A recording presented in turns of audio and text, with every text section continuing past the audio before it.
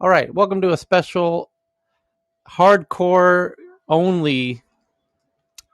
None of those, Monday to Friday weak ass tech newsers. This is for the hardcore folks. The official, unofficial, unscheduled, yet also predictable Tech News Saturday edition. And for the people, who just, really, really need to stay on top of what's going down. And there's a whole bunch of headlines. We're going to jump right into it. But I hope you're having a very happy weekend and a very happy Saturday to everybody. So, anybody want? Is anyone? I'm going to do the top 10 biggest stories across the web here. But before I do, has anyone absolutely got their pants on fire, burning with something crazy hot to share? Cheryl already gave it that Japan won a gold medal Yes. in judo. No, that's not the best part. I want to share this one for sure because the Japanese are not very good with marketing. So I want to share this. Apparently, they have used they have this is apparently the greenest Olympics yet. The sustainability plan claims that the games are aiming to move towards zero carbon by focusing on maximum energy savings and the use of renewable energy. And they use all the energy from all the athletes and they power the generators. No, The, they Nobody's use attending. If Nobody's you want attending. Like, yeah, if you right. want Japan and Olympic news, Tyler, then it's the 180 drone show that they did. Yes. That is a must see. the drone No, show. that is the One second one must 180 see. drones. The first must see is the Blue Man pictogram. That was fantastic. I was laughing all the way. But imagine, Anyway, for those who don't know, yeah, they did a drone show instead of a yes. fireworks show, as I told you they're now doing in No, Asia. they did both. They did both. Right. Well, yeah, Yeah. it wouldn't be Japan in the summer without fireworks. But Yeah. they did a drone show, and they made the drones first fly into this huge circle, and then they filled in the circle, and then the circle became a 3-dimensional ball, and then the 3-dimensional huge ball became the globe, so that the drones self coordinated into what looked like the continents, and so it looked like a floating globe in the air spinning around. And I tweeted a video out if you wanted to do it. Okay. Yep. And just Wait. just imagine that thing attacking you. That would be Yep. truly tremendous. That's Truly, small, Tyler. That's yeah, small. So yeah. the Olympics flame was ignited during opening ceremony, of course, by Naomi Osaka, who has given up his U.S. citizenship to be a Japanese to represent Japan. And this flame is actually first powered by hydrogen. Inspired by the sun, the Tokyo Olympic chondron is designed to be better for the planet. And the medals, the gold, silver, bronze medals, Japan recycled nearly 80,000 tons of cell phones and other electronics to make the medals for the Olympics and the Paralympics. That's what I want to share from Tokyo Olympics. Cheryl, I don't want to make you sad, but I watched the judo. Kosovo beat Japan, so Kosovo won the gold. Yeah, I know the Japanese girl cried. My God. Oh yeah, she was talking about that because Japan was expected to win the gold, and then the Japanese girl, she's now has the entire embarrassment of the whole country on her head now. This is like I don't think the Japanese will blame her, but No, she I looks know. so sad. She's gonna do it to herself, Yeah, I know. No, I don't want her to harakiri, but she's good. But at least the men won gold. So I have to translate what you just said. Yeah, because in the samurais, Japanese people, when they feel shame, they take the sword and they like seppuku themselves. They harakiri means hara means stomach. Stomach means sword, cut. like cut the stomach. Yeah, and no, she won't. She's too young. She's hopefully not going to do the samurai route. When the samurais fail, they had to kill themselves. And out of embarrassment or out of shame, and Japanese people take embarrassment incredibly seriously. It's like not something I shouldn't be laughing, but she was embarrassed that she didn't win because she was expected to win, and it's So because judo is a national sport. it's for them, exactly. That's like you expect if you're Japanese and you're doing judo, you're expected to win, and she was expected to win, and that's like, Well, I'm embarrassed for Team USA won no medals in the first time in decades in the opening games. Yeah, I didn't see Yeah. any. Oh yeah. The American weightlifter didn't win top 3. Yes. He didn't win any medals, no medals in the opening games, gold, silver, or bronze. So I don't know what's going on. It's how you Justin. schedule. It's how you It might be the schedule. cardboard beds that's impacting them. Justin say leave the best for the last. Okay. well, Americans always actually just get I wonder, the golds a little bit later, usually anyway. maybe Yeah. that's some what do you call it, the Havana syndrome.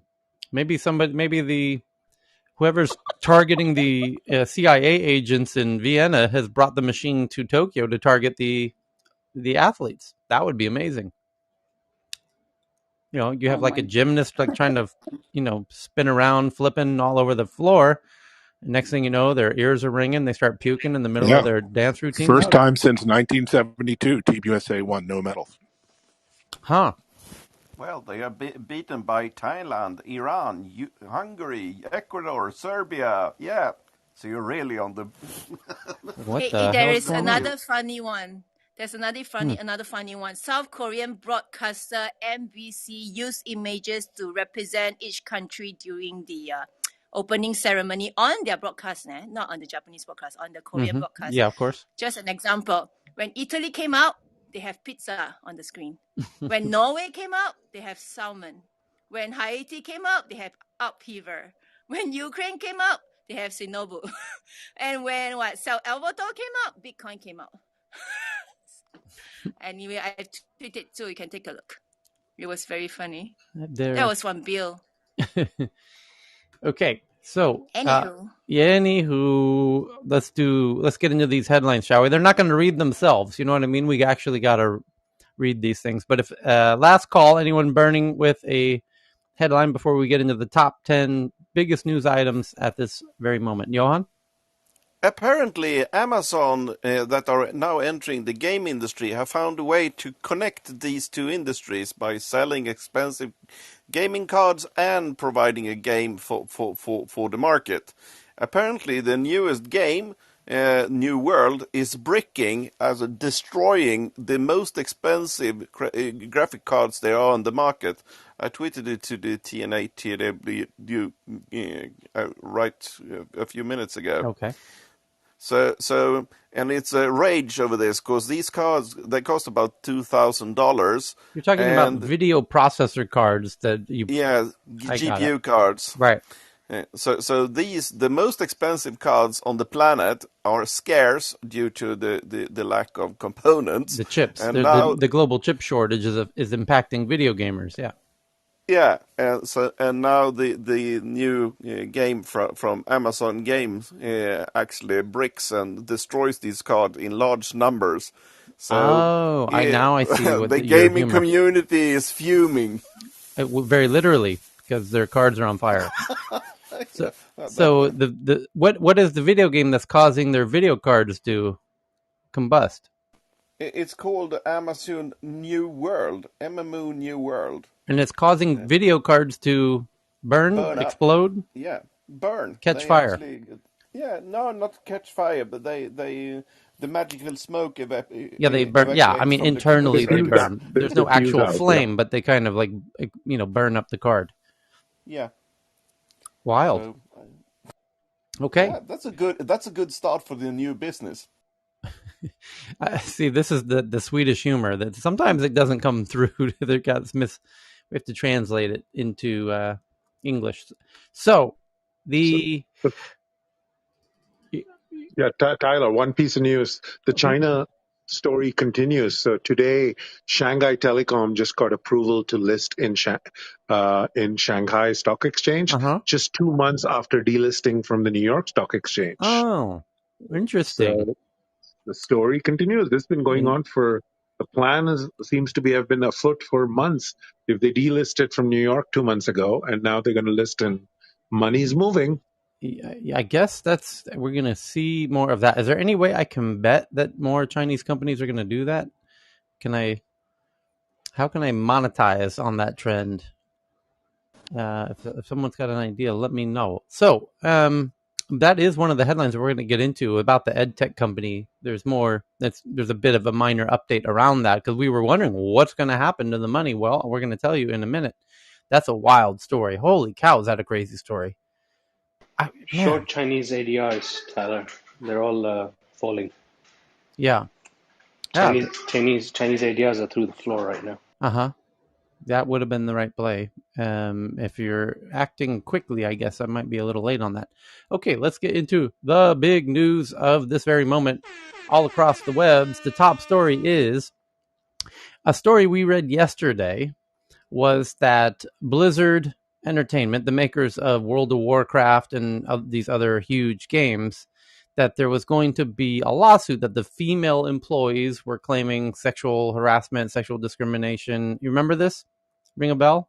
People remember that from yesterday? And now the top story is that the Blizzard president calls sexual harassment lawsuit extremely, quote unquote, extremely troubling in a internal memo, while a VP says it presents a quote unquote distorted and untrue view of the company. Again, this is an internal memo. That's not an outward memo to the public or to the press. That's somebody leaked an internal memo in which the Blizzard president says that this is extremely troubling, and a VP says it's a distorted and untrue view of the company. So, Blizzard president J. Allen Brack called the allegations extremely troubling, and, well, say what he will, it's going to go to trial, and then the evidence will come forth, and the jury will deliberate, and then the jury will decide if they think that there was sexual harassment and sexual discrimination going on there at Blizzard. And we're going to withhold our own judgment and let the jury decide and see what they come up with. You got to sort of see let that play itself out. And no doubt, I don't know how long it will take for that trial to happen, but no doubt there will be some incredibly juicy revelations that are shared as part of the testimony in what they call discovery in that trial. So they're going to bring the receipts and they're going to read the receipts out loud in the courtroom, and that's going to get juicy. So that was the first big story. Next big story is uncertainty about the nature of the list of 50,000 potential Pegasus targets created confusion and controversy, but doesn't negate the investigation's key findings. A series of blockbuster stories published this week around a leaked list of 50,000 phone numbers have created confusion. And digging into this a little further, it says, the list of phone numbers have created confusion about whether the owners of those numbers were targets of surveillance or not. When more than a dozen media outlets published stories this week about a spy tool that targeted the phones of journalists, activists, and others, the public took note in ways it hadn't in the past. It wasn't the first time articles about Pegasus spy tool had been published, nor were the stories the first to reveal that NSO Group, the Israeli company behind the tool, sold it to repressive regimes around the world who use it to spy on dissidents and journalists, despite NSO's claims to the contrary. But this time the articles took hold for two reasons. The information was published simultaneously by a consortium of 17 media outlets in a blast of stories that have dominated the news cycles for several days. And the stories were based in large part on a massive list of 50,000 phone numbers that had been leaked to the consortium, a list that has become highly controversial because of mystery surrounding the identity of the leaker, John McAfee, anybody? And the identity of the person or people who created the list. To the readers, a little clarity about the list is about the list and its revelations. I've laid out what we do and don't know about it and how it might have been used. And they talk about this article goes on and talks. I'm going to tweet out this article to the Tech News Twitter account at TNATW, which is also mysteriously the first letters of tech news around the world. And if you can figure out how that happened, please DM us and let us know. But that's our own little weird conspiracy we're trying to get down to the bottom of, is how our Twitter account is the first letters of the name of the show, Tech News Around the World. And you can look at my photo here in Clubhouse to see those letters above my head if you have trouble spelling. And anyway, back to this story. I'm curious if it does mention Mr. John McAfee, because that is one of... It doesn't. Okay, because there was a prediction. One of the people to first publicly talk about Pegasus 5 years ago was a guy named John McAfee, who is one of the largest security experts on the planet, made one of the first big, successful, huge cybersecurity companies, and probably the most popular antivirus software in history. And then he got according to him, being chased around the world by the American FBI, and he was in hiding. And then he said, as he was jailed, he was worried that he would get whacked. And so he said, I'm not suicidal. And if I do die, I'm going to leak the biggest leak of all time. And, well, he knew all about Pegasus. He was talking all about Pegasus. He himself was very likely the target of Pegasus. He had one of the world's biggest cybersecurity companies that could easily have done. He likely would have been one of the people that were called 5 years ago when Pegasus was starting, when people were suspected they were targeted. And his company would have then... He probably got contacted by lots of people, hundreds of people that assumed they were targeted by Pegasus, and he got access to their devices. He probably had a list of people who had been targeted by Pegasus. So that's not at all inconceivable. That's the fact that John McAfee probably had a list of people targeted by Pegasus, that's almost a given. That's like simple. I would bet heavily, incredibly heavily, that he did have a list. The question is his prediction that if I die mysteriously in jail and I'm not suicidal, and if I'm not able to, he set up what's called a dead man switch, which means he has some kind of device that needs to be, checked in with, once a week or once a month or whatever. And if somebody doesn't check in with it, it's going to publish a big leak. That's what he said is going to happen. That if I get taken down, I'm not going down silently. I've got this, big data dump that's the biggest expose of all time, and it's going to cause a lot of havoc. That's what he said. And then sure enough, he did die. And sure enough, here we are with this big leak, of an unknown source. So it's a not entirely impossible. I mean, nobody really knows the source of this 50,000 names. It just comes at a good time, right, Tyler? Yeah, just the timing is what makes it so interesting. Yeah. Oh, but you know what is funny? It was off by about 48 hours. Like I guess it was known when the John's dead man switch could potentially go off. There was a room here in Clubhouse that was going on about when the Akamai servers went down 48 hours ago. Apparently that coordinated with the time that the John McAfee's, data dump was supposed to happen. Turns out to be unrelated. But Pegasus only, came out, a couple days before that. So it's really interesting. Yeah. And he definitely wrote about it in 2017, or at least the company did, right? Right. Oh, you mean Pegasus? Yeah. Anyway, so I just tweeted out the article. Everyone can read all about it. The article asks, is there a surveillance case that stands out on the list? And it talks about Khashoggi, and it talks about what's the basis for calling the list a spy list, and where did the list come from? And on that point, it says Forbidden Stories, who was the receiver of the list, won't say... Forbidden Stories won't say who leaked the list or where it came from, and it's not clear if other members of the consortium know the source. But the NSO Group revealed in an interview this week that an information broker was shopping around the list to various people last month. The broker said a hacker had stolen the information from NSO servers in Cyprus. Around 1 month ago, we received the first approach from an information broker, NSO chief executive said. or he told the Israeli media outlet. He said that there is a list circulating in the market, and that whoever holds it is saying that the NSO servers in Cyprus were hacked, and that there is a list of targets there, and that we should be careful. We looked into it. We don't have servers in Cyprus and don't have these types of lists, and the 50,000 number doesn't make sense in any way, so it has nothing to do with us.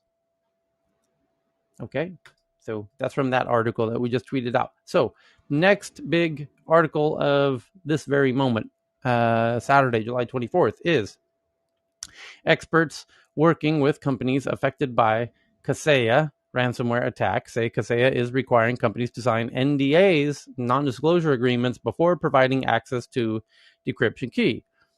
Kaseya says it obtained the universal decryptor for the ransomware and is helping customers recover their data, and it's unclear if they paid the ransom. And what else is there? Yeah, the big headline is Kaseya offers customers decryption keys to get their data back, but they have to sign an NDA before providing access to the decryption key. And I'm wondering what the NDA says specifically. Let's crack this open from CNN and see what it's all about. On Thursday, Kaseya announced it would help unlock any of its customer systems that were still inaccessible following the devastating ransomware attack earlier this month that took down as many as 1,500 businesses worldwide. But for many victims, it was too little too late. And CNN is playing an advertisement in my browser here. Sorry about that. It says, CNN, what did you do? Oh, oh dear goodness, CNN. Okay. The ad blew your headlines. Yeah. Oh really, my goodness. like, what is going on? It says, it started playing a Ford. I got to stop this ad in the middle of, it's got this auto playing ad. Okay, here we go. So Kaseya had obtained a decryption key, the company said, that could release any file still locked down by malicious software produced by the criminal gang Revel, which is believed to operate from Eastern Europe or Russia. For the organizations whose systems were still offline 3 weeks after the attack, the newfound ability of a decryptor tool offered a sign of hope, especially after Revel mysteriously disappeared from the internet and left many organizations unable to contact the group. But for many others that have already recovered without Kaseya's help, like the supermarkets in Sweden, either by paying off the ransomware gang weeks ago or by painstakingly restoring from backups, the announcement was no help and opens a new chapter of scrutiny for Kaseya as it declines to answer questions about how it obtained the key. That's why. Because when they're helping people get back on, they're going to become exposed to information that was like how they got this decryptor tool.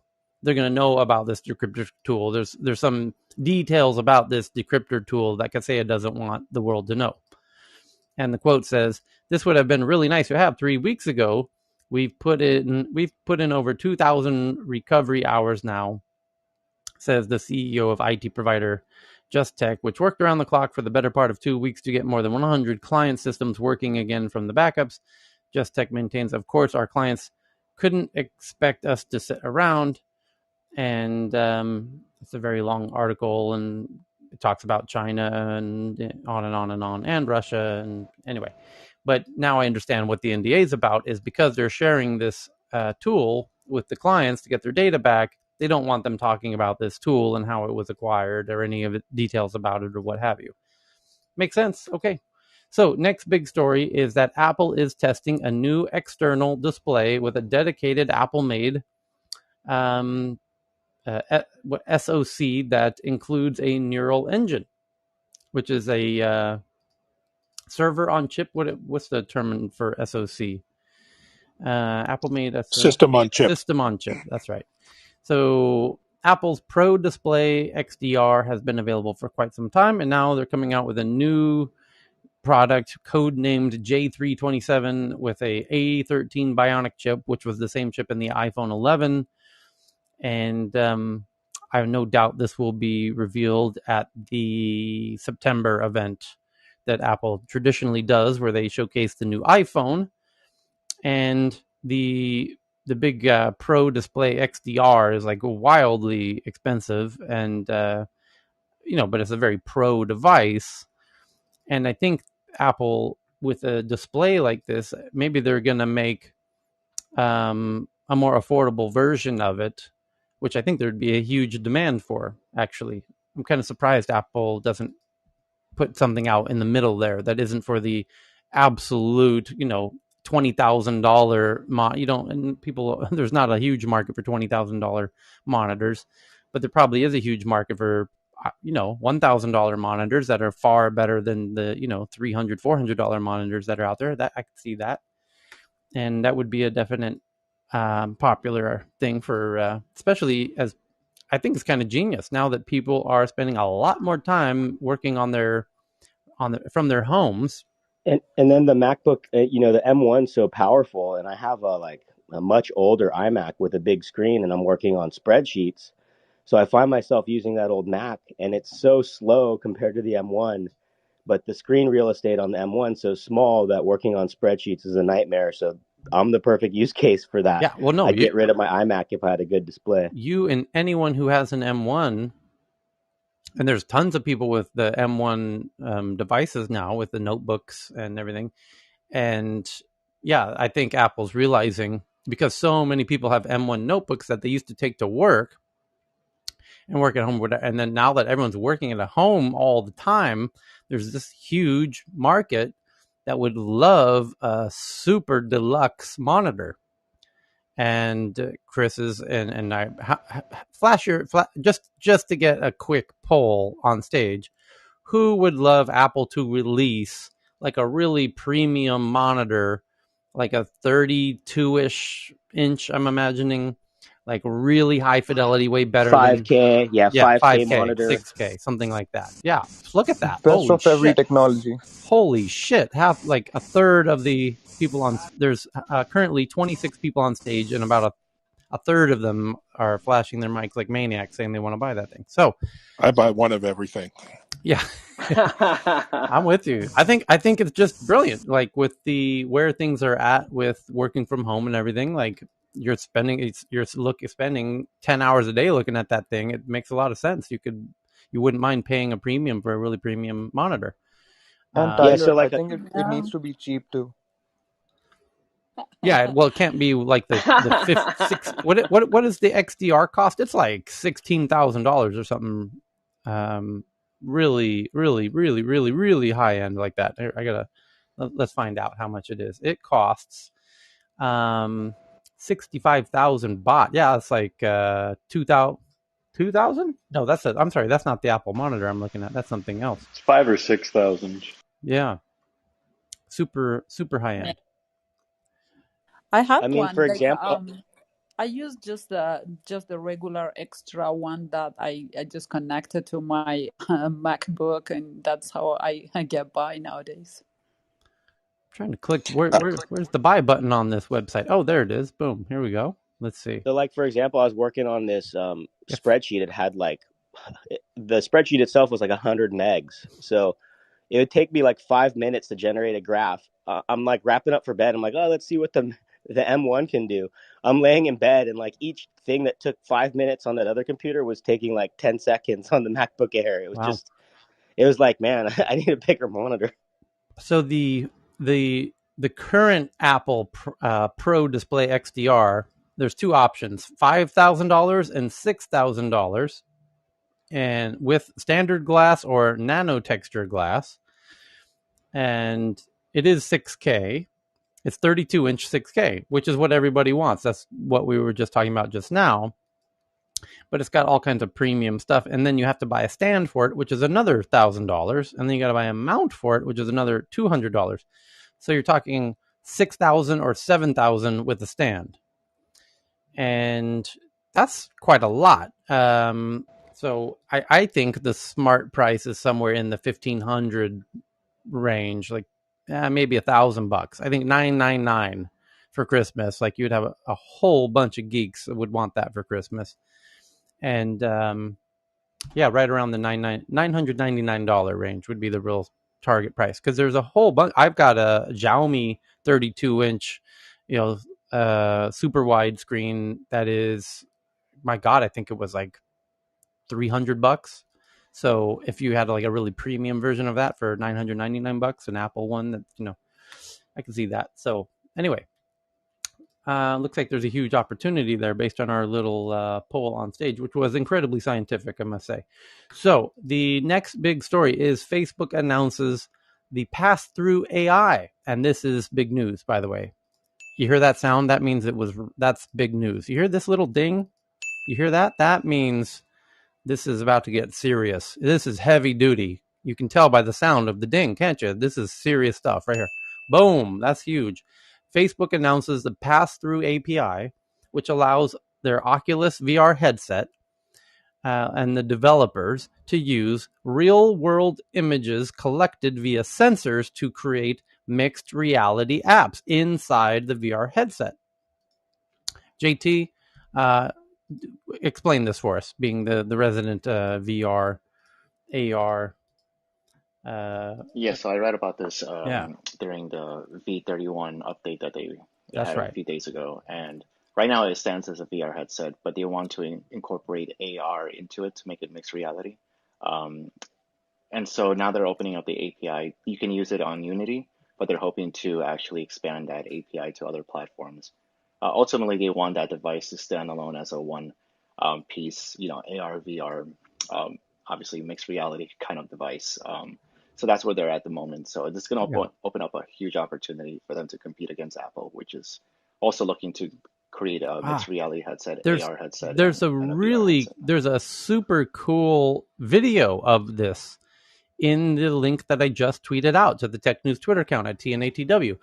It's the article's from The Verge, and when you get to the Verge article, which I'll read a bit of in a second, but most importantly, there's an actual video example of what this does. So you're in VR, and when you're in VR, you appear to be sitting at a desk, and there's other people. You're in a boardroom meeting at a boardroom desk, and there's a whole bunch of other people in the boardroom sitting at the boardroom desk or table, and you're having a meeting together in VR.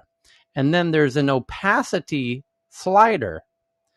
And when you move the opacity slider, you now can see wherever you were sitting, which is your reality, your actual reality. And you're just looking into wherever you happen to be, because there's a camera on the outside of your VR goggles or headset, whatever you want to call it, and it can see the room you're sitting in. And now you can adjust the transparency or opacity level between these two worlds. And that's kind of mind-blowing. Yeah, it's nice because then you can move through the environment without running into stuff, and then flip back into your virtual reality. So when you get up to go get some water or coffee. Oh, right. You don't have to take off your headset to, to walk around your house. Exactly right. So it says this is a new API. So basically every developer will be able to add this to their VR app or experience or, whatever you want to call it. Very cool. And then if you scroll down a little further, there is a photo, and this is super cool. There's a YouTube video called Infinite Office. And it shows a young lady standing at a desk, which looks shockingly similar to my desk. And she's looking at a screen, which looks shockingly similar to my screen, except her screens are VR screens, and she's got 3 of them. Because once you're in VR, you could have 3 huge screens in front of you, like 3 different monitors, and you can swipe between them as many times as you want, and kind of giving you unlimited screens, which is why they call it Infinite Office. And so you don't need to purchase that high-end monitor. Right. You just get this. We get the VR. But, well, in that case, you would get the Vario or some really high-end, super high-res VR headset instead of the Oculus one. But hopefully someday Oculus will get to a point where once they plug into your brain, then you'll have true fidelity. Then it's not 6K or 7K. It's just whatever your brain's capable of doing. And kind of wild. So really interesting photo and video or videos inside of that article that I just tweeted from The Verge. And then the next big story at this moment is that Google Drive is rolling out the ability for users to block other users from sharing files with them. to prevent potential harassment and spam on the service. Because if you have a really pernicious admirer, of course, you can block them on all kinds of apps except for Google Office, where they can, send you spreadsheets of their genitalia, apparently. So now you can block people. Jesus Christ, what's wrong with people? But I got not, airdropped at the Chris, airport. now I know why your spreadsheet was 10 megabytes. It all makes sense now, or 100 megabytes. Yeah. So, but no, I got one of those airdrop. I finally got airdropped. I feel so special now. Like someone airdropped me a random dick pic as I'm walking by at the airport. That was cool this week. Good times. And event management software company called Cvent is going public by a SPAC. And Property Guru, which runs real estate rental and sale listing sites in Southeast Asia, is going public through a SPAC. And China's antitrust authorities order Tencent, which is arguably the biggest tech company, one of the biggest tech companies in China and the world, to end its exclusive music licensing deals with global record labels within 30 days. I love how China always just gives you like, do this now or else. And there's no, it's like, no, we're not, there's no lawsuit. There's no like endless years of litigation and appeals and that the whole process. It's no, you do this in 30 days or you become a professional finger painter. And it says to do that within 30 days and impose a fine of $77,000. Well, they'll have no problem paying the $77,000. They make that by the time it took me to read that headline.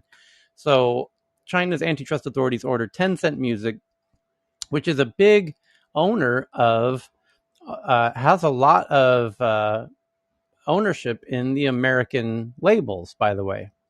And there's basically, just a handful of these 3 or 4 of these big music companies in America, of which Tencent is a significant player from China. So from CNBC, it says the State Administration for Market Regulation in China on Saturday ordered Tencent to give up its exclusive music licensing rights and slapped a fine on the company for anti-competitive behavior because they own all the music rights in China, basically. The competition watchdog ordered Tencent and its affiliates to relinquish its exclusive music rights within 30 days and to end requirements for copyright holders to grant the company better treatment than to its competitors. In response, Tencent said it will comply with all the regulatory requirements, fulfill our social responsibilities, and contribute to healthy competition in the market. And what else does it say? Here it is. The State Administration for Marketing Research on Saturday imposed a fine of $77,000 on the company, citing violations in its acquisition of China Music in 2016. Following that acquisition, Tencent owns more than 80% of exclusive music library resources, giving the company an advantage over competitors as it is able to reach more exclusive deals with copyright holders. And so they've kind of monopolized music in China. And all the other tech companies are pissed off, and now they're doing something about it, basically.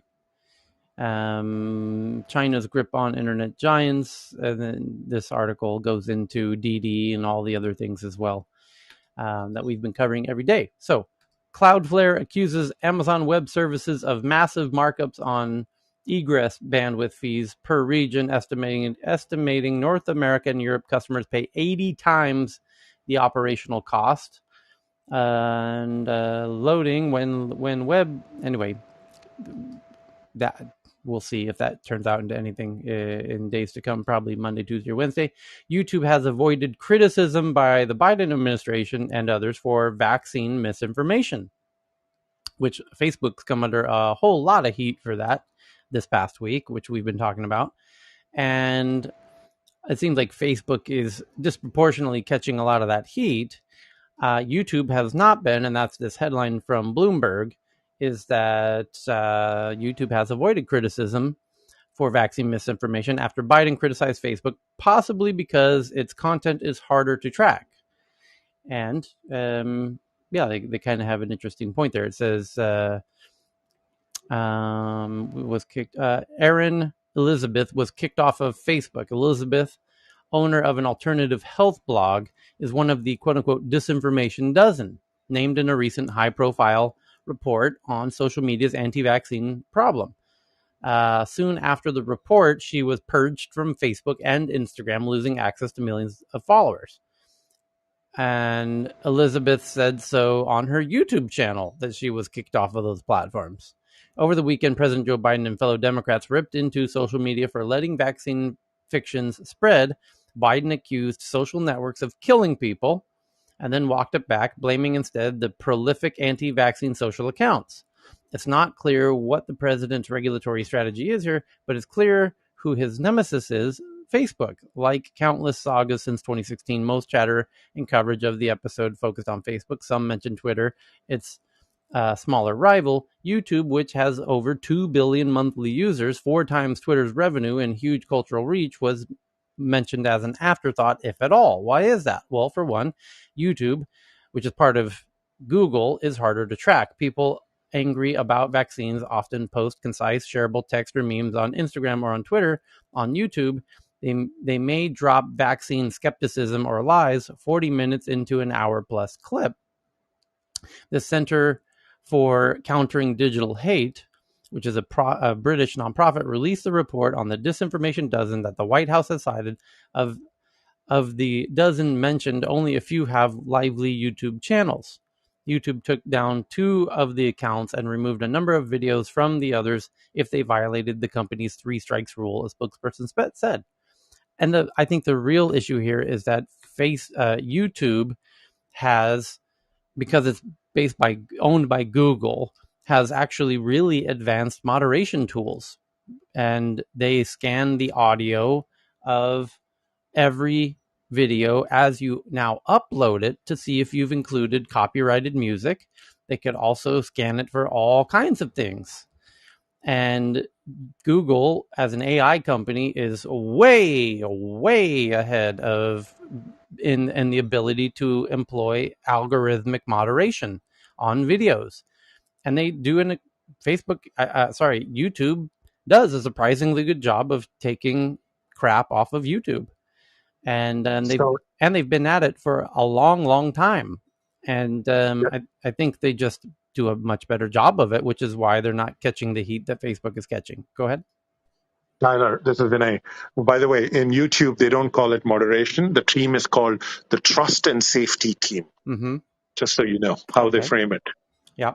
But we just colloquially we all call it moderation. But YouTube, let's see, Facebook is a bigger, easier target. The social network's reputation evokes privacy failures, Russian bots, fake news, take your pick. But anyway, it's an interesting point. But I just think YouTube's got a better grip on this, having the huge AI resources of Google to help them with the algorithmic moderation. And they've been much more sensitive to it because it's a video platform, and they're just really on the ball when it comes to moderation relatively to the other ones. Now, the next article is a real interesting one, and I want to ping in a friend of mine on this one who's an absolute, probably the most informed person on the planet on this next headline. John Manucheri.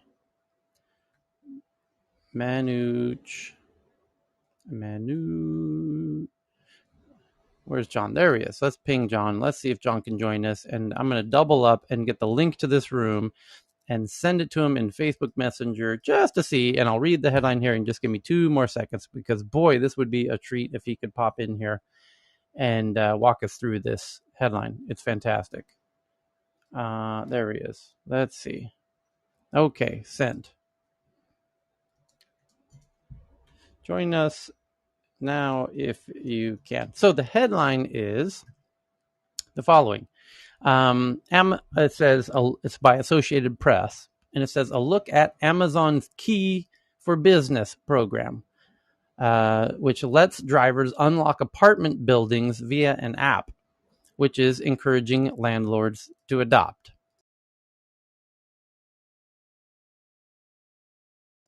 Okay, so what's so interesting about this is, as we start to order and do a lot more of our shopping via e-commerce, that means that e-commerce means it's going to be delivered. So a lot more of our shopping is being delivered to our homes.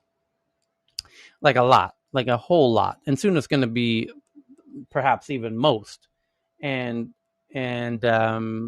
so this issue of Amazon drivers, and especially for people who live in buildings, shared buildings that have a common front door area, what should the Amazon person do, right? And this is particularly a huge problem in Europe, where it's a far more common scenario where people live in big buildings and there's a common door with a code. And should these delivery drivers have access to the building door code? It's kind of the big issue here. And of course, Amazon says, well, if we had the code, then we could bring the packages inside, and then you would have the convenience of having these packages, at your residence when you arrive home, or, while have it delivered to you at home while you're at home, rather than, taking it to the neighborhood post office, which is often what they're doing now. So but of course the idea is about privacy and whatever. But Amazon saying, hey, we can make an app where the delivery driver never themselves knows the actual code, and the app does, but the delivery driver actually never sees the code. So it says in this AP article, Amazon is tired of ringing doorbells. The online shopping giant is pushing landlords around the country, sometimes with financial incentives, to give its drivers the ability to unlock apartment building doors themselves with a mobile device. The service, dubbed Key for Business, is pitched as a way to cut down on stolen packages by making it easy to leave them inside of the lobbies and not outside. Amazon benefits because it enables delivery workers to make their rounds faster, and fewer stolen packages reduce costs and could give Amazon an edge over competitors. Those who have installed the device say it reduces the constant buzzing by delivery people and is a safer alternative to giving out codes to scores of delivery people. Right, because it's not, you're going to have dozens of delivery drivers, and now you've got dozens of people with your door code. But the Amazon program, first announced in 2018, may stir security and privacy concerns as it gains traction. The company said that it does background checks on delivery people and that they can unlock doors only when they have a package in hand to scan. But tenants may not know that Amazon drivers have access to their building's front doors, since Amazon leaves it up to the building to notify them. A privacy researcher who was a senior tech advisor to former President Barack Obama, said that any device connected to the internet can be hacked, including Amazon's, and bad actors could try to unlock the doors. You essentially introducing a foreign internet-connected device into an otherwise internal network, he says, who was also a former chief technologist at the U.S. the FTC, Federal Trade Commission. Amazon didn't respond to questions about potential hacking, but the company has already installed the device in thousands of U.S. apartment buildings, but declined to give a specific number. It sometimes leaves a clue, placing a round sticker on the Amazon Smile logo on buzzers where the device has been installed. On one New York City street, the sticker was on 3 of 11 buildings. In another neighborhood, 2 of 7 buildings had the sticker. Amazon spokespeople have been fanning out to cities across the country to knock on doors, make cold calls, or approach building managers on the street to urge them to install the device. The company has even partnered with local locksmiths to push it on building managers while they fix locks. That's clever. Amazon installs the device for free and sometimes throws in $100 Amazon gift card to whoever lets them in. Soltani, which is the security expert that worked for President Barack Obama, said that he learned about the Key for Business when he was approached by 2 Amazon salespeople in April who wanted access to the building where he lived in Oakland, California. Building management declined and no device was installed. Amazon had better luck with Kenton Gerard, a Chicago landlord, who agreed to have the device installed in 4 of his buildings as a way to reduce package theft. So he probably got $400 of Amazon gift cards, which was getting so bad that he was considering building a package drop box outside. And a competitor, that would be terrible. Say again? He might launch a competitor to this. That would be terrible. That can't happen. Yeah. And the other question, Tyler, I had was like, does it say what other data they're collecting? What juicy data they're collecting? Let's see. And I have to say, Tyler, I'm using my Q. I use Amazon Key for my garage, but I put a video camera to watch. So when Amazon comes, they just press their button. It opens my door instead of me giving them a code.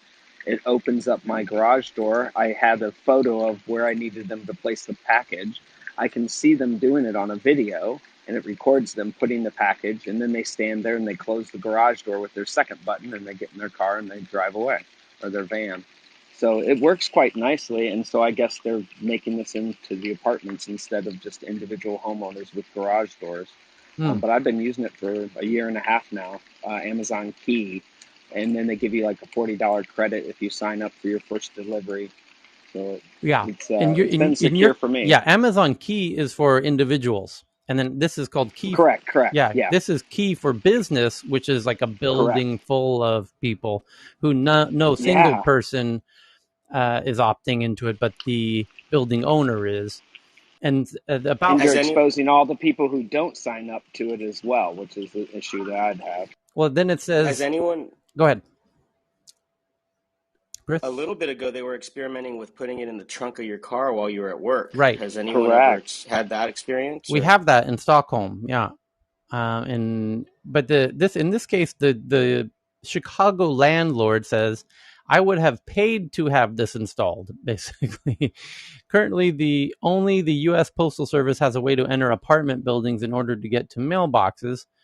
The U.S. Postal Service says it has tested a way for its workers to enter buildings without buzzing tenants, teaming up with smart lock companies in 2018.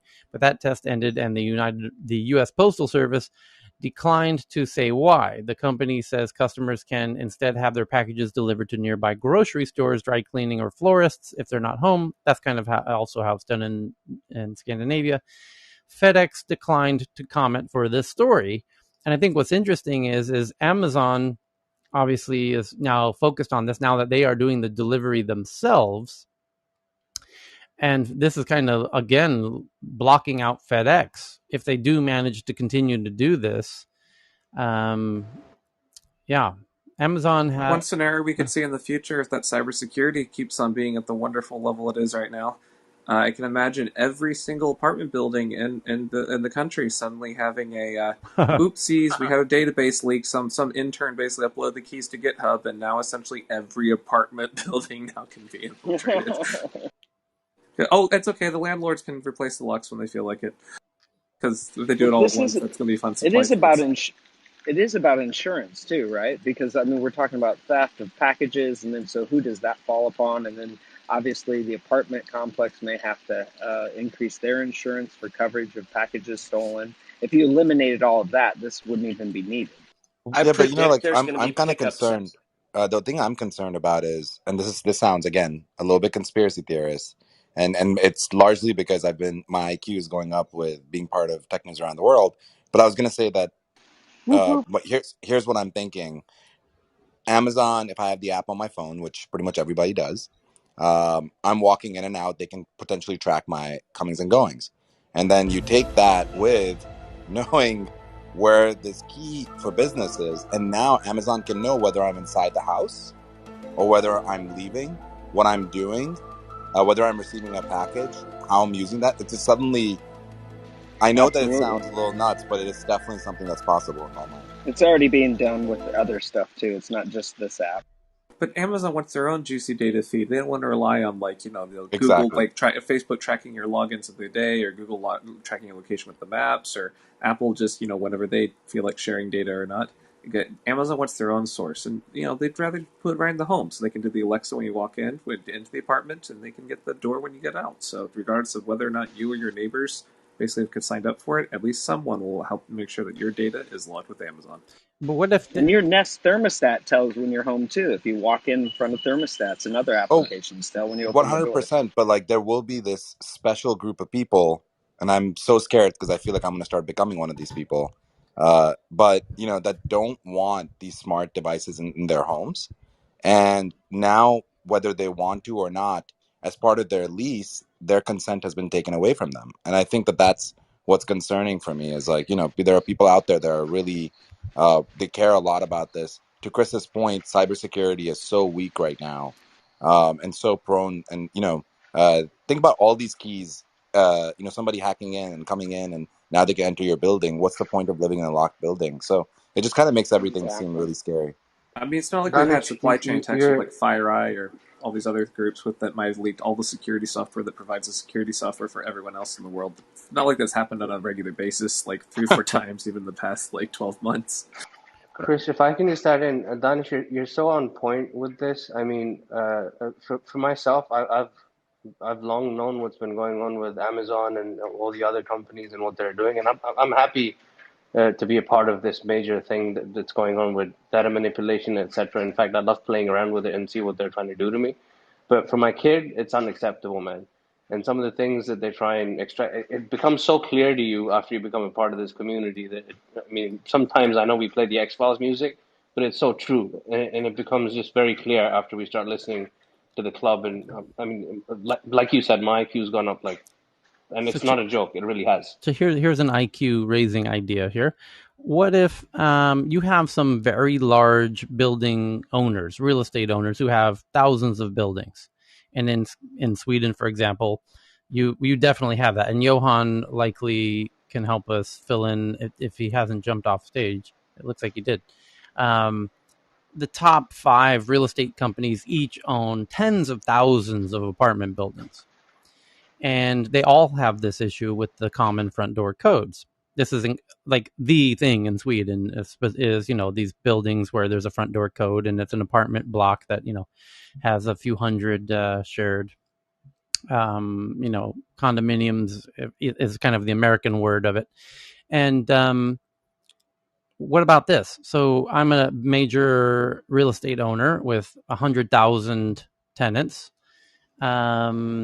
And I'm talking to Amazon, and I say, hey, Amazon, how about I give you access to all the buildings, and me and the other 5 owners, real estate companies, are all quite friendly because we compete on projects all the time, but Swedes being Swedes, they don't really compete. They're all quite friendly.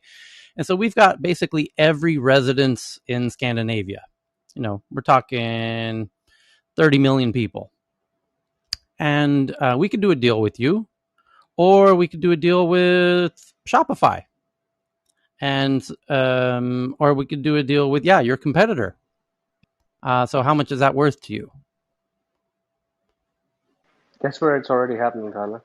Right. So and to be clear, with Amazon now expanding from just delivering products to delivering services, now suddenly you're seeing imagine Amazon Care or your Geek Squad through Best Buy, your health squad.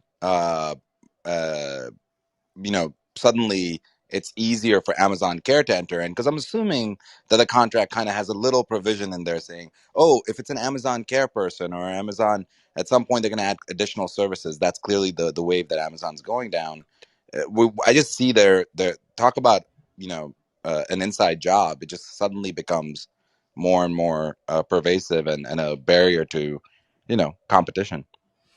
I'm not Actually, if sure I Amazon, understand the exact problem though, because both condos I've lived in have had a separate area, like a big room with lockers, and electronically UPS and FedEx and all the vendor, delivery companies put my packages in a locker. I go to the room, enter my code, and I just, okay, it's not at home, but it's in a secure third location. So I think I'm imagining both of those buildings were built in the last 10 years. And I think most new buildings are. Yeah, these are newer buildings. Yeah. I think that's going to become the new standard, is what Evan's describing, which is buildings that are being built now are taking into this whole e-commerce delivery thing into account, probably not to the degree and to the scale that they probably should. I think that even they don't realize the tremendous kind of wave, because the rooms are always overcrowded and overflowing, right? And it's post-COVID. That's going to get 10 times worse. So, but the interesting thing is that building owners, and this is why I was hoping my friend John could come in here, because he's absolutely the authority on the planet on this issue. He's building the platform between the building owners, and he has all of the building owners in all of Scandinavia as his customers, and then he's working as the data layer between the buildings and all of the service providers, which are everything, Uber and Lyft and all the delivery companies and anything that interfaces with the building. And he's the data layer, kind of like an operating system where the buildings now become kind of smart as a result of this data layer, and it empowers the building owners to even monetize. And you can think of it like you have services in your building. You have water, you have electricity. Those are utilities, services. You might even have cable TV or cable internet in a newer building. But in the future, other services will be things like um, these deliveries, Uber coming in and out, and you will have an app that's specific to your building that will deal with your water and your electricity or gas and heating and storage and internet service and deliveries and food deliveries or car deliveries or drone deliveries and all kinds of things.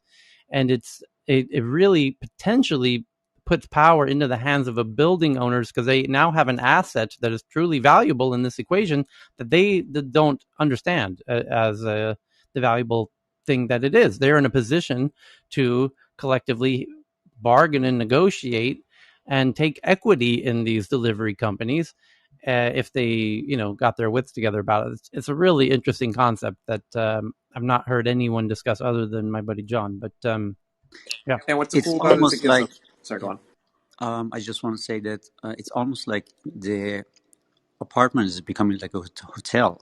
So we are working with this company, Swedish company, Soya Boloi, and they want to put an electronic key on every door. So if you have that now, basically all kinds of services could come to you, whether you're home or not. So it's beyond Amazon. But I agree with you. Building owner could now be almost like a commercial property, because people who live them could ask for services, and now those data could become valuable to other Actually, if you think companies. about it, already we know that Amazon Alexa is going to be embedded in new apartments, right? So a property developer can tie up with Amazon to have Alexa put into every apartment. They already have an Alexa for residentials service, and Alexa will talk to everybody. And I have to say, Tyler, there's a company already out of Miami that just raised from Freestyle Ventures, Upside Home.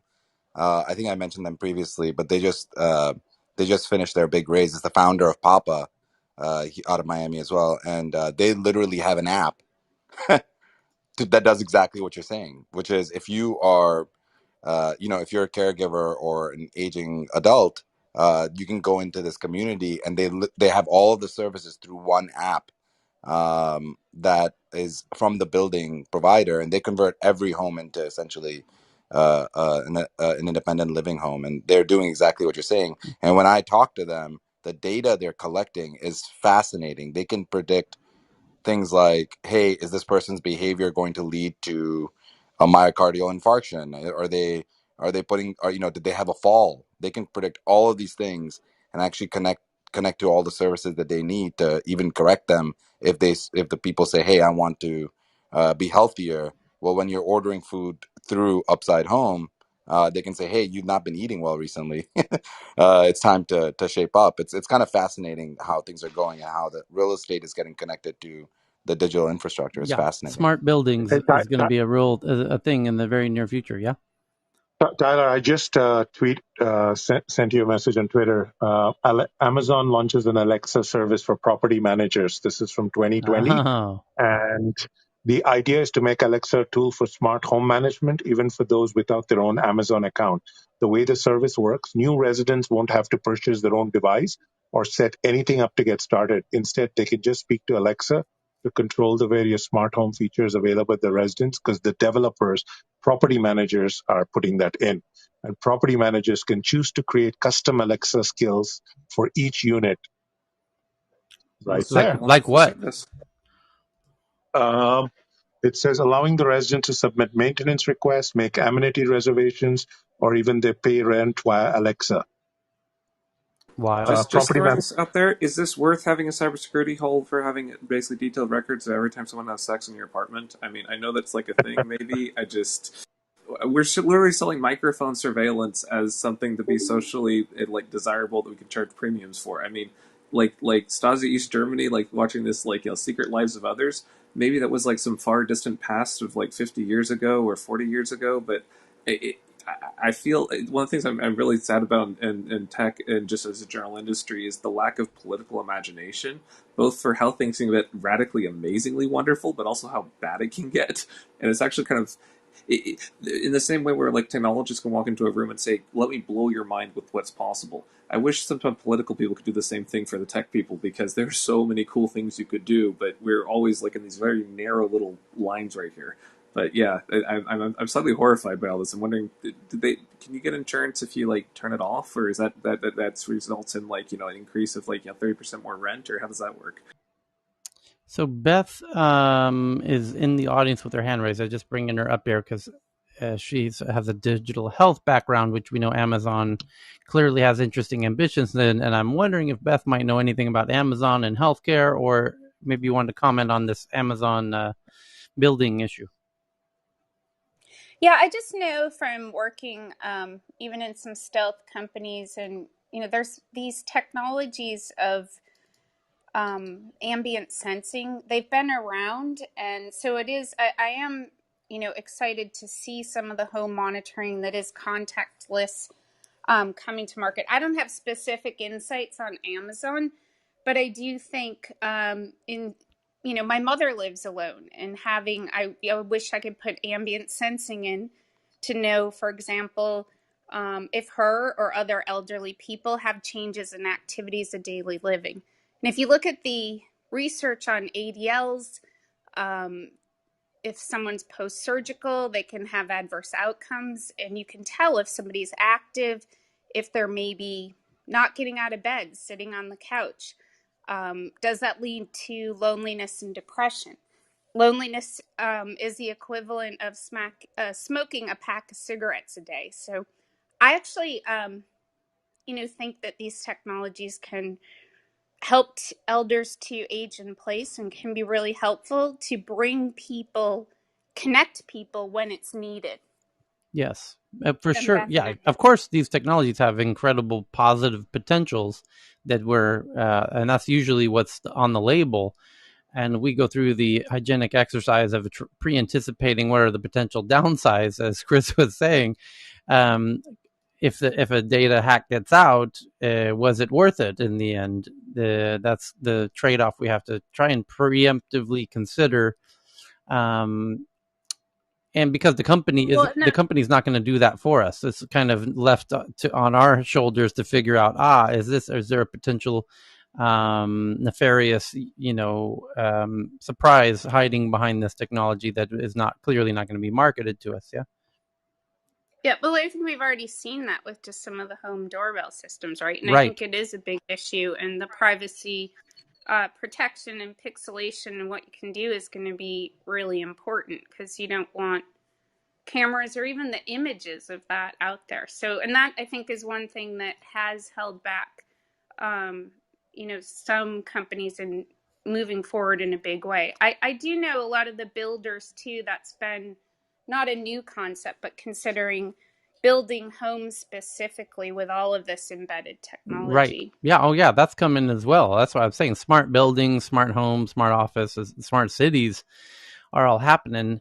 The issue is where the innovators are making more progress than the security people are, because it's a race between the innovators, the hackers, and the security people. It's kind of three different parties there, and the innovators are innovating. That's fantastic. The hackers are hacking.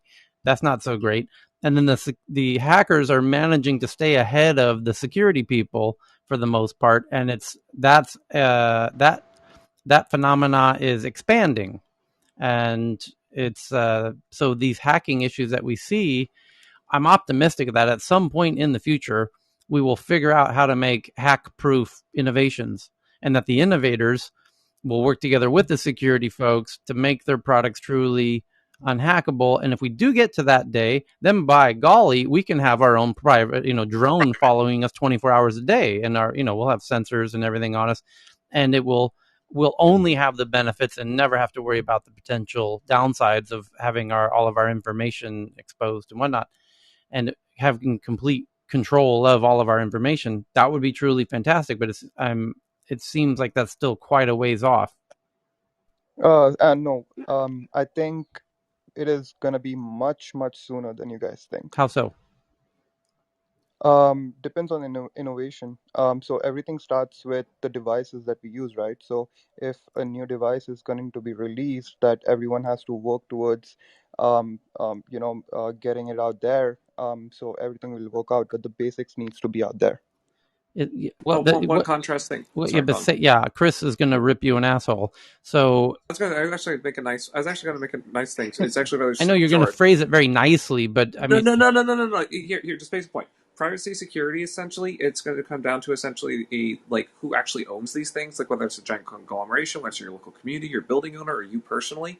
This is part of the social parts we're going to have to figure out. But one thing about the security, we've literally spent about 20, 30, maybe 40 years or so for every MBA and every corporation saying, yeah, you can ship that without security. We need to ship this kind of thing. And just not even having on the priority list. So it's almost like if you build, say, hey, we can do these new things called we can do combustion vehicle cars. We can put this all around the world, but we have crumbling roads that we're building them on top of. It's that underlying infrastructure component that's been neglected for so long, and that has to be built up before essentially we're able to build all these things on top of it. Because anything that builds a foundation that's not there is just going to fall over. So that's something that's been neglected for a long time. It doesn't mean that we can't build it. We are building those things. But it's one of those things that is one of the rate limiters that's not talked about when we see product specific. We don't look at the underlying infrastructure. Agreed, Chris. I think it's time for Avengers to assemble. It's a great point, though, that this plays to smaller companies. If you get some little startup who's doing a camera startup or a micro, some kind of device startup, to do the security properly. Yeah, Google for the most part can do the security properly. Even within Amazon, we've got all kinds of issues in the startup that they bought with the Ring cameras. It was filled with all of this stuff, but if Google makes a product, generally it's probably not going to get hacked. I mean, they are right now trying to force people into using hardware, two-factor authentication. That could happen. We could even get into biometrics. And dealing with the big companies, things will likely get better, but the little startups don't have the resources to secure their own innovations generally. Maybe we should have our old friend from Dropcam on. Yeah, that's what my point was. I mean, if you're just an entrepreneur building an innovation, the security is not your main issue. Your main issue is selling the product. Security is just an endless whack-a-mole after effect of you get punished by some bad actor who's hacking the thing. Okay, you got to fix that. And you only do the minimal fix necessary. And then someone else comes along and hacks it again. And then you fix that hole. Someone else punches another hole. You got to fix that hole. It's just an endless game until you become a huge, huge, huge, huge company. And then those holes over time become less and less and less and less and less. But even Microsoft is still riddled with holes. And it's been around forever. So that's partly why they don't do much hardware, because my God, it would be, a security, nightmare if you had a Microsoft phone or a Microsoft cameras or all this stuff that Amazon and Google are doing. You're right. I can't agree with you more. Someone needs to take a first step. I can't hear you. Yeah, well, I was going to say that.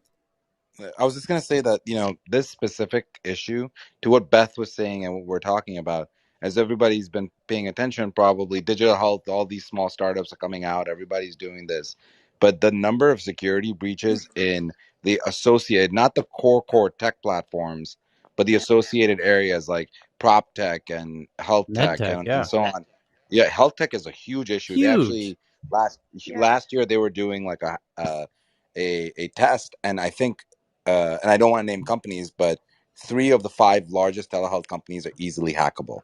I mean, that is kind of a very scary statistic, because that means, and I just tweeted a couple of days ago, Humana got hacked and a bunch of medical records were taken out, and Yale got hacked. Well, but worse than that, because they were using the telehealth platform. Janish, we're in the age of Pegasus. Your iPhone is utterly hacked, and Apple's supposed to be the flagship secure thing.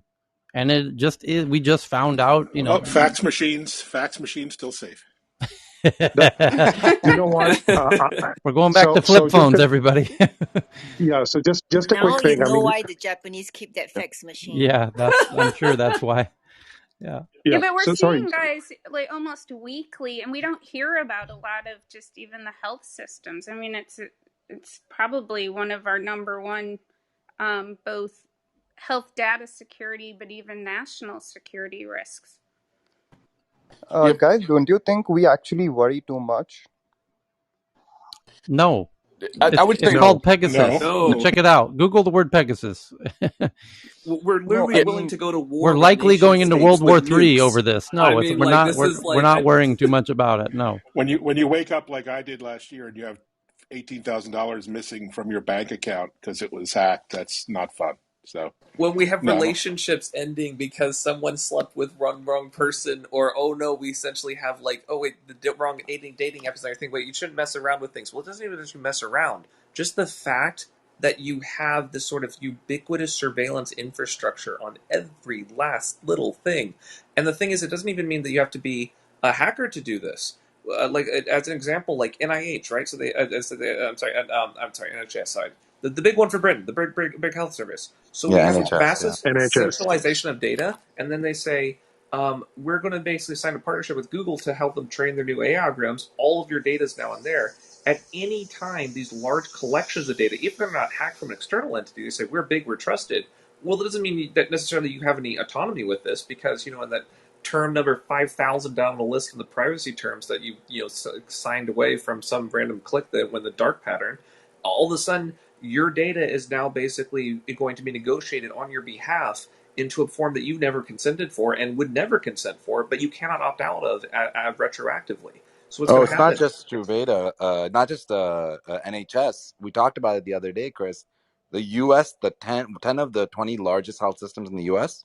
came together, all nonprofit companies, by the way, organizations, Here's a great. came together to build a for-profit organization called Truvada that is now in the business of selling your. So if you go to Ascension, all your data is now already being sold.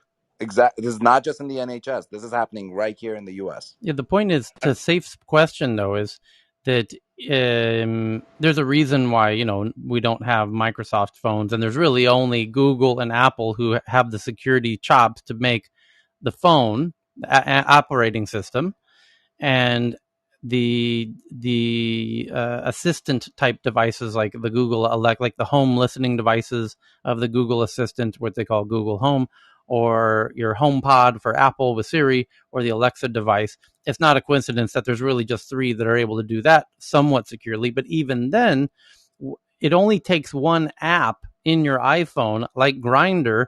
This very high ranking Catholic priest just got outed as being homosexual because one app in his on the hundreds of apps on his phone leaked his data in the wrong place. It wasn't secure with Damn. his data. It only takes how one little startup app who didn't do the right stuff with your data, and you're effed.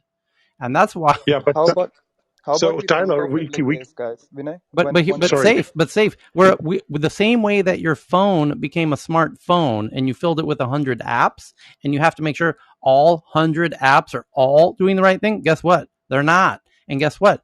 Our Tyler. house is about to become a smart house and filled with hundreds of apps. You think all those 100 apps you're about to add to your house are all going to do the right thing? And your office and your city are going to become smart offices and smart cities filled with hundreds of apps that all have their own little sensors and microphones and all that shit. You think all those companies that are doing that stuff are going to have all the right security? I guarantee you they're not. I can See, Yeah, guarantee but you they're not. okay, but how about Tyler. this? How about we So, see Vinay. sorry. How about we Yeah, sorry. see? I'm so Sorry, sorry. sorry. I'm so sorry. Yeah, so I was just going to say, we talk about VC investments in EdTech, MedTech, Green Tech, all of that stuff, but we don't often talk about VC investment in cybersecurity. I mean, just in the first, I just tweeted an article, just in the first 6 months of this year, VCs have put over $9 billion in cybersecurity Well, startups. yeah, because you So get there's, when you get the pipeline being hacked, and every company's like there was a poll asking the Fortune 500 companies, the CTOs at the top Fortune 500 companies, And the CTOs are the ones who are responsible for the security at those companies. And they said, what is the likelihood that you think will be? 60% of them expect to be hacked in the next 12 months. Yeah. That's confidence. Yeah, I just want to say that we are talking about the stocks here, but there is a problem here because we're not talking about the hardware backdoors that exist. So, for example, cryptographic instruction sets have been around for decades, and they're just instructions that are not listed in the processor but allow you root level access. And so I'll tweet out the DEF CON 26 presentation of a Battelle Memorial researcher who discovered these cryptographic instruction sets in x86 instructions, and they probably exist in every processor. So you can't even trust the hardware. Forget about the software. The hardware We've is in designed jeopardy. them insecure. We've designed them from the very beginning to be insecure. And the questions, when you've asked the questions on why on that, actually you delve down that rabbit Oh, it hole. gets worse. It Oh actually gets yeah. very, No, now welcome very to bad welcome political to the rooms stuff. that Chris and I hang out in, where we talk about how the government's forcing these hardware manufacturers to build in backdoors, which they are, and good Could I luck. give one piece? Good luck I just, device when it just was want to give one designed quick from the thing. start to have backdoors. Yeah. One quick thing that most people don't realize, and this is non-public, but it's not attributable, so whatever. Just it's easy to verify for things. Security lock manufacturers are required by law to have backdoors, like the ones that guarding your building. And part of this is so they can get in and make sure that terrorists or whatever, and they have some dude that's basically doing a thing. It's like, okay, they don't want the door locks to be an issue, so they've cut deals with most of the major lock manufacturers. Now, the thing is, that is very easy to verify. Anyone can take apart those chips. Anyone can take other things. DEF CON people do it on a regular basis. Same thing for essentially the physical locks themselves. There are ways to get through all of them. The idea is about 20 to 30 seconds is considered to be max.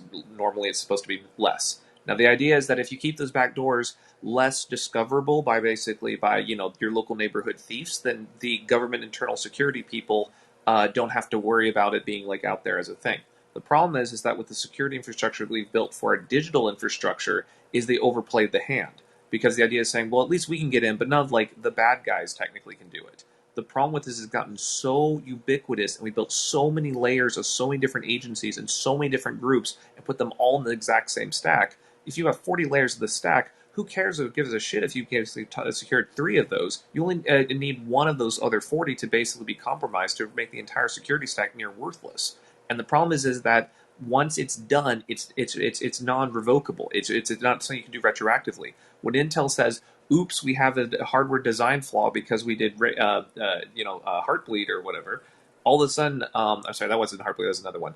Spectre or Meltdown. All of a sudden, every single hardware device on every cloud server on the planet needs to take an immediate 40% penalty for not even a patch, but like a band-aid that doesn't even necessarily work. Otherwise, every single client in the entire data center is vulnerable.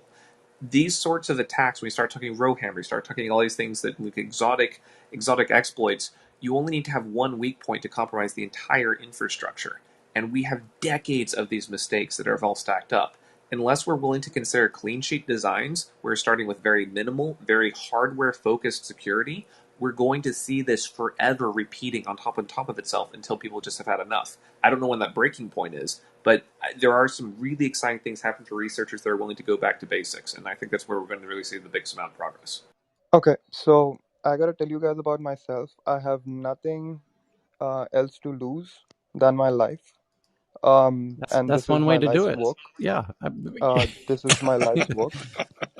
And what I wanted to tell today is I think it's time, Tyler, that I tip the big news that I was about to share. Okay.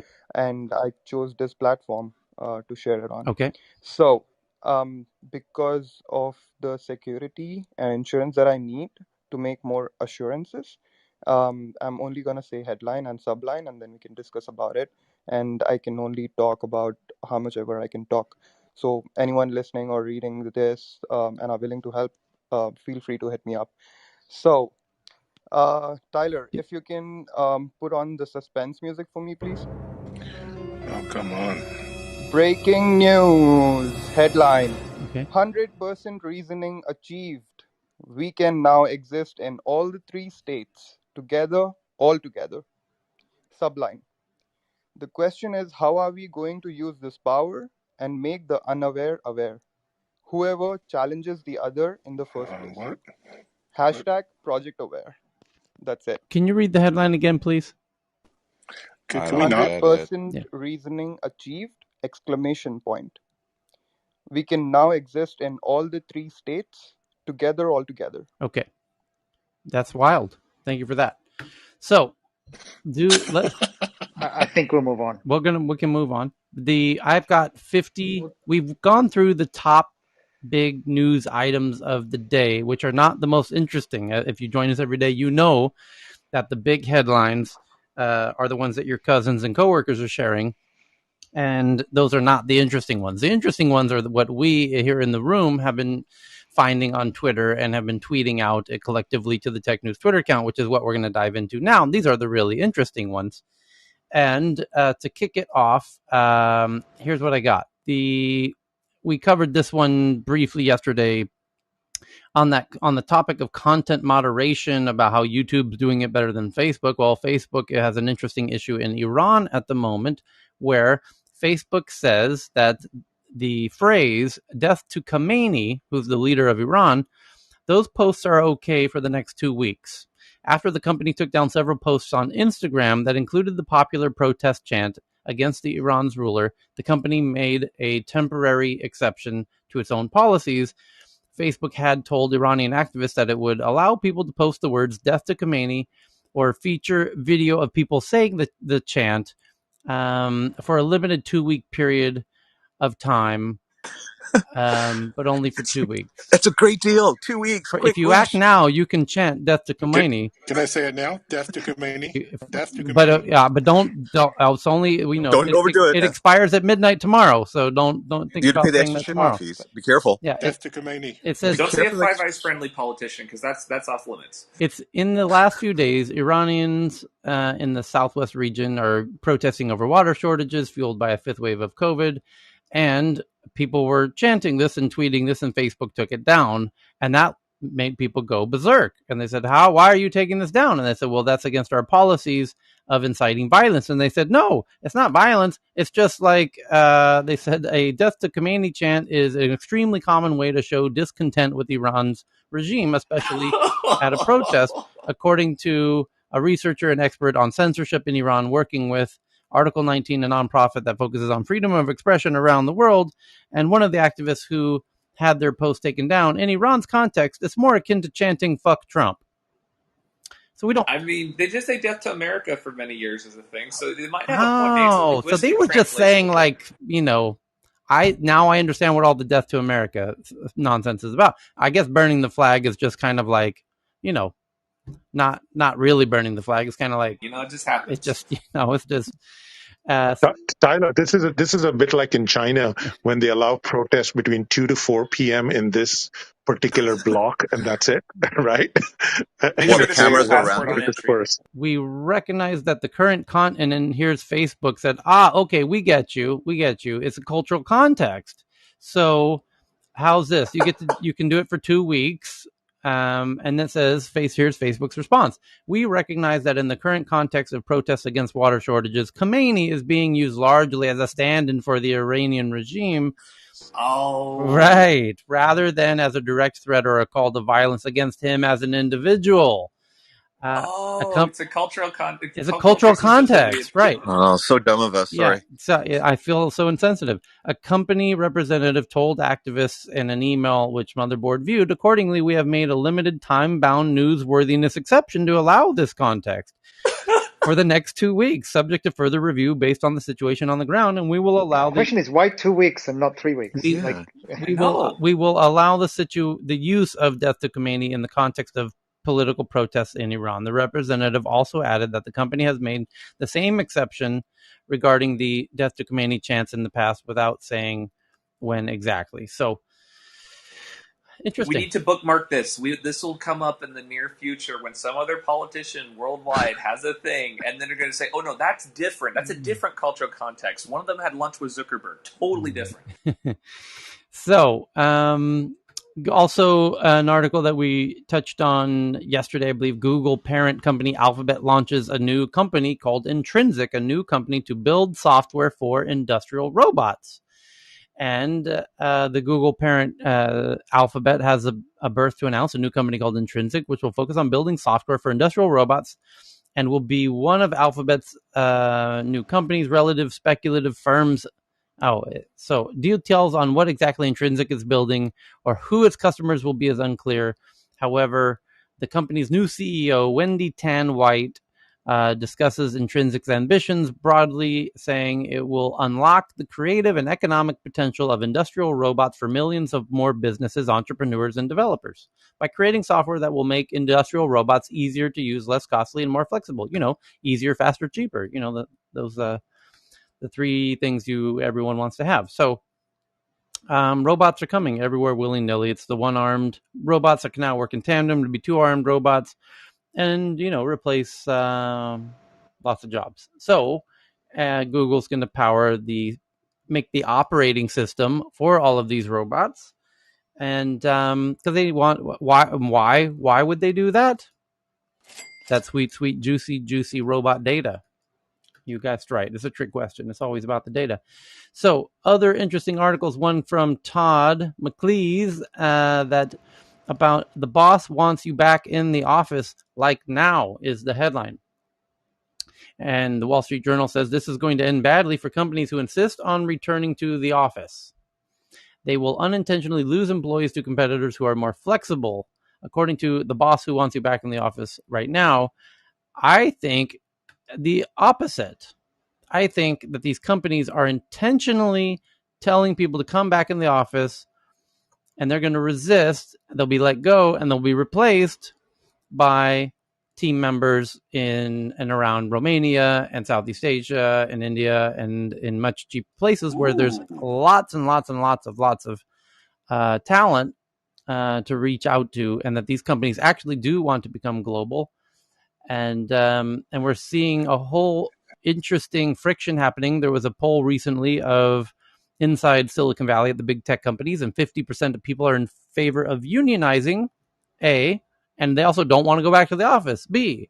So you've got, faced with those two things, the companies are thinking to themselves, why don't we just go fully global remote with team members who can't unionize, will work for half of the price of these kind of spoiled Silicon Valley types. I have some breaking news, Tyler. 2 points on that. The most of the pressure in the United States, the industry that's putting the most pressure of its employees are Wall Street firms and commercial banks in New York that have relatively skilled senior people. So I don't think they're going to get replaced. That's just because they want, particularly for traders. I understand why, if you've ever been a trader, why they want the traders in the same location. But because of the resurgence of the Delta variant, I think a lot of companies are now very quickly reassessing whether they're going to require people to be in the office, because we might be close to a lockdown in the United States by the end of August or early September. That's a great point. So check this out. Breaking news, everybody. This coming in from Radeja. And where did our friend go who was wondering if we were worrying too much? Well, here's the breaking news headline. Database of 3.8 million phone numbers of Clubhouse users up for sale on the darknet.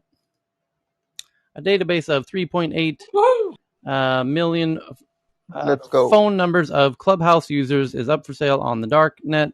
It also contains numbers of people in users' phone books that were synced. Ooh. Oh, so they know who's in your phone book. Look, we got the contact list. Oh, shit. So chances are high that you are awesome. You guys all sync the contacts? Why? We're all screwed. So chances are high that you're listed even if you haven't had a Clubhouse login, because all your friends are part of this. Yep, we all did. And that's why I was confused. It now says the total is 3.8 billion phone numbers, because it's every Clubhouse user and all of their phone books combined, basically. Do we have any lawyers in the room? Privacy people, can't we do class action? Because this would be fun.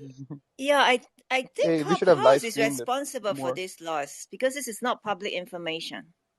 And the thing is, this actually pisses off some powerful people, like the people that signed off of Clubhouse 3 or 4 months ago when they said, "Hey, let's actually do some work." But there's a few of them still stick around. So I just tweeted out It's a nice text marketing database. I just tweeted out the link to the article where there's a screenshot of the individual who's selling the data on the darknet. Of course, he's wearing a V for Vendetta mask, but okay, after this whole Clubhouse thing is all over with things, wherever we pack it up, everything, we can all wear this badge of pride going, we were the Clubhouse chosen. It would be great. So back to my point, it only takes one app on your phone to fuck up the whole thing. So and Tyler, I also What's the had some total breaking news. population? No, I'll tell you what fucks up. And not a surprise. It's a very but just follow what happened here. And it's one app on your phone. It happens to be the youngest app, which, until recently had 13 employees, probably didn't have a security person on their team, up until very recently. This is my point, is you get one app on your phone who's a startup who doesn't have a security person, and there goes, this is the point. And this is on your phone, but it has bigger implications because you're now starting to see startups in medtech, tons of them.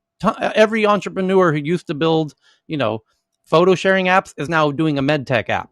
So you've got a whole bunch of an army of thousands of entrepreneurs who sold their photo sharing apps are now building medtech startups who also aren't going to have a security person in their first 10 employees. And then, or probably in their first 30 employees. And then this is the issue. So you've got the medtech it's gonna happen that way. Fintech's happening that way. It's gonna go into your smart home and your smart office and your smart car and your smart city are all gonna have thousands of entrepreneurs with thousands and thousands of apps with very limited security experts to share amongst them. Yep. Let's By the way, all take a break. Tyler. Hey, Yeah. Tyler, I just want to say that Jane Wong tweeted on this 2 hours ago. Uh-huh. And she commented and said, I guess someone did it by uploading a contact list, and she has an example numbers, and then retrieved the list amount of contacts at Clubhouse by hitting the API, the private API. She said, I really don't think the database is breached. It's just scrapped. It's a scrape. Great point. Thank you for that. That's even more Hey, embarrassing. It kind of is. Tyler, yeah. Go ahead. I'm pinging in Jane right now, by the way. Go ahead. Okay, perfect. I was going to say that while we're doing that, there's new news out of China that I wanted to bring up. It literally was just announced. It's from the Edtech sector. Go So really quickly, China bans for-profit school tutoring and sweeping overhaul. So this is from Bloomberg. China just shut off their private Edtech sector. Yeah. So $100 billion Edtech sector. Correct. Is now they can't make profits, correct, raise capital, or go public. And this is huge, huge, because I don't know if people know this, but China's edtech sector is larger than the U.S. edtech sector. Correct. This is they actually warned them 2 days ago, didn't they? That they were going to actually do it. They were talking about regulation. It's 70% of the global ed tech. We've done a huge deep dive yesterday. Yeah, we were on it we talked on this earlier yesterday. Yeah. And but it's worth talking. It's worth talking about today. This is the big story. This is one of the biggest stories in tech at the moment, for sure. Yeah, the thing that came out this morning, which was important, they actually published their regulations. So the regulations are up now on the internet, and specifically, foreign investment is done. Right. They can't go public now. Okay. At all. But what about the foreign investment that's already happened? SoftBank and Sequoia have invested billions into these companies. Do they get their billions back? The answer is no. I got a headline coming up right now that answers that. Yeah, this says the regulatory assault mirrors Beijing's border campaign against the growing heft of Chinese internet companies from Didi to Alibaba. But specifically, the specific words in today's regulation, which tells you about what they're thinking, is the out-of-school education industry has been severely hijacked by capital that broke the nature of education as welfare. And the way that they're talking about it is that any subject that's taught in Chinese schools, specifically history, geography. I wonder why. Religion, They specifically go into every single.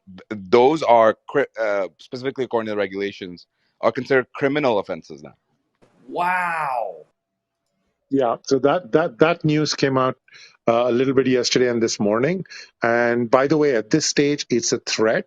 The Chinese government saying we won't do this unless every single one of you edtech companies gives us complete access to all of.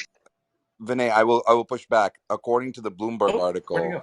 Oh, where did Vinay go? I was going to say, I'm according back. to I'm back. I'm yeah, back. I'm sorry, back. I'm Vinay. back. According to the Bloomberg article, the regulations were published this morning, so it's Yes. actually now real. Yeah. I saw that. But what they're saying is there is a backdoor to these regulations. And Tyler, we spoke about it. We were wondering, but today morning I was on a call and they said, basically, Oh, okay. if you don't want these regulations imposed on you, these companies have to give complete access to all of their curriculum platforms to the Chinese Education Ministry so they can look at it. Okay, Oh, just Otherwise, we're going to fascinating. be a How is that non-profit. different than any school, though? okay. Every school requires curriculum review. Okay, just throwing this out there is something that's a little bit fun for people that are more data archivists that want to see things, see it while it's hot kind of thing. I've been doing a lot of deep dives with some experts on this over the last few months on China history. One of the more disconcerting parts is China wipes their own history on a semi-regular basis. That you can expect. What's weird is how soft power. They're also wiping public databases of things and basically like degrading stuff. Like the Wikipedia stuff is more obvious with things, but you can still get some of the higher level stuff. What's more interesting, I found out this very recently, is they've also been fucking with USA libraries and universities, and they've been doing this for the past 10, 15 years. So here's where it gets interesting. We're starting to engage with China as a great power and trying to figure out how the things operate, how internal things work, not just like where's Formosa, here's Taiwan, not that stuff, but like actually where did the party come from? How did the internal aspects work? What is the internal culture? We're literally having our own archives fucked with. And the reason why this is so very dangerous is because when we basically start engaging, saying how do we basically restructure the relationship moving forward, our policies are going to be based on those ideas. Same thing with the sinologists, same for the people that study these things, it's the experts with things. You look at the Confucian Institutes. This is one of those, like, Interesting I don't think point. people realize how much knowledge we're having that's on our archives and history is being fucked Well, with. we're gonna see that. We're seeing it in Hong Kong right now, where they shut down Apple Daily, and then the next day they told the booksellers you can't sell. Jimmy Lai, who was the publisher of Apple Daily, had written books, and then they went to the bookstores and said, "Yeah, those books don't exist anymore. They can't belong in the." They took them out of the library and the bookstores. And Tyler, that recent banning and arresting of the children's books writer in Hong Kong, did you go over that? No, but I want to raise the point that the same way that when China brings money to Hollywood and then then they have final cut of any content in a film with these studios that they work with. If it's a very slippery slope that one needs to be very careful with how they engage, because likely you'll start to see if a Hollywood studio takes investment from China, which is not at all unexpected, which would be that movie that you made 20 years ago, there's a scene in it we don't like. Well, we can't remove it because it's a historical film, so we just need to remove that film. That film doesn't exist anymore. So you're going to start to see this historical revisionism being pushed onto making sure that your own history, by the way they're going into Africa right now, it's just like they're going to start editing history revisionism on other countries other than their own. In the same way that they'll bring their own internet into other territories, it's likely that Hong Kong will have to adopt, well, it's just an obvious matter of fact that Hong Kong's going to have to adopt the Chinese internet at some point in the near future, and probably sooner than we think, because they're already Tyler, forcing off some websites off of the Hong Kong open internet. The government's blocking. One gentleman made a website on Wix, and then the Hong Kong government contacted Wix to shut down the site. They did. He's a lawyer. He called them up, said, I didn't do anything illegal, put it back. They did. They apologized. And then they went to the ISPs, the internet service providers, and cut the cables there to stop that website from being shown inside of Hong Kong. So you're seeing the beginnings of walling off of the Hong Kong internet, which they have control over. And no doubt it's in Tibet as well, and in Inner Mongolia and the other territories. But as they continue to spread influence and economic influence into Africa or wherever else, it's going to come with these strings attached. And they're launching their own competitor to Starlink, which is their own satellite internet. What happens when you're using the Chinese internet outside of China? Well, you're not going to be able to find anything that they don't want you to find, obviously, but it's going to get very interesting. So So I will Tyler, say that so that's Tyler, one it's of the not in things the that's. it's Go not in ahead. the near future. It's happening like That's right what I'm saying. now. I was giving you Chinese tech. examples of it happening right now. Yeah. Yeah, and by the way, it's called the People's Republic of Amnesia. In case you've Yeah, I will say that what's surprising about this move in terms of actual published regulations now, and Vinay, thank you. I'm gonna actually, so I've been pinging in. So I don't talk about my history before all of this stuff, but I was involved in a company called Schoology, and so Schoology is in 130 countries, and I just talked to Jeremy. I was just texting with Jeremy Friedman, the CEO.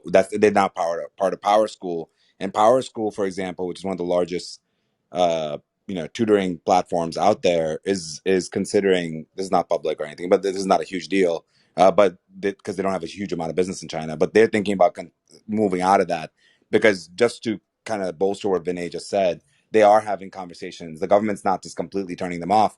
But what's interesting is the insight that I got was Tal Education Group. If you guys don't know these names, it's a huge edtech names.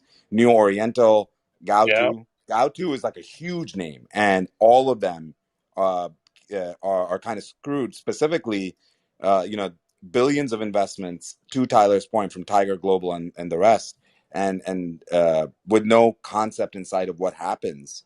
I'm very surprised. I will say, I know that you guys have been talking about this. This has been talked about, but what's really surprising is cannibalizing such a large part of the economy. That's what we said. Um, You weren't here yeah, 24 and hours ago when we were talking about this, I clearly. was not. No, we I'm pinged sorry. in. They'll Yeah, my take the bad. hit. So we were saying the exact same thing that you just said, which is like, do they not realize that they're going to send an incredibly strong signal to the investors globally, like Tiger Global, like Sequoia, like That's the SoftBank, goal.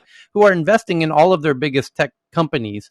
And they're all going to run for the hills now. And so I pinged in a friend of mine who's an investor in many huge tech companies. And I said, hey, what's your take on this? Are we crazy, or does this send a signal? And he says, no, it's really clear. They're sending an incredibly clear signal of get the fuck out of here. Run. We don't want nothing to do with you. It's been fun. Goodbye. See you later. Adios. And Tyler, one more thing though, we have to realize I don't know whether they're going to do this fully as we think, because they'll have a huge blowback for all their Confucius schools, all the schools that their own investors are buying up all around the world. Like in Canada alone, a lot of private junior schools, like high schools and early education schools, have been bought up during this pandemic by large Chinese groups. So I'm not sure whether they'd like that blowback.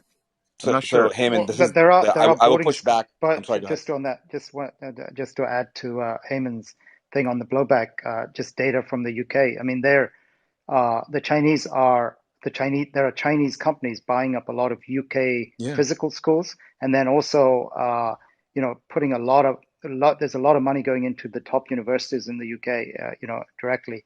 But in terms of I'd like to put a call out to anyone on the audience here or friends you might have that at this stage has a bull case for investing, at least in venture investing and even public company investing in a Chinese company right now. Who would do that? I'd love to hear it.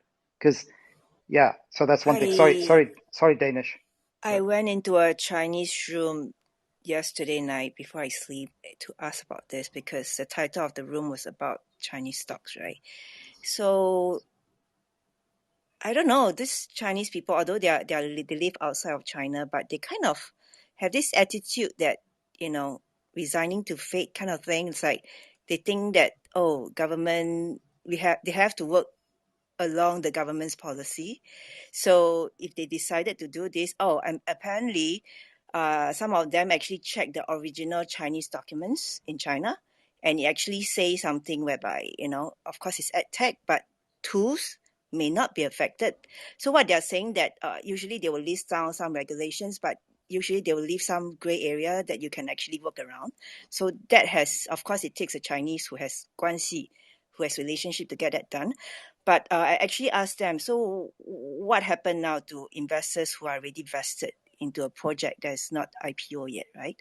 So they are kind of implying that the worst case scenario is just because they say that VCs have their risk management, so not all their projects will be successful. Okay. So what they are trying to imply is, just imagine this is gone. Or on the other side, is to work along with the policy and see how you can pivot it to other projects.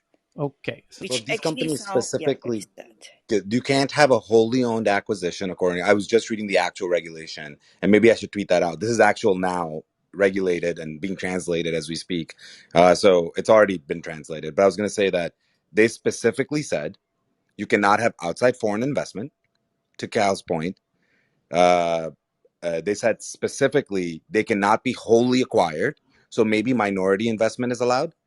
And as I read this more, now I understand what Vinay was also saying, because there is gray area to Cheryl's point. And the third thing is they cannot go public. Now, specifically, though, as you know, if you start thinking about the whole edtech sector, they are specifically talking about school subjects that are then taught for profit in tutoring out of school.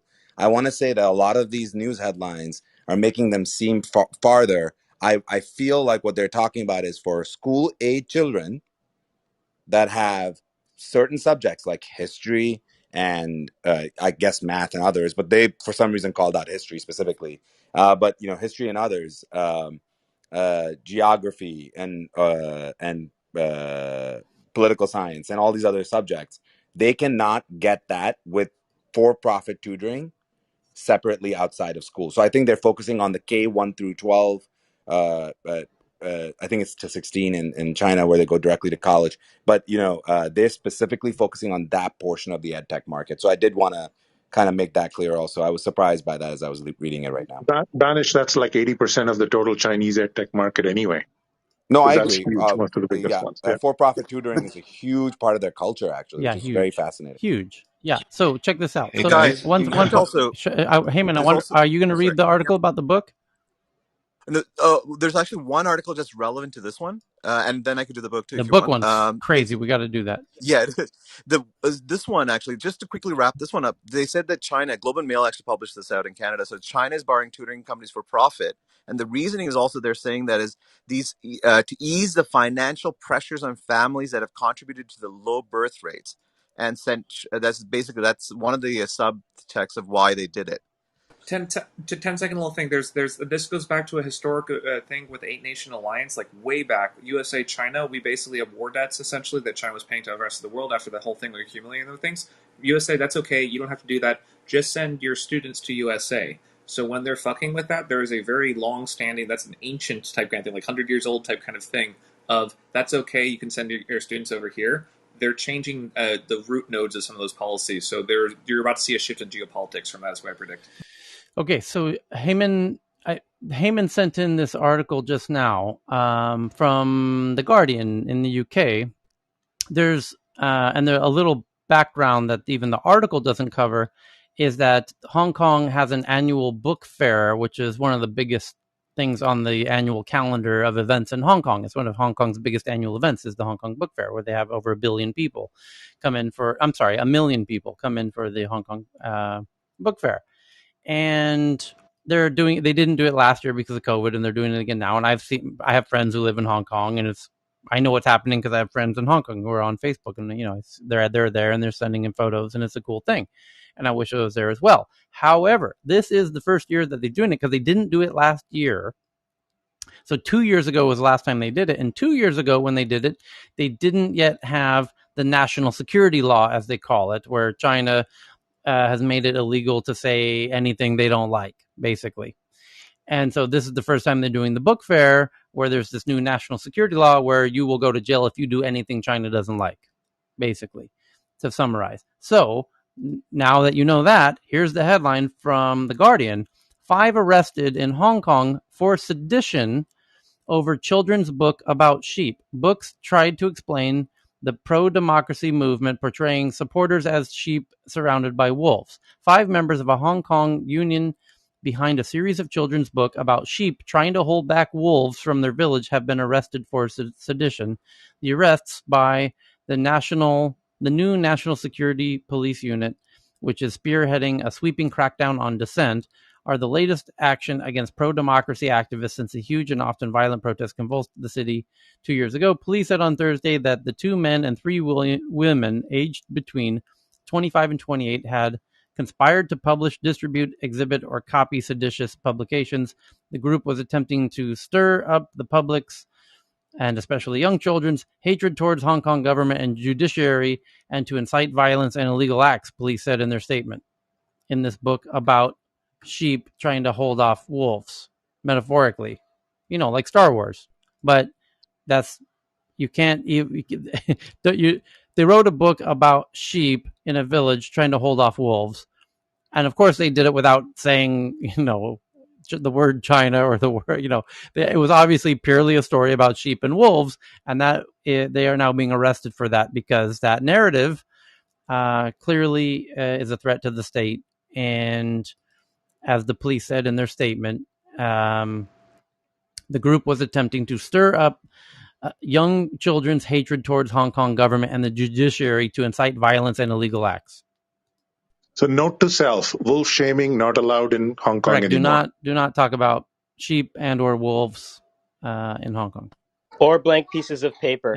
Or By the way, bears. blank pieces of paper. If you hold up a blank sheet of paper, that will also get you taken away, because the Hong Kongers were using that to show that they had been silenced, and by even holding up a blank sheet of paper, and then that is now an act of sedition. So, Hey, Tyler, The I want to Office make has a been point that this is. canceled from China broadcast TV because there's too many blank sheets of paper on it. go ahead. Hey, Tyler, it's Ken. I just wanted to point out in this whole subject, because it's spread beyond even the education and books and everything. Jim Cramer, who's a very well-known television journalist in the United States on CNBC, went on CNBC yesterday and said basically you should get out of every Chinese stock you have, not just the Oh, education interesting. stuff, Well, yeah, I mean, like but even Alibaba. that speaks to the investor friend of mine, the VC friend. This is a good point, Ken. Yeah, So a friend yeah. of mine, well, he's saying that because it's now snowballing to the point where all Chinese companies will either not voluntarily, but the state might force them to delist out of the New York Stock Exchange, or now there's two, NYSE and NASDAQ, but they might have to step down from the New York American exchanges. China might force them to delist, or America With might no force them warning. to delist, because at this point it's economically becoming a little too unsettling. And that's why Jim Cramer, and for those who don't know Jim Cramer, he's the most known stock expert in America, and he goes on TV and he's got this show, and he tells people what stocks to buy and what stocks not to buy, and talks about what the market's doing and whatnot. And he has considerable influence in a very large audience. And if he's saying, okay, here's my message for today is sell all of your shares in any Chinese company listed in the US, because they might get, those stocks might go down, just like Didi did, just like looks like China's decoupling and bringing, maybe it'll be driven by China, it might be driven by the US, but in either way, there's a bit of a decoupling process going on where, What Kramer also said, which by the way, it is amazing to me, but that's just me. That he says the Americans are now finally remembering that China is communist, and this is a reminder of that, because he's basically saying they've had people have had amnesia while they're seeking profits on a lot of these stocks, and people made a lot of money on some of them, but they forgot it's a communist country and that you could just confiscate things. When Jim Cramer is reminding you of social responsibility, you know something's gotten really bad. yeah, Jim, and what Chris is pointing out to our people that there's I would say a minority of our audience knows who Jim Cramer is. So for the majority of you who don't know who Jim Cramer is, the point that Chris is making is, normally, you've got Jim Cramer saying, buy oil companies, buy tobacco, buy these gun companies. He's got, when you're taking your social justice tips from Jim Cramer, you're in an interesting territory. And when he's saying don't buy China stocks. So anyway. I can respect the man because he's got a sound effect board, and that's something we've got here too at the Tech News around the world. So that's there's a cultural kind of indeed synchronicity there. Oh, by the way, I have the same issues with him that you do, but like Tyler says, he's very influential. People follow him. This is true. Yeah. Hey, Tyler, Yes. this is Mohan. Yeah. I wanted to communicate one thing I heard about in greater detail in Australia when I was there less than 2 years ago at the University of Melbourne. I was talking to some of the very senior people, and they were saying how, the Australian universities were very afraid to say anything bad about China because so much of their revenue, Correct. universities' revenue, Yeah. were coming from Chinese students coming to study there. And they were even saying the Chinese government wants them to start even pre-college schools in Australia Right. because they want their people to be trained to be better at English and so on. So there is all this pressure that's being applied in a monetary sense also outside the country. So I don't know how this jives with the points being made about China buying up schools in, I think I heard So UK and Canada. Yeah. I think Yes, in Mohan, it Canada. speaks to the opposite now, where it seems like China has now made a considerate decision that because after school tutoring programs for people, Tyler and I were both saying it's very, very common and part of the culture. It's partially part of the culture because the goal was to send people out to other countries to, figure out what's going on and learn from the other countries and bring that back to China. That is no longer a goal, seems like. It seems like the goal now is to keep all the information to be filtered through a Chinese lens and to have all of that happening within China in a non for profit, government run setting. That's at least what it seems like, Mohan. It seems like they're making a major shift in mindset. At least No, that's but my Todd, initial read of it. but Todd, I'm thinking, given the number of universities that they have that are of world class status, I mean, I'm associated with one, Tsinghua University. I'm a distinguished visiting professor. But they want also to learn about other things.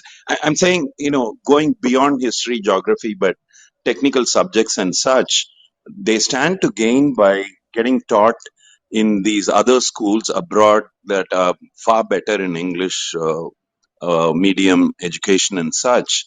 And so I don't see this as a contradiction of that, is all I'm trying to say. Okay. So this BB found the actual book about the sheep and the wolves, and there's screenshots of very nice screenshots actually of the book. A very beautifully illustrated book, by the way, and it shows sheep. You can see it as a reply on Twitter. I tweeted Heyman's tweet of the Guardian story, and now there are replies to it, which are now the images of the book. Thank you to BB for that. And it shows sheep crying, running off a pier into a boat to get away from the wolves, basically. And yeah, it's very sad. Anyway, other headlines that we got to get into here. Vinay, you sent in one about Chinese digital tech in Africa, moral panics, and the messy reality of surveillance. Despite the extensive attention given to China's digital tech engagement in Africa, there's been little sensitivity to the empirical evidence and tendency of something here. What does it say?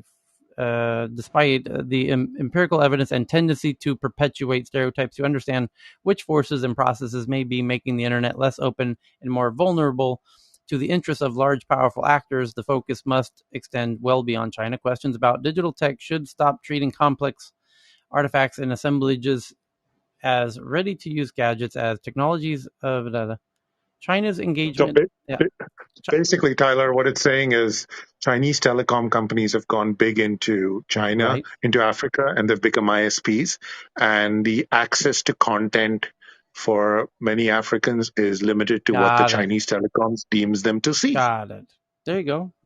That's hence my point. Is they're going to imply their values on as part of doing business, just like it's kind of similar to what's going on in Hollywood in essence, and interesting. So I'll tell you how I found out because I have a colleague of mine who traveled pre-pandemic to an African country, and he called me from there and said, "Holy shit, the map of India and Tibet and all of that is completely different what is available on Aha. my Google that I just accessed here. Right.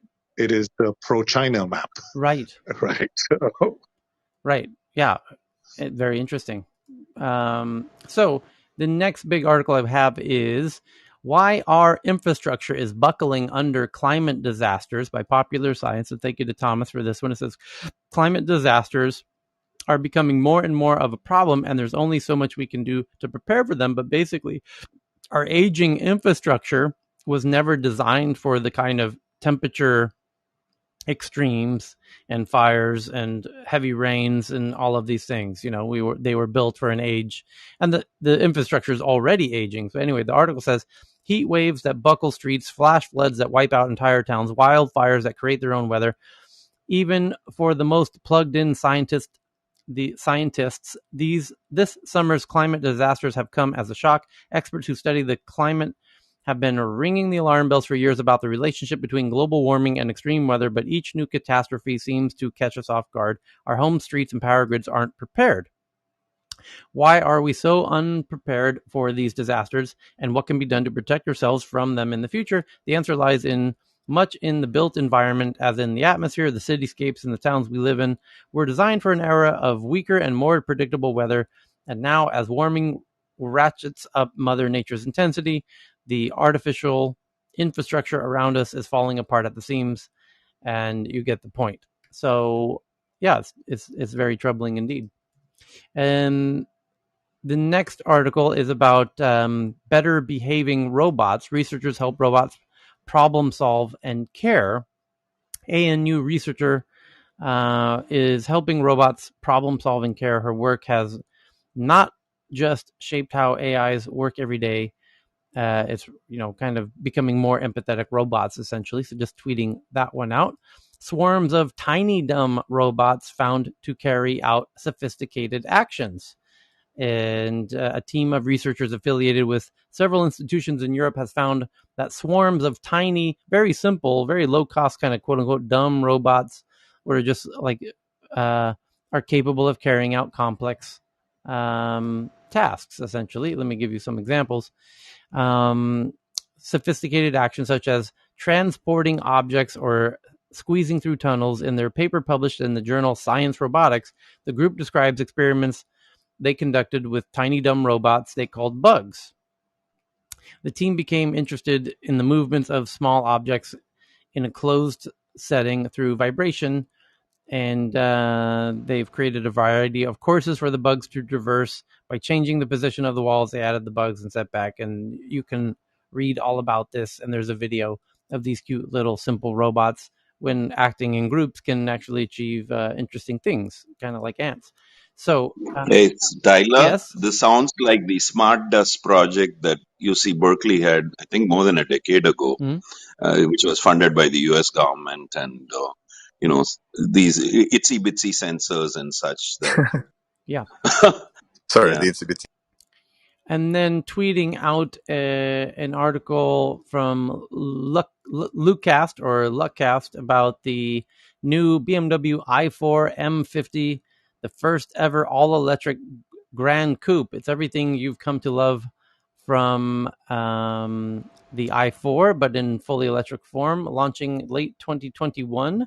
So I'm just tweeting that out now. You can see that. It's quite a sexy looking BMW.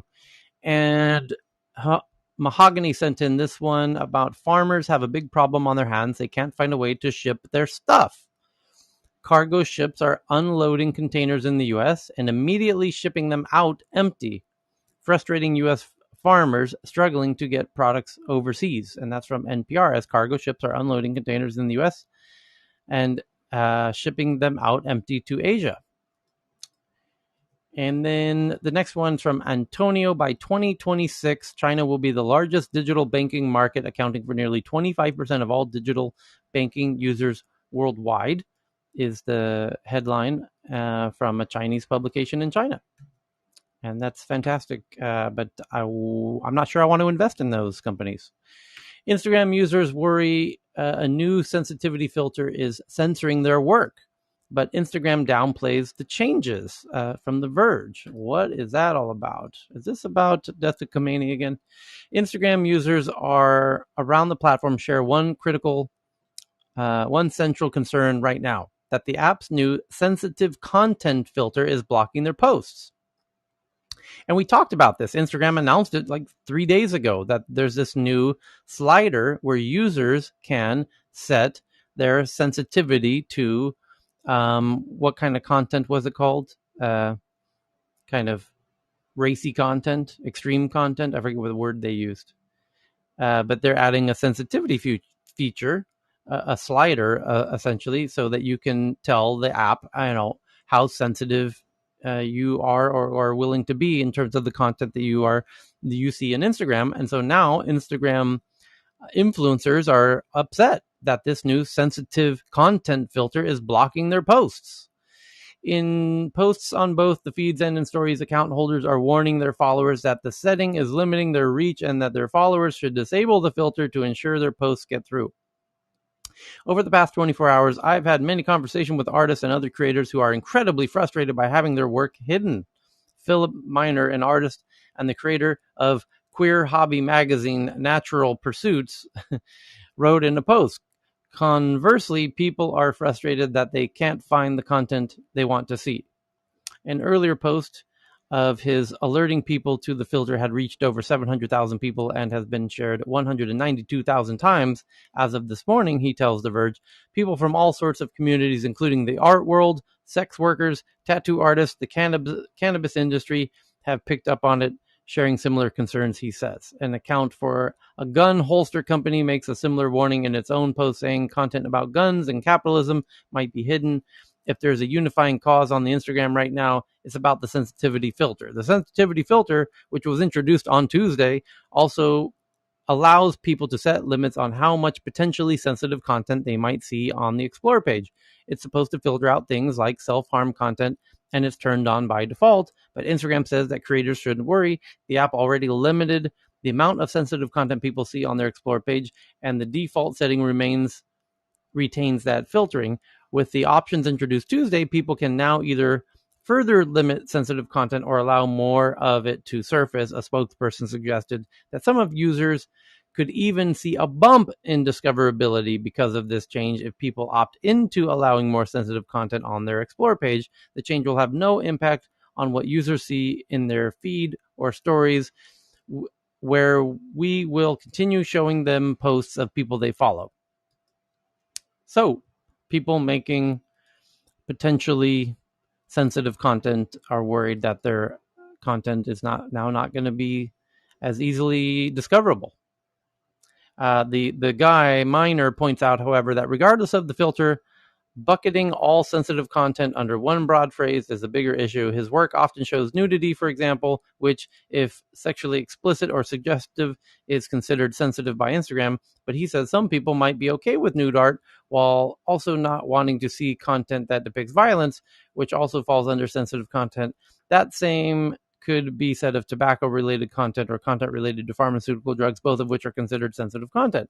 What I would love to see is there's so much that falls under the umbrella of sensitive content being able to tailor your experience, he says, because I want my nude images to be discovered, no doubt. So thank you for that one. And then Mercedes sketches out all electric scenario by the end of the decade. Daimler AG's luxury car brand Mercedes-Benz says it's stepping up its transition to electric cars, doubling the planned share of sales by 2025. All new platforms will be electric after 2025, so that they will hopefully be all electric by the end of the decade. Pretty cool. And that's because of my friend Peter at Northvolt has now got the batteries so they can go all electric. So let's a huge applause to my dear friend Peter in Stockholm, who's built the gigafactories for Mercedes and the other Germans so that they can do these electric vehicles.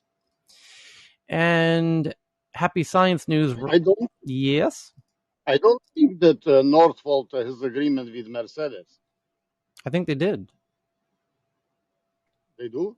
They have agreement with Volkswagen, Yep. but I don't think that they have agreement with Mercedes. But maybe I'm wrong. We can find out. Rapid sequencing saved a mysterious ill baby in record time. When an infant presented mysterious symptoms, doctors sequenced his genome and got answers in under 2 days.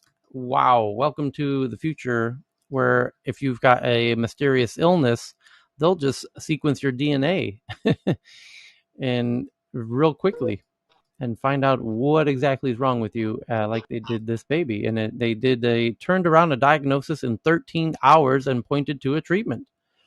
When a boy was brought to the San Diego Emergency Department one night last October, he was inconsolable. Within about half an hour, clinicians had a clue of what was wrong. A CT scan showed signs of a disease in the 5-week-old brain. There was another clue too, but also a portent a decade earlier. A parent's infant daughter, the parent's infant daughter had presented with some of the same symptoms at around the same age, but never received a diagnosis. She developed seizures and died at 11 months. All that pointed to a genetic condition, but those warning signs in the brain called encephalopathy could be caused by some 1,500 such diseases. So they scanned the DNA and they found the gene responsible. Really cool. The U.S. Navy controls inventions that claim to change the fabric of reality. Yes, awesome. Are you here for this one? This is a Salvador Pais, right? Pais. Let's see. It says the U.S. Navy controls inventions that claim to change the fabric of reality. Inventions with revolutionary potential made by a mysterious aerospace engineer for the U.S. Navy come to light. Yes, it is. U.S. Navy holds patents for enigmatic inventions by aerospace engineer Dr. Salvatore Pais. Pais came up with technology that can engineer reality, devising an ultra-fast craft, a fusion reactor, and more. While most theoretical at this point, the inventions could transform energy, space, and military sectors. The U.S. Navy controls patents for some futuristic and outlandish technologies, some of which, dubbed the UFO patents, came to light recently. Of particular note are inventions by a somewhat mysterious Dr. Salvatore Caesar Pais, whose tech claims to be able to engineer reality. His slate of highly ambitious, borderline sci-fi designs meant for use by U.S. government range from gravitational wave generators and compact fusion reactors to next-gen hybrid aerospace underwater crafts with revolutionary propulsion systems and beyond. Of course, the existence of patents does not mean these technologies have actually been created, but there is evidence that some demonstrations of operability have been successfully carried out, as investigated and reported by the War Zone. A possible reason why some of the patents may have been taken on by the Navy is that the Chinese military may also be developing similar advanced gadgets. Among Dr. Pais's patents are designs approved in 2018 for an aerospace underwater craft of incredible speed and maneuverability. This cone-shaped vehicle can potentially fly just as well anywhere it may be, whether air, water, or space, without leaving any heat signatures. It can achieve this by creating a quantum vacuum around itself with a very dense polarizing energy field. This vacuum would also allow it to repel any molecule the craft comes in contact with, no matter the medium, manipulating quantum field fluctuations in the local vacuum energy state, which would help reduce the craft's inertia. The polarized vacuum would dramatically decrease any elemental resistance and lead to extreme speeds, claims the paper. Not only that, They're cloaking. not They're literally cloaking right now. not only that, if the vacuum creating technology can be engineered, we'd also be able to engineer the fabric of our reality at the most fundamental levels, states the patent. Oh, and there's more. This would lead to major advancements in aerospace They're propulsion, transparent aluminum. the propulsion and generating power, not to mention other reality-changing outcomes that come to mind. And it goes on, but I'm tweeting this out. Like, Yeah. like I'm just saying this. I live up here in Thousand Oaks. It's like near the Santa Monica, north of LA. Yeah. There is so much weird crap in the sky. Like, you just have to look. U.S. Navy controls inventions that claim to change the fabric of reality, and that's why they're calling it the UFO patents. Because I imagine this individual, if we dig, we'll find literature that indicates that he had access to UFO craft of some kind, and that's how he was able to figure out how they do all they do. No, I think he's just literally insanely gifted in space time. I mean, there's a lot of weird advanced math that tells you there's a seventh dimension. Matrices work all the way up to like I don't know what dimension, but there's a seventh dimension out there because math proves the fourth dimension, and math proves the existence of a seventh dimension. So this is all not all he's doing, but there's somebody that's just so good at math that said, "Oh yeah, I can do that," and they're doing it. And Ready Player Me launches cross-game VR avatar hub from Gareth. And it's a really cool concept now that you can take your game avatars between games in VR. Super cool. So you can have a consistent avatar through your VR experience, regardless of which game you're playing. Very cool. So tweeting that link out, and then some actually other really good kind of news from Mahogany. Disease-related research found that mosquitoes that carry dengue might not survive rising temperatures. There we go. We did it. Fantastic. Hallelujah. Mosquitoes carrying the dengue virus were more sensitive to extreme heat than other uninfected peers. And dengue is still an issue in parts of Southeast Asia. And let's hope that would be one of the benefits of climate change. Get rid of dengue. Thieves in California are stealing scarce water amid drought, according to CNN, tapping into fire hydrants, rivers, and even small family homes and farms. Fantastic. And then once people start stealing water, others will not have consistent water, and that will lead to hoarding of water, just like toilet paper during COVID. And when people start hoarding water, the whole system falls into a sort of collapse. So, and that you get water mafias, and then shit really hits the fan. In an aerial view, low water levels are visible. I've seen photos of lakes gone dry. I've never seen a photo like this that I just tweeted out to the Tech News Twitter account from Mahogany. Oh, okay. And let's find out who's got them open mic there. But look at the photo that from CNN of this dry lake. That is holy shit concerning. As extreme. Yeah, even in Yosemite, there was hardly any water in the major falls there when we were there like 10 days ago. State and local officials say water theft is a long-running issue, but the intensifying drought has driven the thefts to record levels as reservoirs dry up and bandits make off with stolen water, often to cultivate crops. Water stealing has never been more severe, said John Norris, former head of California Department of Fish and Wildlife. And the agency has been fighting the thefts for years, usually in rural areas. More than 12 billion gallons of water are estimated to have been stolen across the state since 2013. How thieves are getting their hands on water. Officials say the thieves are getting their hands on water by breaking into secure water stations, drilling into water lines, tapping into fire hydrants, and using violence and threats against farmers, making off with truckloads of water for their crops under cover of darkness. The issue has become so severe that some communities have been forced to place locks on fire hydrants or remove them altogether. The amount of water that is being stolen has a huge impact on our local aquifers.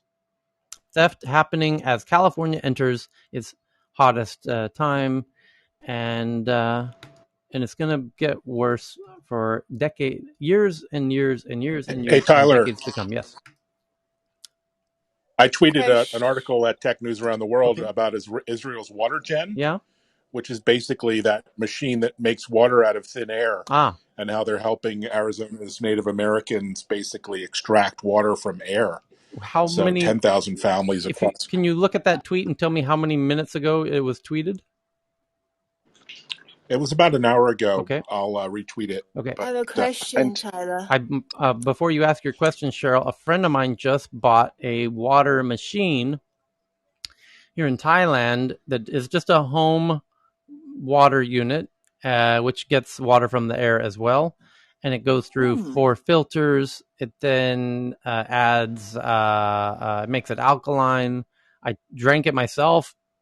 Yeah, I loved it. And it makes 20 liters per day. And then there's other sizes. That's for the home usage is the 20 liter per day machine that they bought. It looks like a normal home water thing, with people who got water delivery from Arrowhead or whatever. It looks like that, but it also does hot and cold automatically. And then there's a 200 liter version, kind of for restaurants and things like that. But anyway, Cheryl? Is it humid Yes. in Thailand? Yeah, super humid. Yeah. Someone was trying to sell that project to me in Japan too, by the way. I'm just asking, West Coast is next to the Pacific Ocean. How come they are not doing desalination? They do. And San Diego has the largest one in America, my hometown of Carlsbad. And still not enough? I mean, they can do more, Not right? even close. And desalination is very expensive, and the effluence is even Is worse human in life terms more of pollution. expensive than that? Oh, Yes, yeah. Is human life less but expensive there's than other that? Also, ways. People aren't going to There's other die, ways, Cheryl. They're Cheryl. going to move. Yeah. And water is controlled in California from an organization or an entity called the Metropolitan Water District.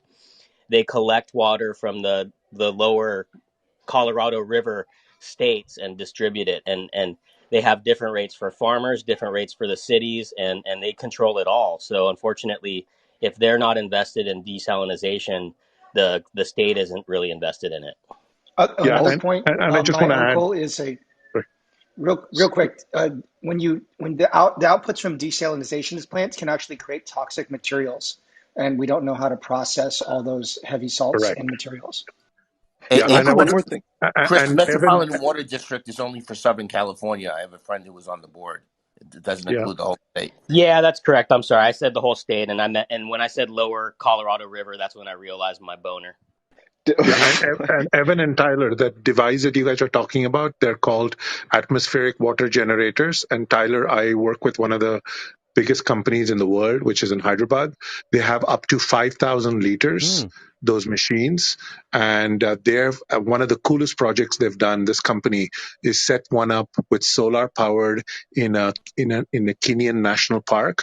In the summer, when the water dries up and many animals die, it actually gives water about 500 liters a day. They've saved animals' lives.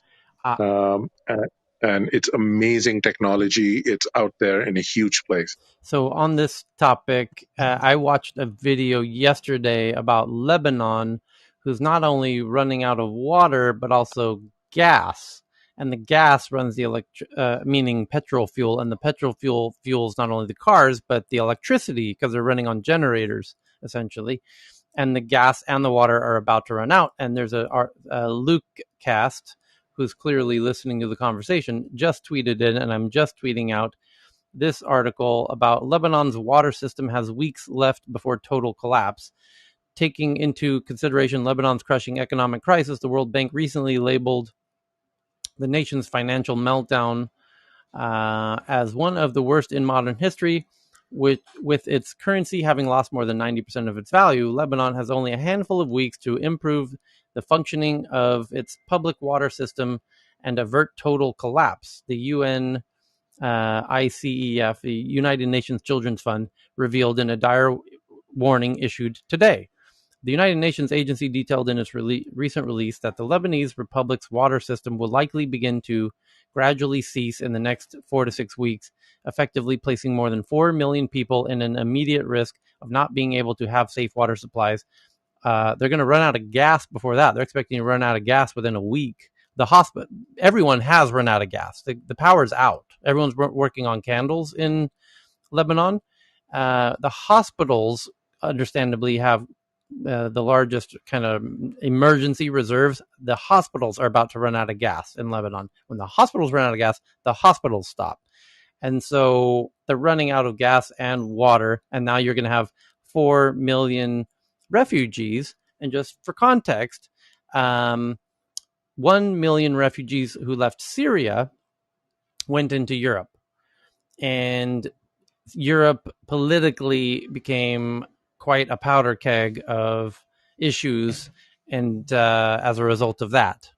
And now you're going to have 4 million in the next few weeks. Something to think about. Oh, and by the way, I've been warning this is a water issue. They're going to become refugees because of water.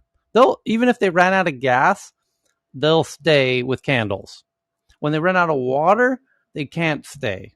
because you can replace gas with candles. You can't replace water with Coca-Cola. That only works for so long.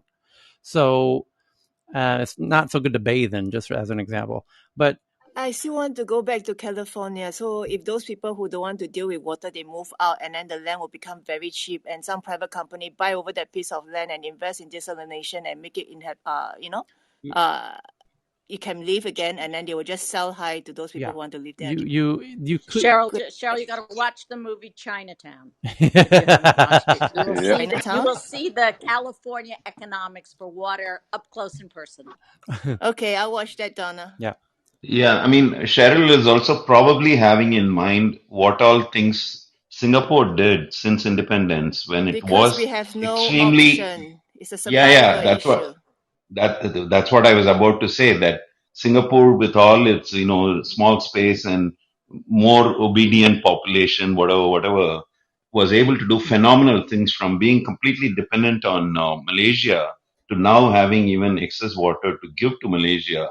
It's a fantastic story, actually, the Marina Barrage and all that, the way they converted some of the seawater into, more Not tolerant just level of. seawater, sewage water too. We have no Yeah, choice. I It's a know. survival issue. Yeah. I understand. Yeah, I'm just I just saying, think that Americans are just too fortunate. Too much option. Well, but, Cheryl, That's that's the why I problem. told you the other day that I think Singapore, even though I'm an American, Singapore is the most well-run country in the world. I really believe that. yep, I'm a big fan now, unofficial ambassador. But also in the Central Valley, the farmers are so used to almost, free water that they misuse that right that they have got over the decades. And so this is a big, long-standing problem in California. We have paid for it. I've lived here 4 decades, so. But I want to highlight I that. just drove down. Yeah, go ahead, Jeremiah. I just drove down Highway 5. I was actually in Carlsbad, where Tyler's from. I was down in San Diego County. And on the way back, we saw about half of the almond orchards were overturned, and the trees were out left to rot because they consume too much water, and farmers know they have to decrease water consumption. Yeah, you can see all those almond farms when you drive from San Diego up to San Francisco or San Jose. And when they blossom in April, it's fantastic, but might not next year. But anyway, I want to highlight that what's this water shortage that's starting in the Middle East, Israel has solved it through technology. But I'm a broken record with this, but Google the words water stress map, and these climate scientists are calculating that the water stress, which is defined as not access to clean drinking water on a daily basis, is now 15% of the planet, will go to 60% of the planet in the next 15 to 20 years. And the focus of that is generally the Middle East. It will become uninhabitable, as Lebanon is soon to be. And that's 55 million people that will become climate refugees. And that they're almost exclusively Muslim, and that makes it additionally difficult with the becoming refugees, because that limits the options for where countries that will be kind enough to accept them. So Europe, by the way, just banned burqas. So where will they go? It's going to become one of the biggest issues in the next 15 or 20 years that we will have to deal with on the planet, is 55 million climate refugees. So it's something to start thinking about, because when we talk about climate change and we think about what are the actual there will be tragedies to deal with. They're not clear what they are yet, like the water level rise, how that will actually impact some areas. It is starting to impact some areas. Indonesia's moving their capital, for one example. Okay, problem solved. They just moved the capital. But what about the one that's going to be really hard to deal with? Again, the 1 million Syrians caused quite a lot of political turmoil in Europe, and it's going to be really a bizarre time in the next couple of decades with that issue. Let's pray to God we get desal figured out. And Tyler, did you cover, like, maybe a week ago? I think UAE did some cloud seeding to get it to yeah, rain over there. Dubai in the past week has been doing heavy cloud seeding. Charity Water is a great charity if anyone's interested in Scott, yeah, giving. It's that an is a great amazing one. organization. But when you cloud seed, isn't it like damming the like the skies technically? Because you're taking like atmospheric things and trying to make it so it rains only in your area and may not drift to your neighbor's country. Yeah, well, we're starting to see these issues. That's more an issue with the dams, and that's one of the issues headlines coming up, which is the big dam in Ethiopia that they've made is likely to could potentially start a big war with Egypt, because they have 80 million people in Egypt in the Nile River Delta who are now going to get 25% less water than they are used to having, and that could cause some. Egypt is saying, if we have to, we'll blow up the dam. So it's going to get crazy, and that dam is to generate energy essentially, but it's at the cost of the Nile getting the regular water that it was used to having. So anyway, on a more positive note, Tesla Powerwall owners can sign up to help California balance California's old school lackluster energy grid, which is prone to going down. The Tesla virtual power plant beta will push power to the grid when it is stressed. This is fantastic. Yet another kudos to Elon Musk as a good guy in this case. Tesla has launched a new program that will allow Powerwall owners to kick power back to the grid in times of high usage. The Tesla virtual power plant is now entering a beta phase, letting customers sign up, albeit without any compensation for the time being. When it first announced the program last week, Tesla noted that the California grid operator forecast a continued need for Californians to support the grid through 2021. That could be a big understatement, as the grid is expected to be heavily stressed over the rest of the summer because of record high temperatures boosting demand, along with severe drought that could reduce output from hydroelectric plants. Indeed, guaranteed, you're going to have more power outages than you've ever had before, and they had a ton of them last year. So enrollment is now open for the PG&E, SDG&E, and SCE customers who own Powerwall and solar in California. Tesla said in a news release, enrolling requires the Tesla app 3.10.14 and new Powerwall firmware version so that you can give power back to the grid. So how will it work? Tesla gave an example showing that the app will give you a push notification warning a few hours ahead of any grid stress events. Not that you care, because you have a Powerwall, you have uninterrupted power, but if you want to be a really nice person, you can give some of your excess power to the grid so that it doesn't collapse, so that your literal neighbors could continue to have power. It will also show that. By the way, Tyler. PG&E recently introduced variable pricing for the evening, like 4 to 9 or something like that, Okay. as an optional thing that you can choose, and then the rates vary based on what option you choose and things like that. Yeah. Tyler. Yeah. I did a research project for a European energy company, and peer-to-peer power is very inefficient. There's an incredible amount of loss of power. So likely there's just saving energy by holding it in your own battery in your home. You're probably not transferring it. The only thing that's ever transferred between home to home is usually power credits in terms of currency. It's just too inefficient from what I've seen. I think the OEM car companies, they're trying to experiment with, could the car itself become a source of backup power that can be plugged into homes for homes that cannot actually purchase and install a power wall? So that's something they're experimenting with. The last recommendation I'll make to people who are in energy risk places like I am in California is to get your home insulated and dual pane windows. Just make your home efficient for the first place. Yeah. Hey, since we're talking about power walls, I don't normally tell people this, but you guys should check out Decibel Energy. It's a company based in Canada, DCBEL, and they have an innovative product that is allegedly better than Tesla. It's bidirectional. It holds power and sends it back out to the grid, and it's allegedly more efficient.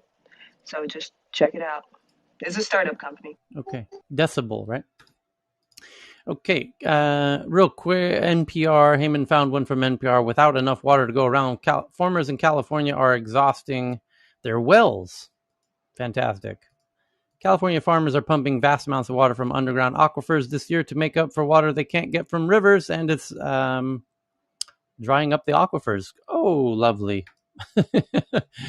Good times.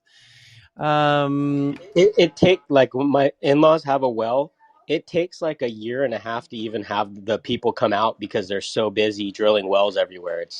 It's definitely a big problem. There's going to be no water left. YouTuber sends AirTag to Tim Cook, and Apple returns it with a letter. YouTuber sends AirTag to Tim.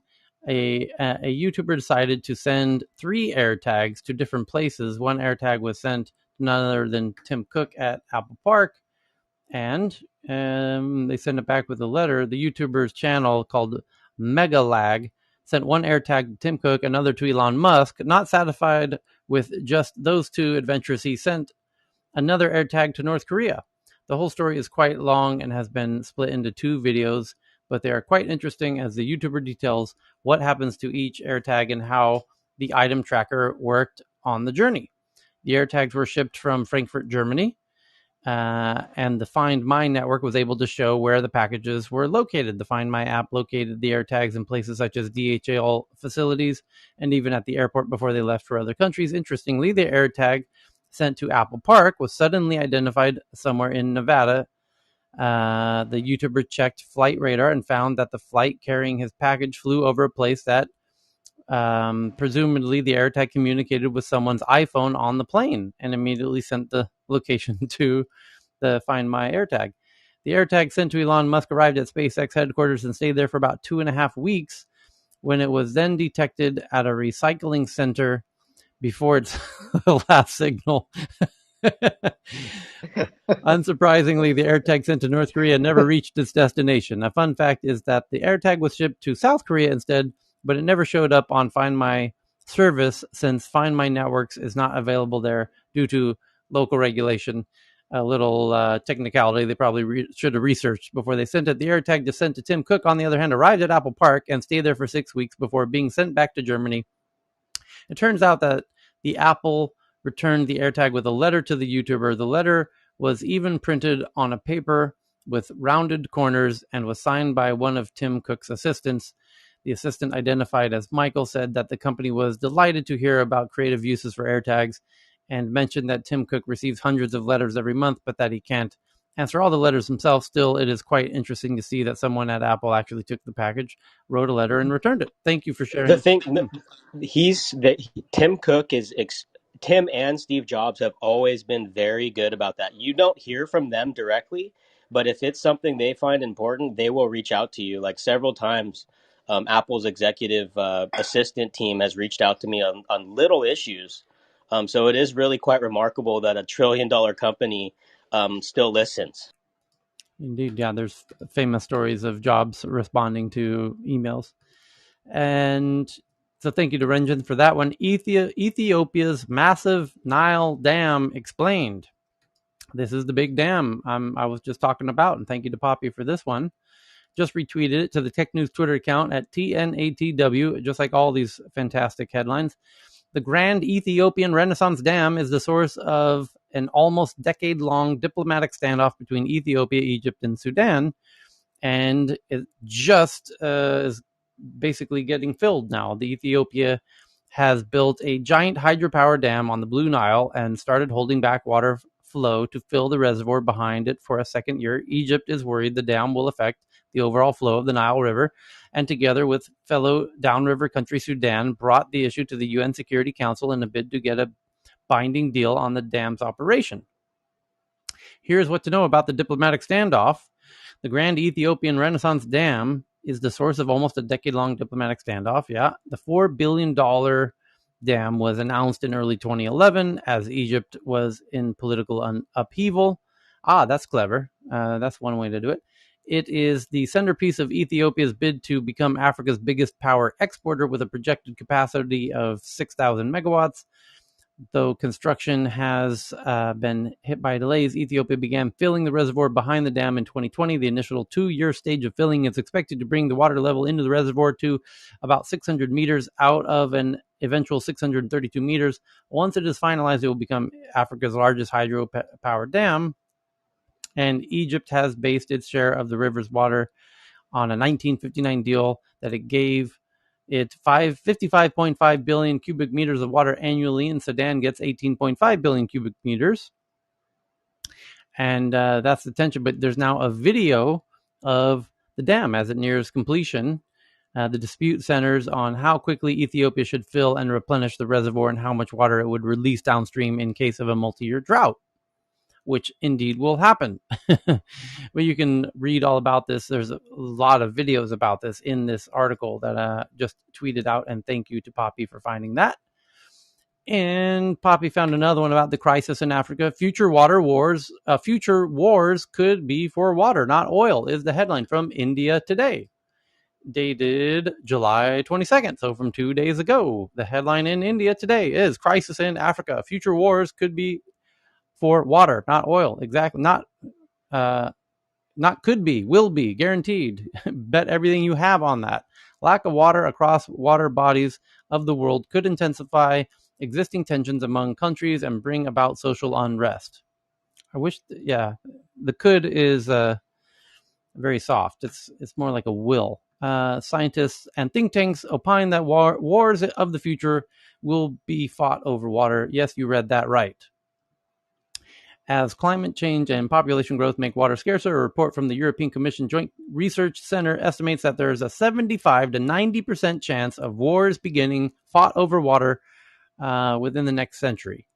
The report was estimated using advanced machine learning algorithms, with identified 5 hotspots for potential conflicts where multiple countries share the same body of water.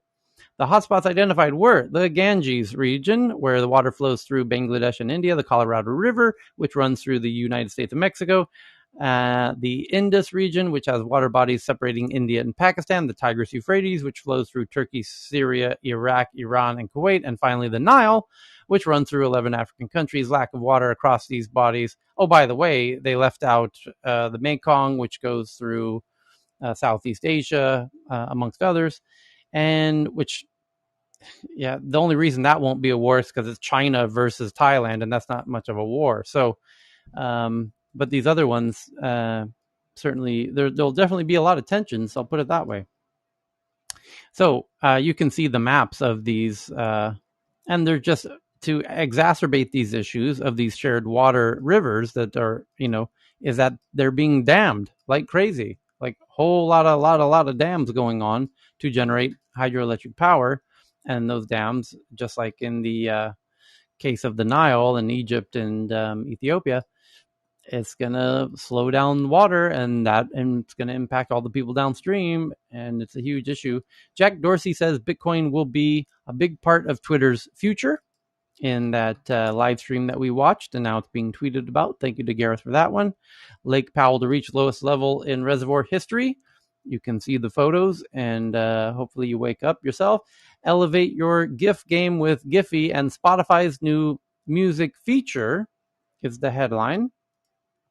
And what is Giphy doing with Spotify? Well, after searching Giphy, an online database that contains billions of GIF stickers and more that you can share with your friends, now it's time to share, no matter how you pronounce it, GIF are the ultimate visual metaphor. And now, thanks to a partnership with Spotify and Giphy, music can be part of the equation.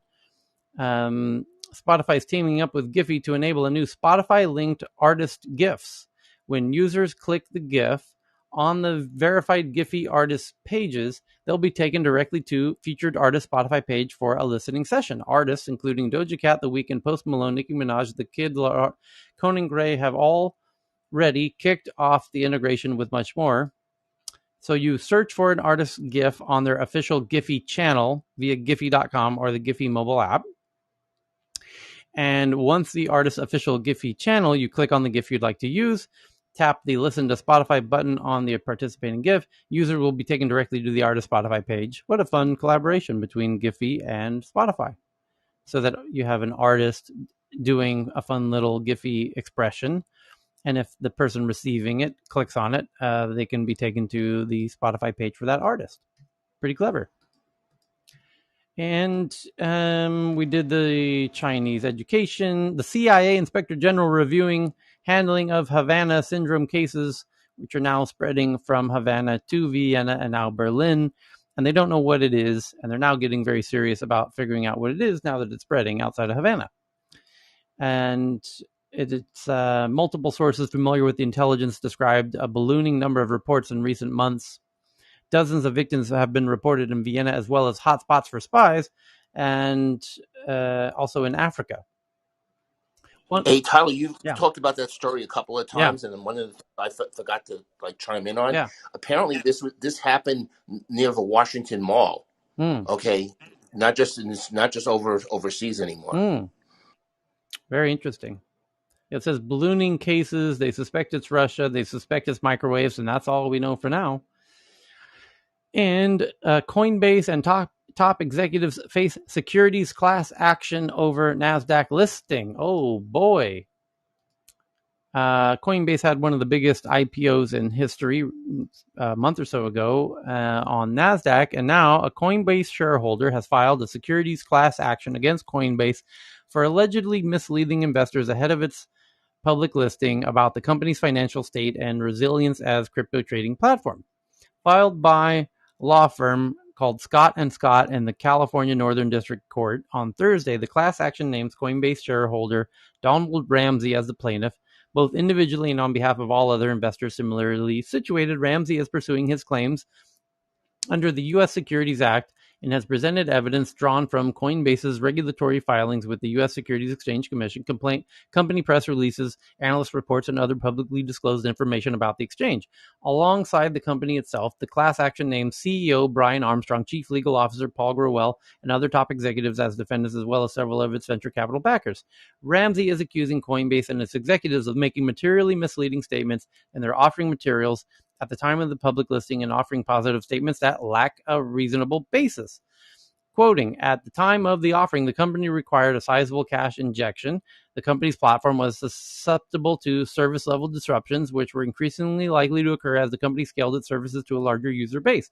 Ramsey further alleges that once the allegation discrepancies between the self-presentation and reality come to public light, Coinbase's share price fell accordingly, citing events in mid-May when Coinbase conceded it needed to raise funds and announced plans to raise $1.25 billion through a convertible bond sale. Ramsey emphasizes that the company's stock sharply declined by close to 10% over two trading sessions. The class action marshals evidence from contemporary media reports in mid-May, citing a Forbes report on the bond sale announcement. Investors who also likely surprised by the timing of the issue, considering that Coinbase just went public in mid-April via a direct listing, which doesn't involve issuing new shares or raising capital, signaling that it didn't require cash. So the company's decision to issue bonds a little over a month later is likely raising some questions, and that's sort of at the heart of all of this. I don't think it. We looked at the suit. Doesn't look to be very serious. Also, because the shareholder that's bringing the suit during the period of time in which he's doing some of the allegations, he didn't even own the stock. You have to own the stock. So I think it's nice. It's nice to read. I don't know that it has really any legs on it or in it, and they could decide what they wanted to do with whether they wanted direct listing or list more shares. But always interesting to watch something that's happening with the big crypto exchange that went public. Okay, good inside scoop there. Thank you for that. Who's Mr. Hood? So there was the U.S. responds to an Iraqi teen's Instagram plea over deteriorating situation in Iraq as when Ali Adil made a desperate plea to President Joe Biden, he didn't expect the United States Department would respond. That basically he made an Instagram post, which you can see in this article, where he says, Biden, if you don't help me, I will jump. I'm not joking you. I'm on a rooftop. If you don't help me, I will die. Can you hear the fire in the background? This is normal in Iraq. The teenager says, please invite me, Mr. Biden. There's fire in hospitals. The weather in Iraq is hot. There's nothing. Biden, look for me. If you don't help me, I will jump on the street. Please invite me because I'm sad and angry, he said. A bomb exploded on Monday night in Baghdad's Sadr city, killing 35 people and injuring dozens. And who's Mr. Hood? Mr. Hood responded to Ali in a video by telling him not to jump from the rooftop. He's from the U.S. State Department. And Acting Assistant Secretary Hood responded to him on Instagram saying, please, Alawi, we in America love you. Do not jump. I am not Joe Biden, but Joey Hood, and life is precious. Iraqi needs you. Your voice is important for Iraq. I cannot bring you to the U.S., but if I ever visit Iraq, I'll make sure to see you. And speaking to the National after the release of Mr. Hood's video, Ali said he was overwhelmed by the response. I did not anticipate that my video would reach such high level, and I hope that my message, the message of the people, has been delivered. Our message needs to be delivered to the world so that they see our struggles. I hope Iraqis one day can live in luxury. We have endured a lot from wars of conflict. We deserve to live in peace. The Prime Minister gave me his hat. He said, please don't jump or lose hope. Oh, he said that he met Prime Minister Mustafa al-Kadhimi in Baghdad, where they spoke about the video and the situation that Iraq is going through, and the Prime Minister gave me his hat and then assured him that he has all the freedom to speak his mind. Interesting article, that one. And then we talked about Jack Dorsey and Bitcoin. ARM, or ARM, the maker of a lot of microchips, has now making a cheap and flexible plastic microchip that could create an internet of everything, which is fantastic. And Visa acquires yet another company. My God, they're acquiring multiple companies per week now. Fintech companies, which they should. This is brilliant. This is absolutely what they should be doing. Visa to acquire cross-border payments fintechs called Currency Cloud. But they no doubt we will read a headline next week of Visa acquiring yet another fintech company. And this one was for $80 million, called Currency Cloud. And they're doing the right thing. When you're a company that's about to get fundamentally disrupted, and you've got a whole bunch of money in the bank, go buy a whole bunch of those companies that are disrupting you. Because you're not sure which one will be the next mega unicorn, but it's an interesting situation that the MasterCard and Visa are going through at the moment. So, but isn't that also a way of talent acquisition? I mean, they trap all these great talents that are working out. Absolutely. So, a couple other headlines here. Cheryl, you had this one about a new EU e-commerce rules should make online retailers based in the EU more competitive with Chinese rivals and bring in more tax revenue, but they are also likely to drive up prices for consumers. This coming from Nikkei Asia out of Japan. EU to force Chinese online vendors to play by the rules is the headline from Nikkei, where it says new EU e-commerce rules will make online retailers based in EU more competitive with Chinese rivals and bring in more tax revenue. EU to force Chinese online vendors to play by its rules. New regulators tighten tax and compliance for products imported into bloc. And they're referring to Alibaba and AliExpress, which are very similar to Amazon and are spreading internationally. And they're not paying taxes, apparently, in the countries where they're selling the stuff. And that's, I guess, the issue that the EU now wants to address. So thank you for that one, Cheryl. Just tweeting that one out now to the Tech News Twitter account at TNATW. And Myanmar general visits to Russia keeps arms flowing to Myanmar. Moscow defies West by rolling out welcome mat to leaders of the coup and selling them weapons to fight their citizens. Fantastic. Russia and Myanmar cooperating on military equipment supplies. Russia is cooperating closely with Myanmar to supply military hardware, including aircraft.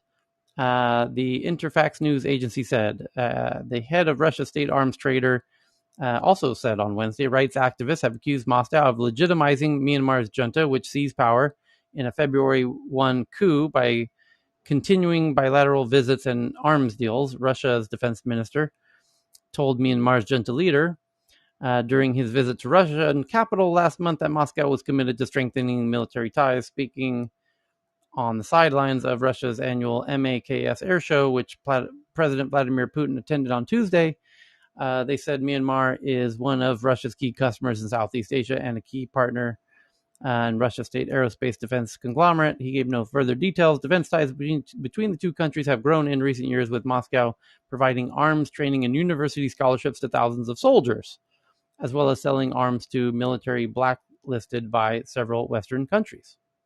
The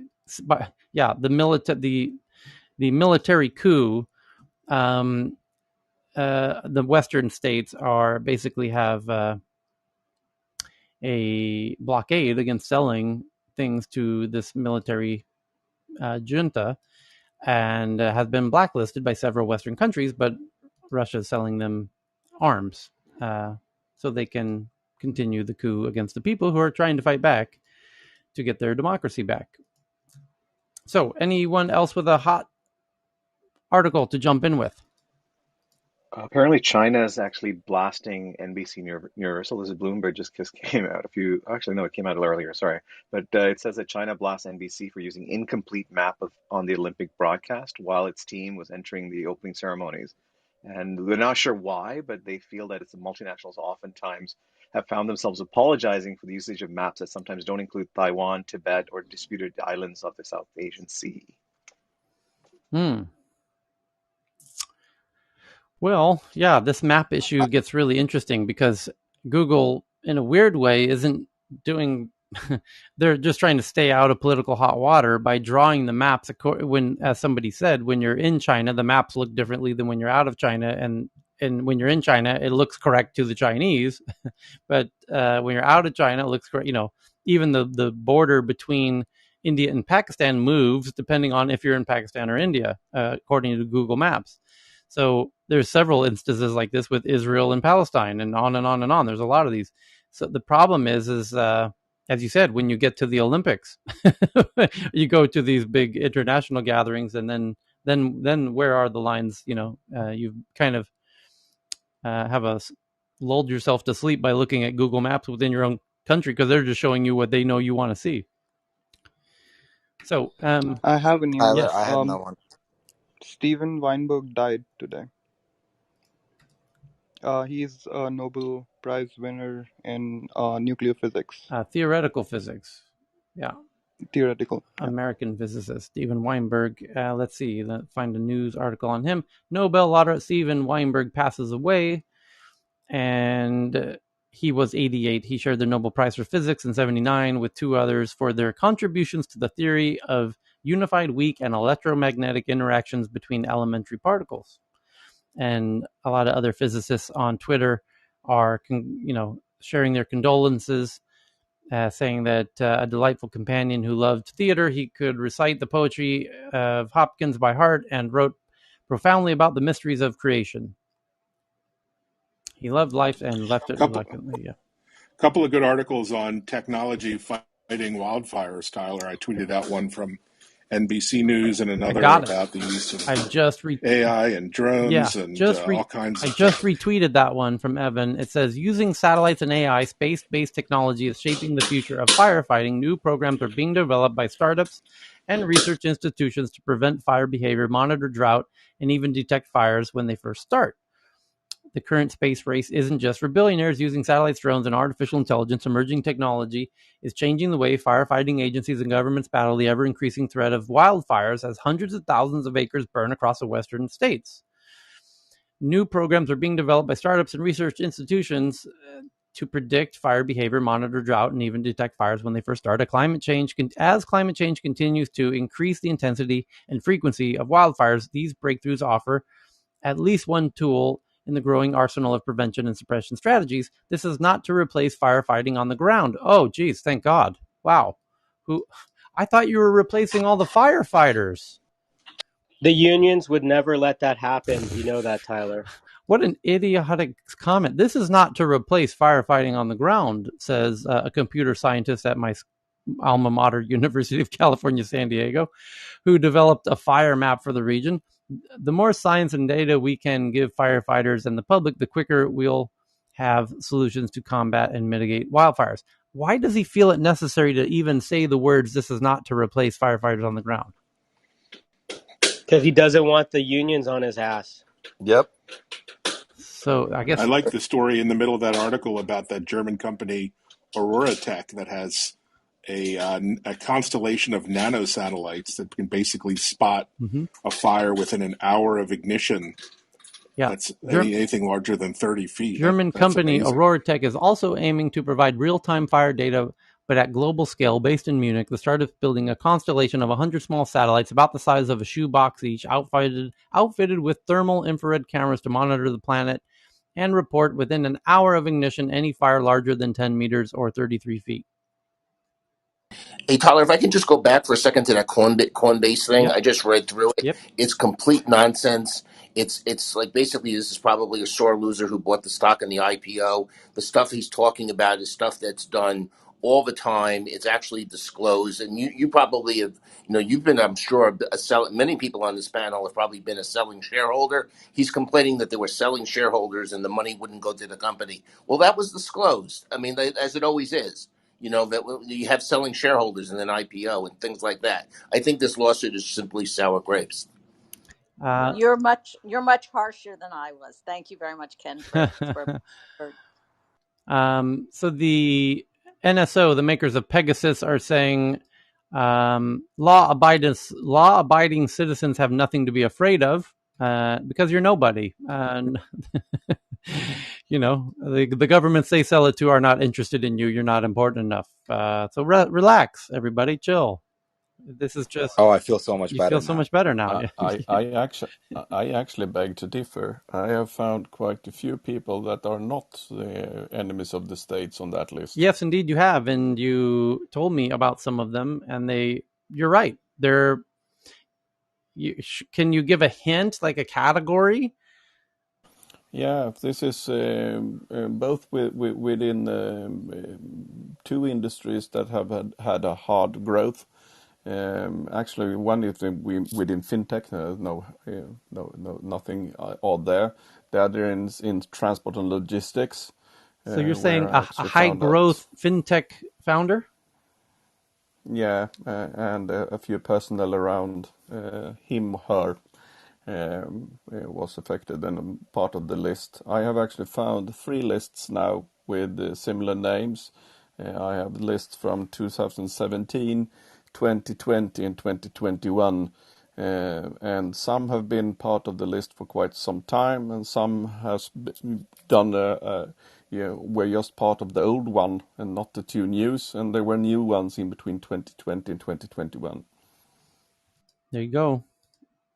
And Tyler, I had another article go ahead. also about surprise, having a mental health response team with the police reduces shootings and improves outcomes. So, not to say that defund the police was correct. I'm not even sure where I stand on that. But here, adding more resources. So, what they did, and this is from New York City's data that just came out out of NPR. I tweeted it early, maybe like a couple hours ago. But I was going to say that the early data shows, in general, for people that don't know, the reason why a lot of this is there is because 22% of cases, according to data from 2009 to 2012, 22% of cases in which an on-duty police officer used lethal force and killed someone was related to a mental health related call. That is data from 17 different states, and that's in this article as well. And what they did in New York is they said, hey, we're going to start a program called Be Heard, which is Behavioral Health Emergency Assistance Response Division. And what they provided was more targeted care for those struggling with mental health issues. So 25% of the calls that were getting into the police, to the emergency line, were actually mental health calls. And they had paramedics and social workers that would respond to those calls. This was primarily in Harlem and other parts of northern Manhattan, and they were getting about 16 mental health calls each day in that specific zone. And most people said, sure, we'd love to talk to a social worker. And 50% of those patients ended up going to the hospital for more care, but that was much, much lower than the 82% that were going prior to the study and this work. And so essentially 911 operators plus police is not as good as 911 operators plus police and or social workers. And the data now proves it. And so Minneapolis is now starting this next week and others. And I'm, again, the point here is it's not an either or, it's a both. And I think that's probably the right route moving forward, as the data shows. Cool. Thank you for that. India considering phased rollout of central bank digital currency. India's central bank is considering launching a digital currency, according to top executive, giving clear indication of its intentions. And now the FAA says that Jeff Bezos and Sir Richard Branson are not yet astronauts, according to the U.S. The U.S. government has tightened rules on which space goers can claim their astronaut status. Where's the Price is Right sound, Tyler? Or the Yeah, I want my 28 million back. So, Tyler, when I was reading that article, I remember tweeting it out as well, and they said Richard Branson kind of does sort of meet the requirements, but Jeff Bezos definitely doesn't. Funny. So I did want to make that caveat because he actually they went up there to see. I think the rules required that they do some sort of testing that's good for humanity, and then also you have to actually. I think he has a fighter's license or a pilot's license. Sorry, which does kind of allow him to be get to astronaut status. But I'd love to be corrected if I'm wrong here. But I thought they said Richard Branson kind of meets it, but Jeff Bezos definitely does not. So I guess all those Amazon employees and customers that paid for him to go up still didn't get him to be an astronaut. Sorry, Richard Branson meets it, but Bezos doesn't? Yeah, according to the articles that we were reading, it was just saying that Richard Branson, because they were actually doing one, it was not fully autonomous. Two, Richard Branson actually has a pilot's license and actually met requirements. There's like multiple Okay. requirements in there, and then Oh man. three, they actually did a test to see the impact of weightlessness. I Okay. believe something on Space Cabin or something like that. Wow. But that was at least Elitist. from that article. Wait Hey. for the Amazon Basics version of the astronaut coming out to your store soon. So what are the requirements for taikonauts and cosmonauts? Can they become that? Living. Okay, a few more articles here is from Vinay. The Amazon reveals national expansion plans for in-home care platform. Fantastic. Trick question. Why would they be doing that? Juicy. For the good of humanity? Yes, exactly. Chris, it's for the benefit of you and your grandma. And Tyler, grandmammy. in 2017, they actually rounded up a whole bunch of Amazon employees and people interested in this space, and they went on a road trip to all nursing homes, and they went and checked out all these home care stuff. So they've been on this works for a while now. So it's finally coming. And this was what I was expecting for a while now, especially with all the small little pieces they were putting into place. Yep, they're ready. That's what this says. It says, for years, healthcare experts have watched Amazon steadily wade deeper and deeper into home-based care waters. It appears the Seattle-based technology powerhouse is finally diving in and making a big splash. Oh my God, this guy missed his calling. It's because the reimbursements are there. I mean, like oxygen therapy is like $500 to $700 a month. Non-invasive ventilation is like $600 to $800 a month. And if you have all these long haulers, you have 12,000. You have thousands of dollars a year in revenue, and they see it. And plus, all these home care agencies, the stupid thing they did was they actually bought everything through Amazon sometimes too. Like there's McKesson's and all this stuff, but they didn't have a good way to like order these things. So of course, Amazon was a great platform to order. And so of course, Amazon has all the data on which was the most important purchases, what are the best purchases, walkers to canes to toilets to everything. So they are smart. Heyman, my learning from your room the other day was in a very good room. Thank you so much for that deep dive on that. I came out thinking that Amazon's gonna be a little like the NHS in the UK, right? Centralized, efficient, relatively efficient. But obviously at the front end, and at the back end, it's a company owned by shareholders. But at the front end, it's got some interfaces which are much more consumer driven. But the efficiency in the middle, the power, the buying power, the sourcing of ventilators like Chris's ventilator and things like that, just to get really efficient. So my question is, at one level, and of course the NHS collects data and makes deals with Palantir and Google, and we just talked about that earlier. So that's kind of analogous or similar. So what's the possibly kind of good for the healthcare system in the US, which hasn't moved much in terms of efficiency with all the issues I've heard. So there's kind of a sense it's good I'm just kind of it's good that they bought the things from Amazon. It's good that is it not? Is it? I'm No, just it trying to is. understand. No, it's definitely for the end user. It's great. Honestly, it's amazing. Like because even in clinics, when we like look through a product for a patient, right? You actually Google or go on Amazon and you look through those products and you try to figure out which one will work best at what price. Because that's something the price sort of what's the term? So basically, being aware of those prices is so hard to do when you deal with these middle players, right? These smaller shops or these independent operators who try to sell rehab products or any medical device product to your end client, the patient. So oftentimes what happens is they give you these catalogs, but no price on them. So of course you recommend certain things based on the catalog, but unfortunately for the patient, it doesn't match what they're able to afford or what their like what the government and their share would be, right? Governments usually cover around 75% in Canada, and then 25% is still up to you. But what happens, these prices are hyper inflated, and even the 25% is more expensive than what I could find on, let's say, Amazon for these patients. So that's why I'm very conscious of the price when I am actually recommending anything. And that's why I found like Amazon's helped a lot. But McKesson, for instance, they also have internal sites, but unfortunately, it's not as accessible. And if they were smart, they should have made it accessible. And that's why I was bugging. Like a lot of times, I would order extra. So, and I would talk to my pharmacy in the hospital, and I'd say, look, I'm ordering constantly of these products, right?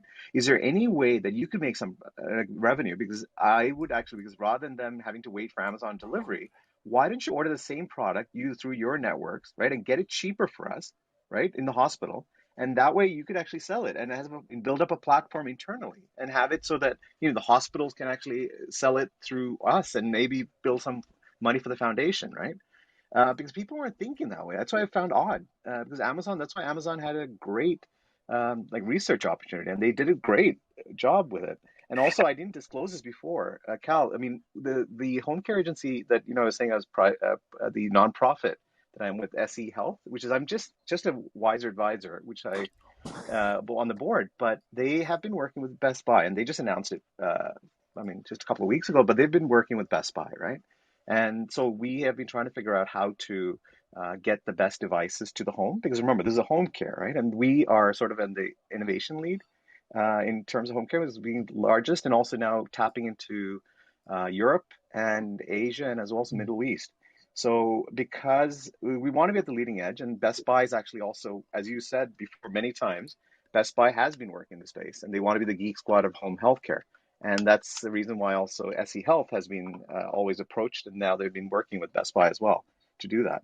So there are movements coming into the space, which is exciting for me, especially. But I'm hoping that everything's implemented well, and that's why I'm with SE Health, just helping them in that space.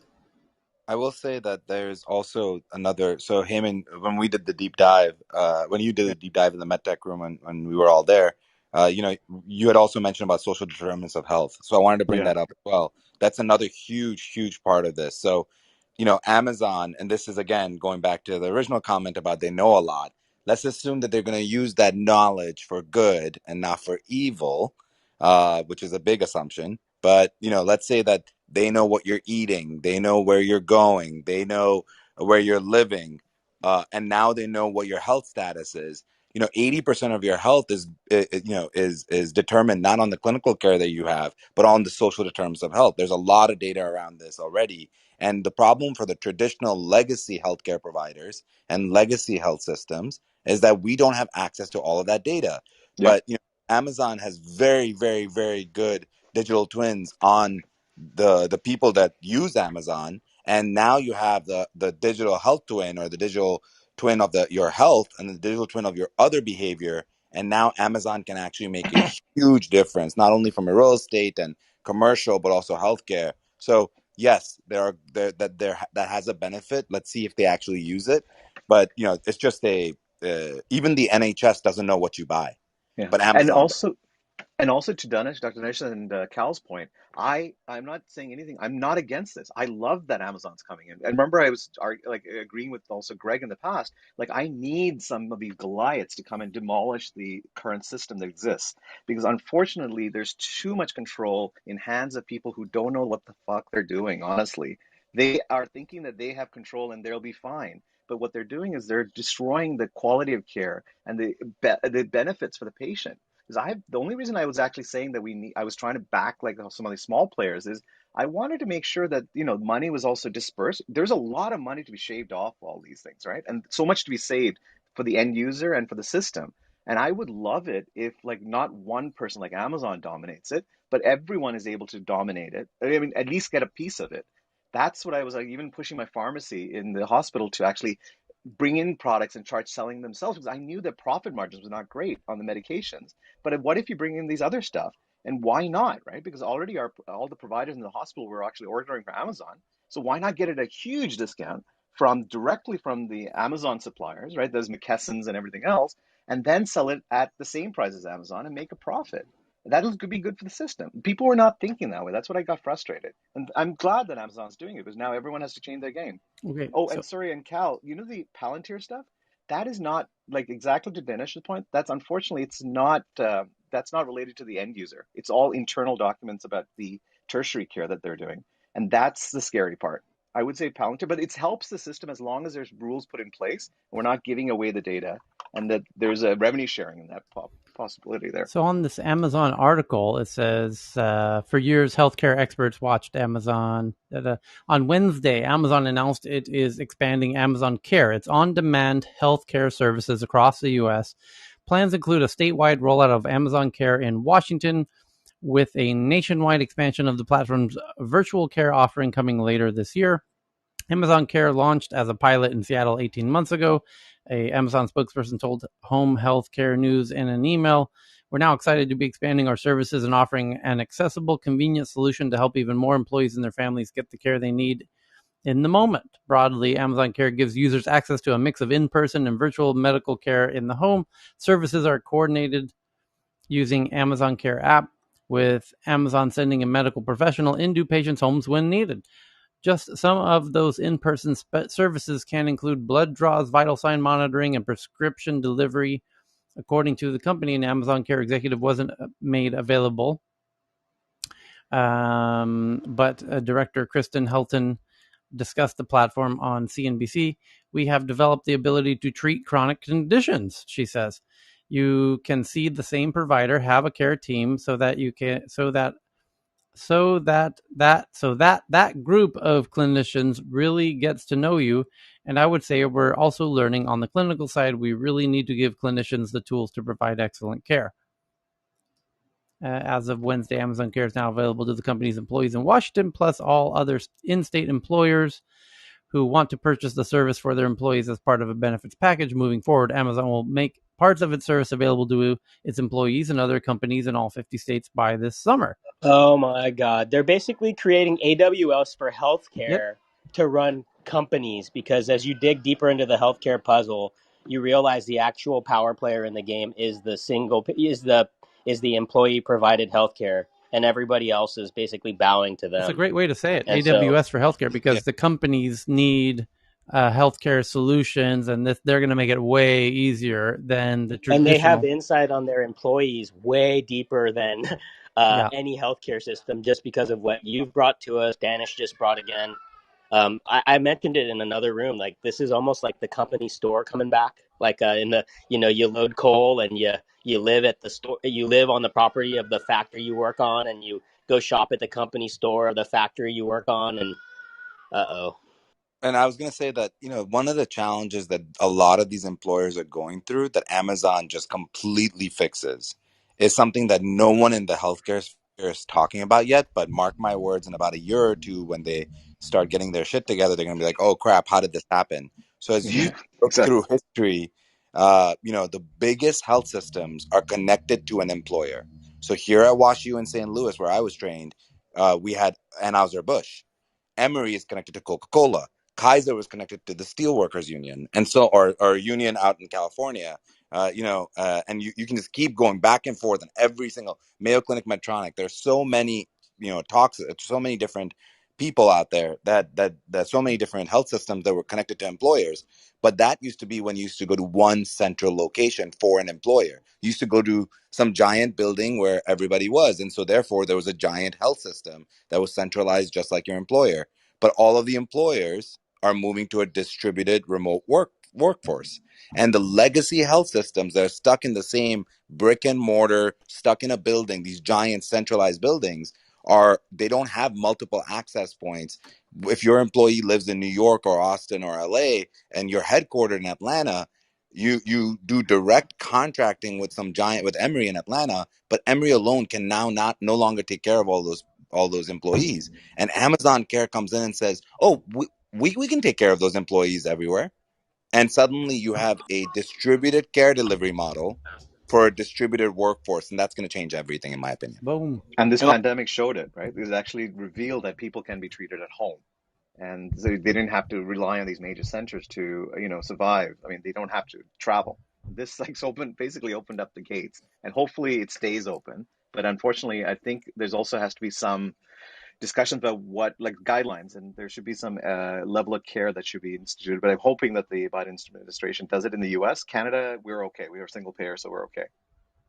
But a lot of these systems have, for one, the IDNs have been expanding beyond state level. Like Ochsner in New Orleans is now in 4 states, almost 30 hospitals now. So through management service contracts and also outright acquisition, they've expanded quite a bit.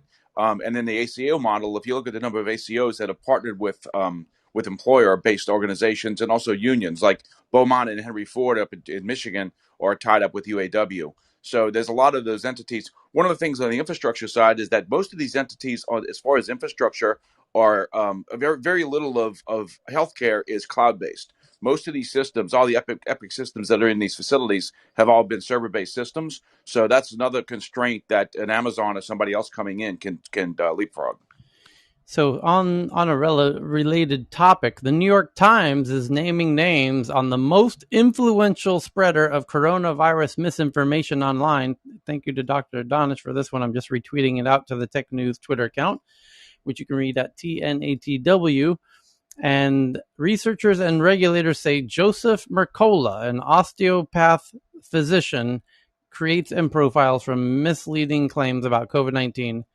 And the New York Times title, the most influential spreader of coronavirus misinformation online, which he's now going to have to live with for the rest of his life. And I'm sure his grandchildren are going to be thrilled when they grow up to learn that this guy killed millions of people. He's been around for a As while. long as he's not Yeah. Swedish. Yeah. Well, I was gonna say you gotta go deep. It's so interesting because as you sit in some of these COVID rooms, you start hearing a lot of the same things. So he wrote one article that even it came across my desk, and I was like, "Wow, this is fascinating," because it's this the grifter methodology of it sounds so logical, but then it's completely incorrect and completely non-factual. So this is an actual physician. He is an osteopathic physician.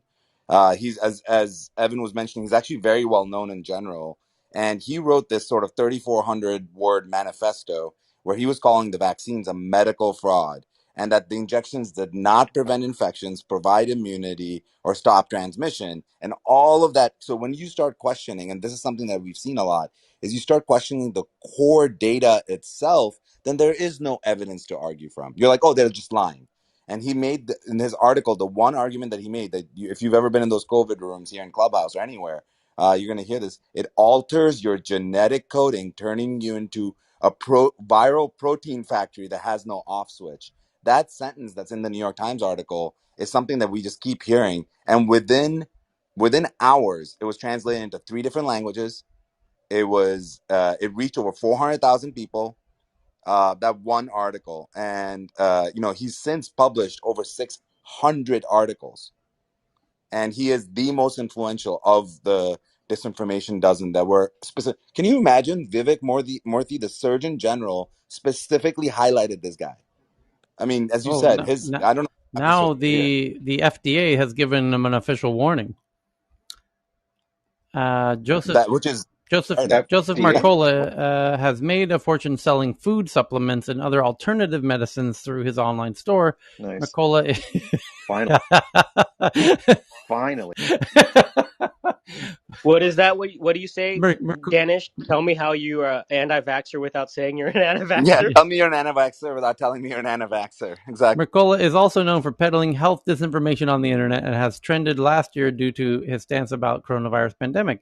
As the number of anti-vaxxers in the U.S. continues to rise, God help us, activists, pro-science groups, and the FDA are doing everything they can to correct any disinformation regarding the virus of the vaccine. According to the Center of Countering Digital Hate, only 12 people are responsible for 65% of the anti-vaccine disinformation online, and one of them is Joseph Mercola. Mercola is a promoter of anti-vaccination myths. His previous anti-vaccine... And he's a doctor. I mean, that's what's so diabolical is these doctors who people, look up to because they have the credentials. I mean, Well, that's what's most shocking. Evan, you know that uncle that you might have that says, "Oh, well, I heard from a doctor." That's Joseph Mercola. He's that doctor that everybody's talking about, and it's just a few of them. If you And he look goes at on actually Dr. across Oz. the It's like, whoa. disinformation doesn't. A lot Exactly, of them Dr. are. Oz. and Tyler, do you remember Dr. Oz and what he had said and how this had created such a big ruckus last year? No, please remind us. So he had spoken about this being just a virus, and I don't remember his exact statement, but he had to apologize on national television for his statements and that the fact that he had considered corona to be just another virus, and he was all for students to go back to school even though corona was at its peak back then. This is wave 1. And this is Dr. Oz who had to actually apologize, and Dr. Mercola seems to be, and this news is really significant because in America the number of vaccinations are actually reducing by the day, and the number of cases is still on the rise with the Delta variant. So very, very surprising. I don't know why he's being allowed to function like this. Money. So next big article, let's move it around. I'm trying to see if there was another COVID one. There is, from BB in the audience. I just retweeted this one, that vaccine makers take aim at Delta variant as COVID cases climb. Pfizer says clinical trials could begin next month as Pfizer is developing a COVID-19 Delta booster shot. Separately, clinical trials could begin next month. The USF virologist says current vaccines work well against Delta. Moderna is also working on a variant booster vaccine candidate. And is there any others on COVID at the moment? I don't think so. So we can turn it to an AI. Evan tweeted this one in, and I'm tweeting it out. AI being used to spot shipwrecks on the ocean surface and from the air. And this is actually more interesting than it sounds because, and I'm opening the article myself, I imagine it's likely to mention what's his name from Microsoft, Alan, where with this technological breakthrough, which is now enabling people to find shipwrecks. The ocean's very large, and this AI is making it possible to now find shipwrecks that are long gone. There's actually billions of dollars of gold hidden in these ships that are known to have existed, that are known to have sunk. And so people have been trying to find them for a very long time without the use of technology. Someone found one coin yesterday that was $100,000 off the coast of Florida. Wow. It's These are the wild. crypto coins you want. These are the cryptic coins hidden in the oceans that you want. So anyway, I believe it was Paul Allen from Microsoft who got in touch with the people who are really leading this technology and realized, oh, we can make billions of dollars with this. How much do you need, to fund this project? Oh, a couple, 10 million, 20 million. Here it is. Let's do this. And he's likely to make a killing. If he's the Evan, I think we should crowdsource this. Let's crowdsource like ocean rally funds just so that we all on tech news around the world invested in and get some robots. The percentage accuracy said something about 90+% at finding shipwrecks. I mean, this is wild. Yeah. They're going to find MH370. Oh, shoot. Well, apparently they just found something under New Zealand, like a whole new kind of continental shelf under New Zealand. Older women with breast cancer may benefit from genetic testing, as there might be it might be hereditary genes related. It says study results suggest older women with breast cancer should undergo genetic testing to assess if they are carriers of a genetic gene, of a hereditary gene variants, such as those that link to breast cancer. So it's But Tyler, this is old news. You know, my mom died of breast cancer yep, in the 80s. I'm an Ashkenazi Jew, and Ashkenazi Jews have a disproportionate amount sure, of this gene. I think it's called BRAC1 or two. yeah. So this is not like new. Yeah, no, Yeah. no, it's been well known, but I guess being able to do something about it is the new bit. With all of the new genetic editing stuff happening, and yeah, and Ashkenazi Jews have a lot to gain from doing kind of a lot of genetic research No, no. could be I mean, you used. could genetic test, but Yeah, basically, what would happen is that you'd have to probably do a mastectomy right, ahead of even getting the cancer, and some people have done that. Yeah. right. Well, Ken, I wanted to clarify with this specific news story. The thing that was interesting was the fact that, as you may know, like a lot of women over 65 actually don't qualify for genetic testing. So you don't test them for BRCA genes and others. Oh, I didn't know that. Okay. Yeah, so this is for women above 65. And the reason why it's actually very important is not just because of the breast cancer. It's and I don't know if Tyler was about to mention that too, but it's because those women that are BRCA, that have the BRCA gene, also have a high risk of ovarian cancer, which is often really, really can be very advanced before it's found. And so it's super important to get that genetic test for women over 65 who might have a polymorphism, and so a mutation in the BRCA genes. And I think that's what was interesting about this. Yeah, thanks for that. And then, Evan, you have this one about China's space station is preparing to host 1,000 scientific experiments. Researchers around the world awaiting the completion of the Tiangong to study topics from dark matter and gravitational waves to the growth of cancer and pathogenic bacteria. China aims to finish construction of the Tiangong in late 2020. The station will be used to test technologies for human space exploration and as a laboratory for scientific experiments. Who knew that China was building a space station? Did you? I didn't know. Yep, we've been covering it. They just sent some people up to it recently, the 3 astronauts. And remember we talked about the dating app, kind of a competitor to Tinder, called Bumble out of Austin, which IPO'd a few months ago, and how they were opening up a cafe and wine bar in Manhattan. Well, the dating... Yes, we did. Yes, we did. And now there's an update that the dating app Bumble made its name by empowering women to make the first contact in dating. That's how they're kind of differentiating themselves. Their New York City restaurant debut is delayed due to unexpected construction events. Beefcake isn't on the menu at the dating app Bumble's new restaurant. Oh, that's funny. And then we've got... Hey, Tyler, I had Yes. another one that was about juicy medical data. Okay. So there's a company called Omniscient Neurotechnology. I don't know if people have seen this news article, but Omniscient Neurotech actually gets FDA clearance for brain mapping software. So what they're doing is they got 510K clearance, which is, which means that they had some clinical data to prove this out. And what was really interesting is that they're the first company to actually study what they call resting state functional MRI. So you're just you're in a resting state. They put you in an MRI and they make you think about different things and they map out what's going on. And they actually use that to build what they are calling connectomics, or the study of brain connections. And you can actually map out different parts of the brain. And they started with neurosurgery, but they are going after Alzheimer's. They're going after others to try to figure out how because it's not, traditionally in the medical world, we always talk about different components in the brain and how they each have a function. But what we know now, especially with all these AI and data plays, is understanding that like nothing works on its own and it's just a giant connected network.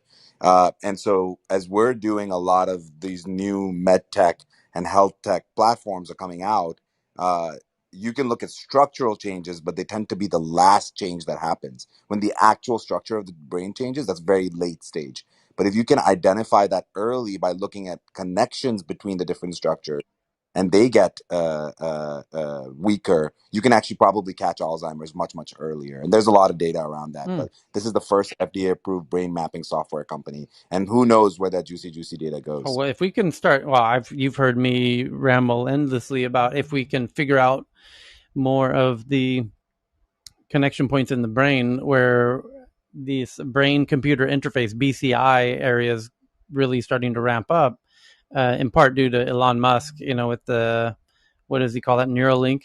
But the other people are finding, if you get 20, 30, 50 different labs all testing this stuff. And is Sid in the audience? Sid, are you hiding down there? Where's Sid? Sid, jump up here. We got to talk about BCI for a second. And Tally, I have a short one regarding Bumble when you're done with this there one. he is.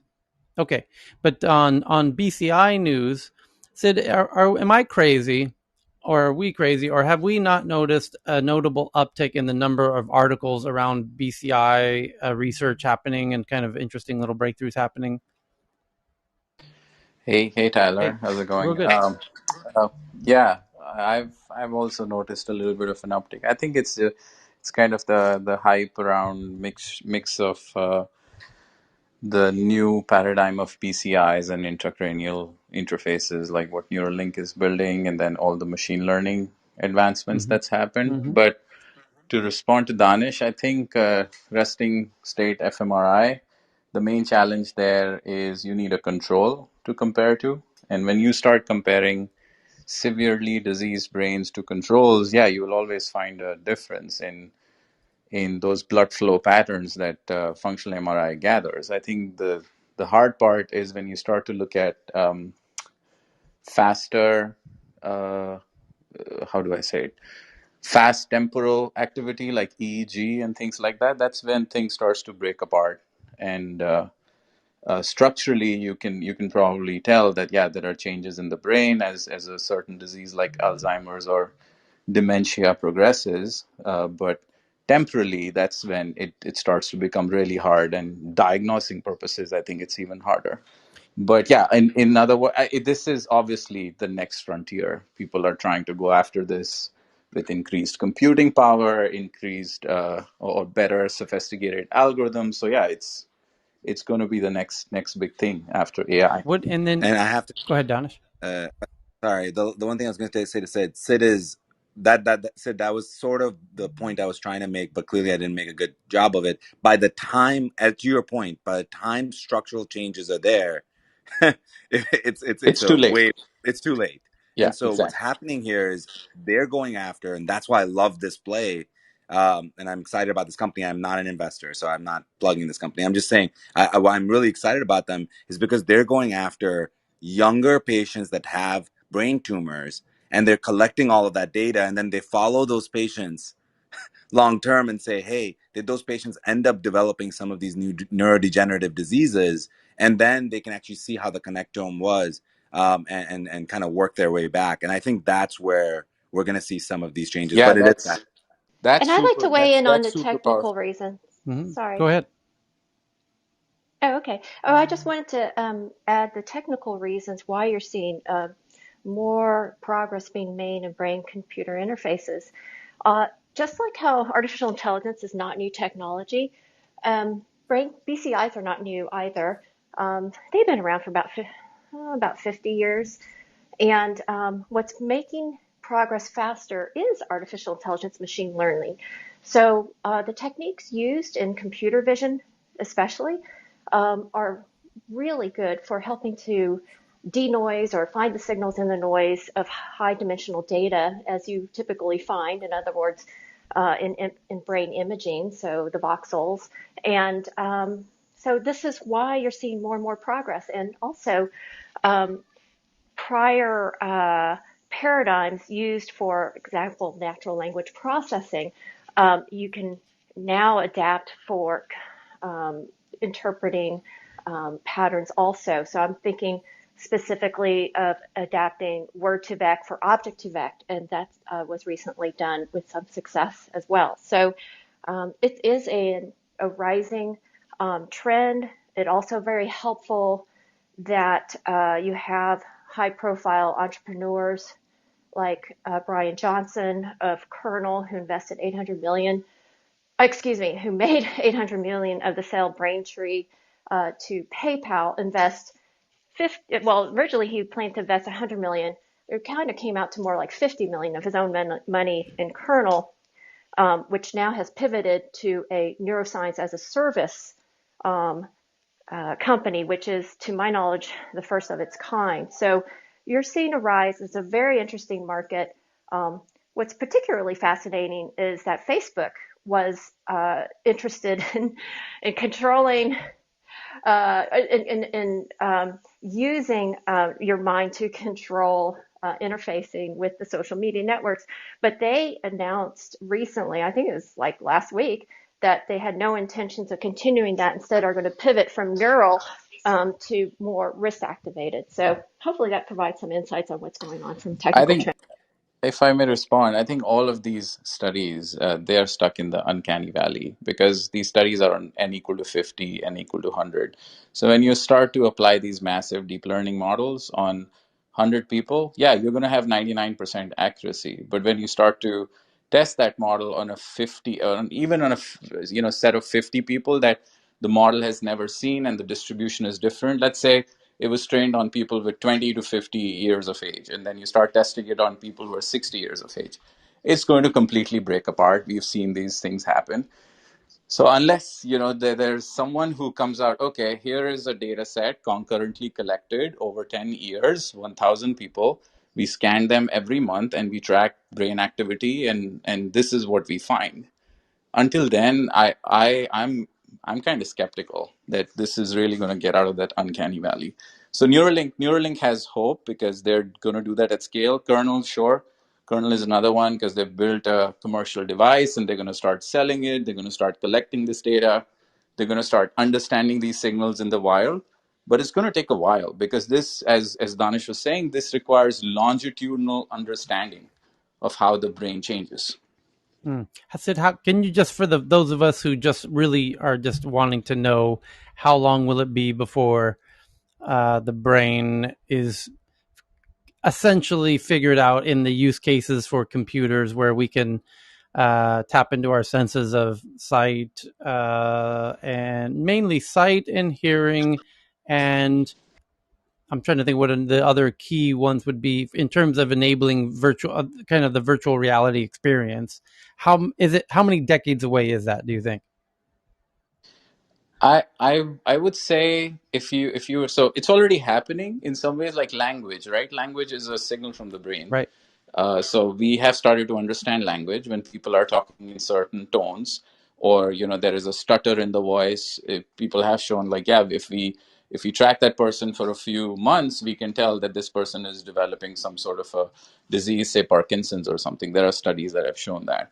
But doing it, all together, like, putting a device on someone and tracking their eye movements and their brain activity and language longitudinally, I think that's a much harder problem. So I feel that's at least a decade away, including Neuralink. Mm-hmm.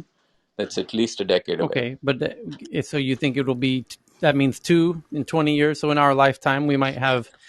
I think we'll have it in our lifetime, but what you're asking about VR is, I think VR experience is going to get better every year.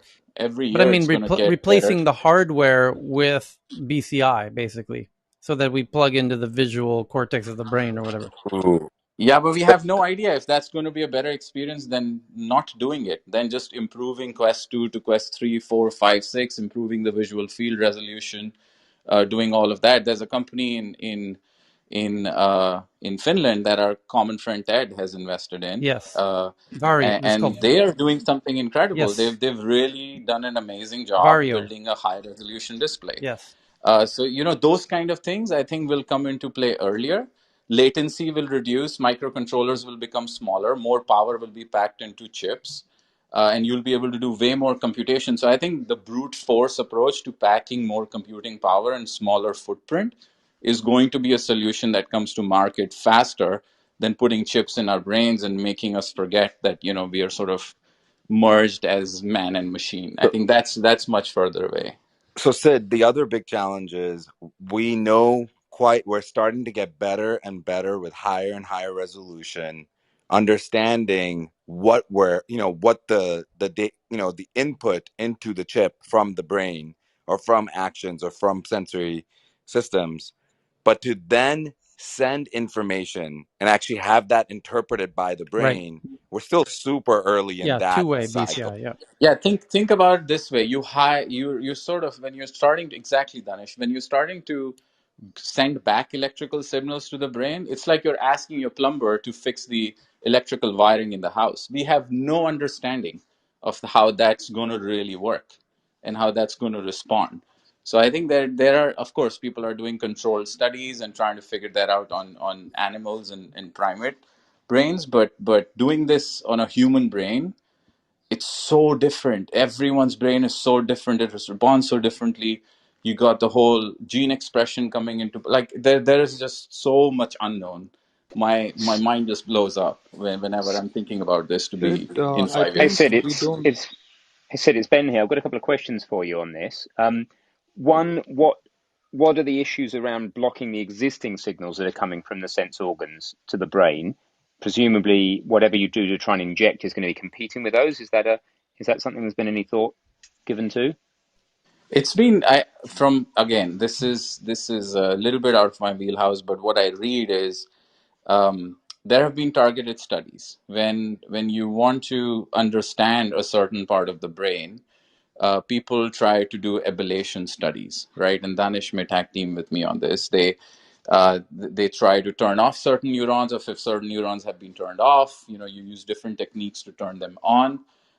Yes, there are paraplegics who are using these robotic prosthetic arms that are sort of being interfaced with the nerves that, you know, suppose someone's arm was cut off. So that sort of stuff works, and that really closes the loop with neuroplasticity. So, you know, if you start to use a robotic arm over time, the brain starts to think, yes, this is a part of my nervous system, and that the brain starts to adapt to it. So yes, there is evidence that has been shown to do that. But a normal brain, when you start to mess around with the visual cortex and you start to send signals to the visual cortex, how it responds and how it sort of changes the rest of the brain, that's a completely unknown territory, in my And opinion. Thanks, Sid, Sid. isn't it the problem, like when you have brain technology, right? Like our human brains, the brain adapts to what your needs are, right? But is there a risk that with technology being put into this, whether we might miss those, those nuanced changes that are maybe vital, and we may be censoring, or like sort of, so I'm missing my words here, but I may be having a mini stroke then. Sorry, just like, you know what I mean? Just sort of I biasing understand. the Yeah. growth, biasing that the gains that humans can have. Yeah, I completely understand, right? This goes to that whole question of exploitation and exploration. Most of Yeah. machine learning is exploitation. Okay, and we are talking about exploration. The human brain is an exploration based learning system. It's not an exploitation based learning system. All machine learning algorithms are exploitation based, other than reinforcement learning. That is why, you know, you see AlphaGo and all these other reinforcement learning based algorithms. I'm So I so think glad you put what that Heyman is, qualifier in there, Sid. yeah, well, what Yeah. what Heyman is, what you're asking is a fantastic question. If we start to build these neural interfaces that are more exploitation based, that, hey, if we wanted to show someone a hallucination of a cat, this is what a cat looks like, and it might be that that person's brain is not tuned to see the cat that way, and cat is just a very, very simple example, and we can talk about more complicated examples. But that's where I think the people are stuck in that uncanny valley. We just don't understand how that whole exploration process works for complex processes like playing a game in VR. Sid or Danish, one quick other follow-up question. I'm talking about Uncanny Valley. So when I fly a VR flight sim, it's absolutely mind-blowing. It's amazing. It reminds me of proper flying. One thing it doesn't do is even begin to do is act on my vestibular system. I feel no sense of G, no sense of balance, no sense of tilt. Um, Any what do we do Haptics. about that? Yeah, I mean, you could probably be, put in a. Beyond haptics, I'm talking like you accelerate hard in a car, you feel it in your guts, right? It's even beyond your vestibular system. You feel a rearrangement of your organs, etc. What I mean, Yeah, if someone what if is that sense, and how do we tap into that? yeah, if someone figured out how to sort of send a signal into the, those little bags in your ear, and try to sort of fool them to feel the G's, yeah, then that sort of an experience could be enabled. So again, goes back to my earlier point. These things are compartmentalized. So if you solve them in a more compartmentalized way, where you target the vestibular system and you make someone feel the G's, and you synchronize that with a visual response where you're flying a plane, and all these systems start to come together, then you see what might happen. But again, the unknown part is, how is your brain going to respond when you start poking these individual systems with asynchronous stimulus, right? So that's where I think the question mark is. That's why we will be stuck in that uncanny valley for a while, unless someone figures out how that whole exploration process works. Hey Sid, this is Mohan. I'll be back in Where two does minutes. oh, Go ahead. Yeah, keep sorry. going, I'll be Mohan. back in Keep two going, minutes. Mohan. Oh, okay. Oh, Yeah, just sorry. keep Okay. going. Um, I was going to ask, where does the work by, is it Professor Vishwanathan, Dr. Vishwanathan at UCLA or UCSD, where he had this notion of, even for amputees, they still think that their hand is longer and things like that. I've forgotten the It's phrase that he Is it Ramanathan? It's called mirror cells, phantom limb pain. Phantom, yeah, the Phantom hand or Yeah, whatever that he, it's using mirror he cells. did the brain mapping stuff, right? As part of that, he had these studies where people still imagined that they had these no longer present portions of their hand, and they were trying to control it using their brain. Phantom I've limbs, forgotten yeah. the full story on it. Phantom limb. So it's Yeah, from phantom limbs. yeah. So Sandy, No, I University of thought it was Sandy. Vishwanathan or Ramurthy or something, a Tamil guy. Oh, sorry. Yes, it is. Sorry, I almost forgot the name, but yeah, no. It's basically the whole point is like we've been using like it's a whole phantom limb is symptom is this phenomena where your body still thinks your limb is existing even after you have it amputated. So what happens is your body, because it believes its limbs exist, it doesn't realize that it's been severed, right? And so the end of those nerves are short circuiting. So your brain is having pain even though you look at your hand and you don't see the arm there, right? It's a phantom arm. It's not there anymore, but you're having pain there in the certain spots of your arm where it should be. So his idea was that, okay, there are mirror cells in your brain that actually can be reprogrammed. So he put a mirror. There's a whole idea. You can look it up. It's a beautiful TED Talk. I'll tweet it out actually. It's a beautiful TED Talk. And basically, you put a mirror in between your good arm and your bad one. The one, let's say your left arm's amputated. You look in the mirror of your right arm in the mirror, and it looks in your brain as if your left arm is fine, right? So you train your brain to realize, don't worry, those signals are, they're just false alarms. Don't worry. And you retrain your brain to like calm down and work. This is a basic, simple way of explaining it. There's so much more to it. It's amazing how our brain works. Hey, but Heyman, I thought he also then went on to say if you put some prosthetics, that can be controlled because of this brain still thinking it's there. Something like that. It's been a few years since I heard his talk, actually. Actually, we just discussed that a couple of weeks back, Heyman, with the that Yeah. opposable thumb that lady was using. Yes. Please Remember, she explain it. had so with the opposable thumb, this object actually was not part of her body, but for 2 weeks, her brain got used to using this opposable thumb opposite of her right hand. It was on the left side of her palm, and after 2 weeks, they turned it off, and she had the opposite effect, where she had the neuroplasticity actually told her body that she had a thumb and it was now missing because she had gotten used to it. So that's actually an interesting article. And that's something that never gets brought up when we talk about neural interfacing, especially with things like Neuralink. When you give somebody the extra insight or the extra ability to do something over a long period of time, it becomes habitual. Your brain recognizes that. Imagine what happens when you turn that system off. I think that's not being discussed because we're so far into wanting to get it to work. We want to see it happen. We want to see computers and human brains interface. That once we get there, we're going to start seeing that as a big problem. And I think post-traumatic stress disorder is going to have a whole new avenue once we start utilizing that. I But think that's Jason, that exactly what. also relates to this adaptation thing that Sid or somebody, Danish said before, right? That there are things that the brain does where it starts adapting, and this sounds like one of those.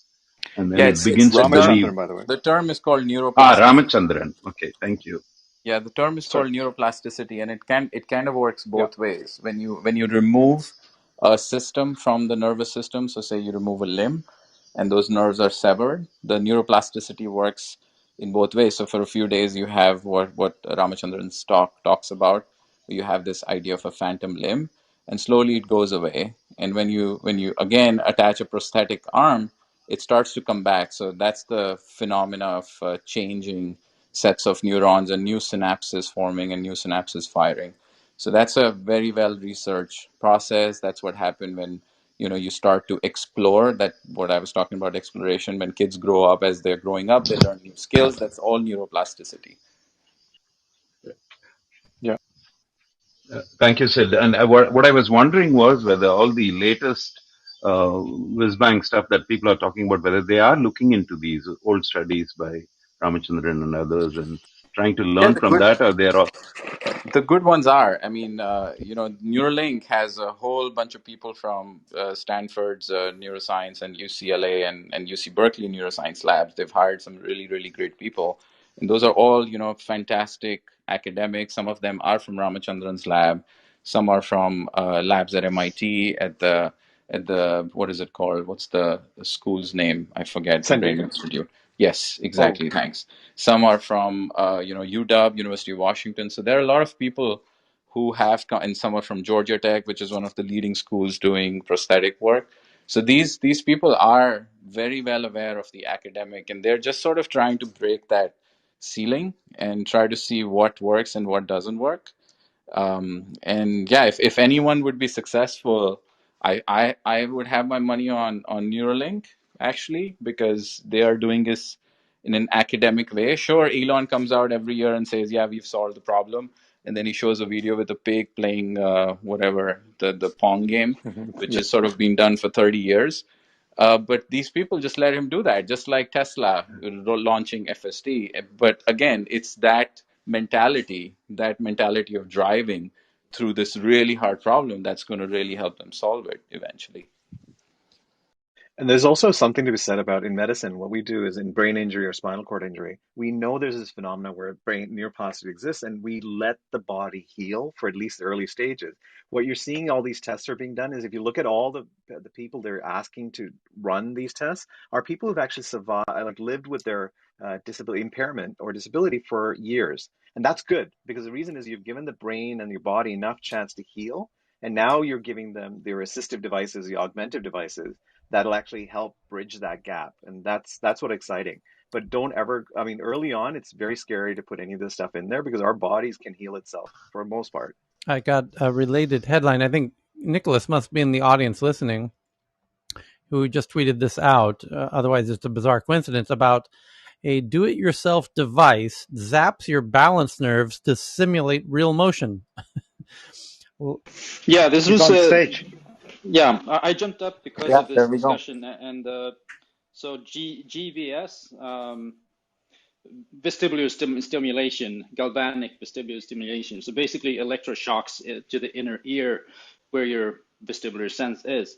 It's an interesting technique. It's been in research for a long time with application towards VR, AR, or VR specifically. So it's something to keep your eye on for specifically more immersion in flight sims or wherever there's artificial locomotion in the virtual world and you want to stimulate the body in the same way. That's probably an interesting path to go. Parkinson's is one of the areas that's being used now. thank you for that, Nicholas. Other interesting news happening.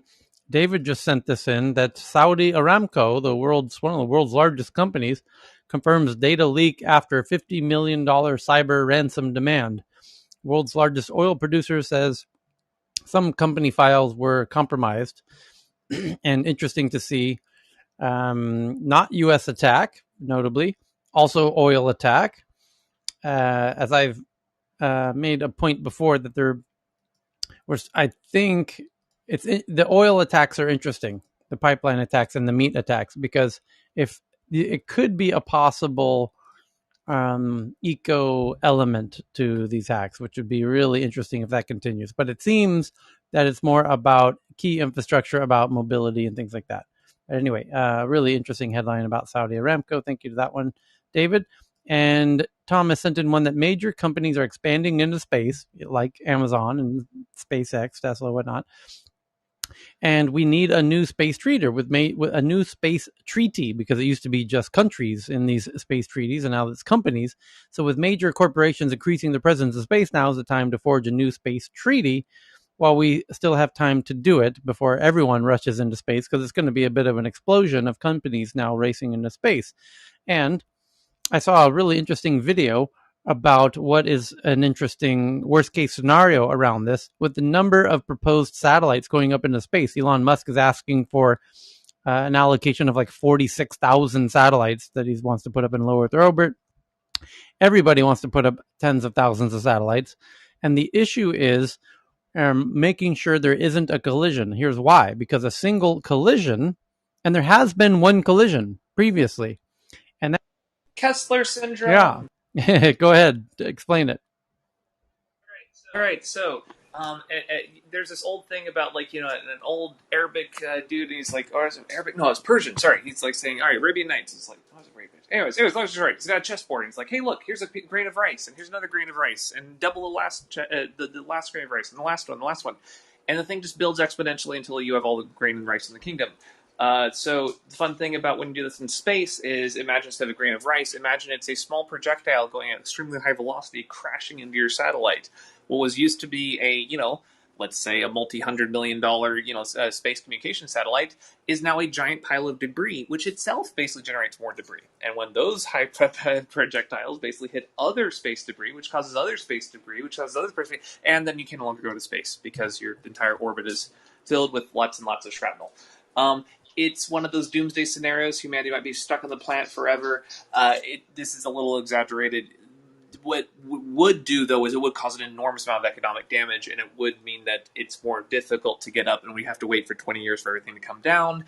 It'd be a royal pain. We have to send everything up armored. It's a very bad scenario, and they're trying very hard to avoid that. Until they randomly cause it intentionally with some space satellite weapons, but that's a whole separate thing. Anyways, yes. Doesn't NORAD track all this junk that's out there?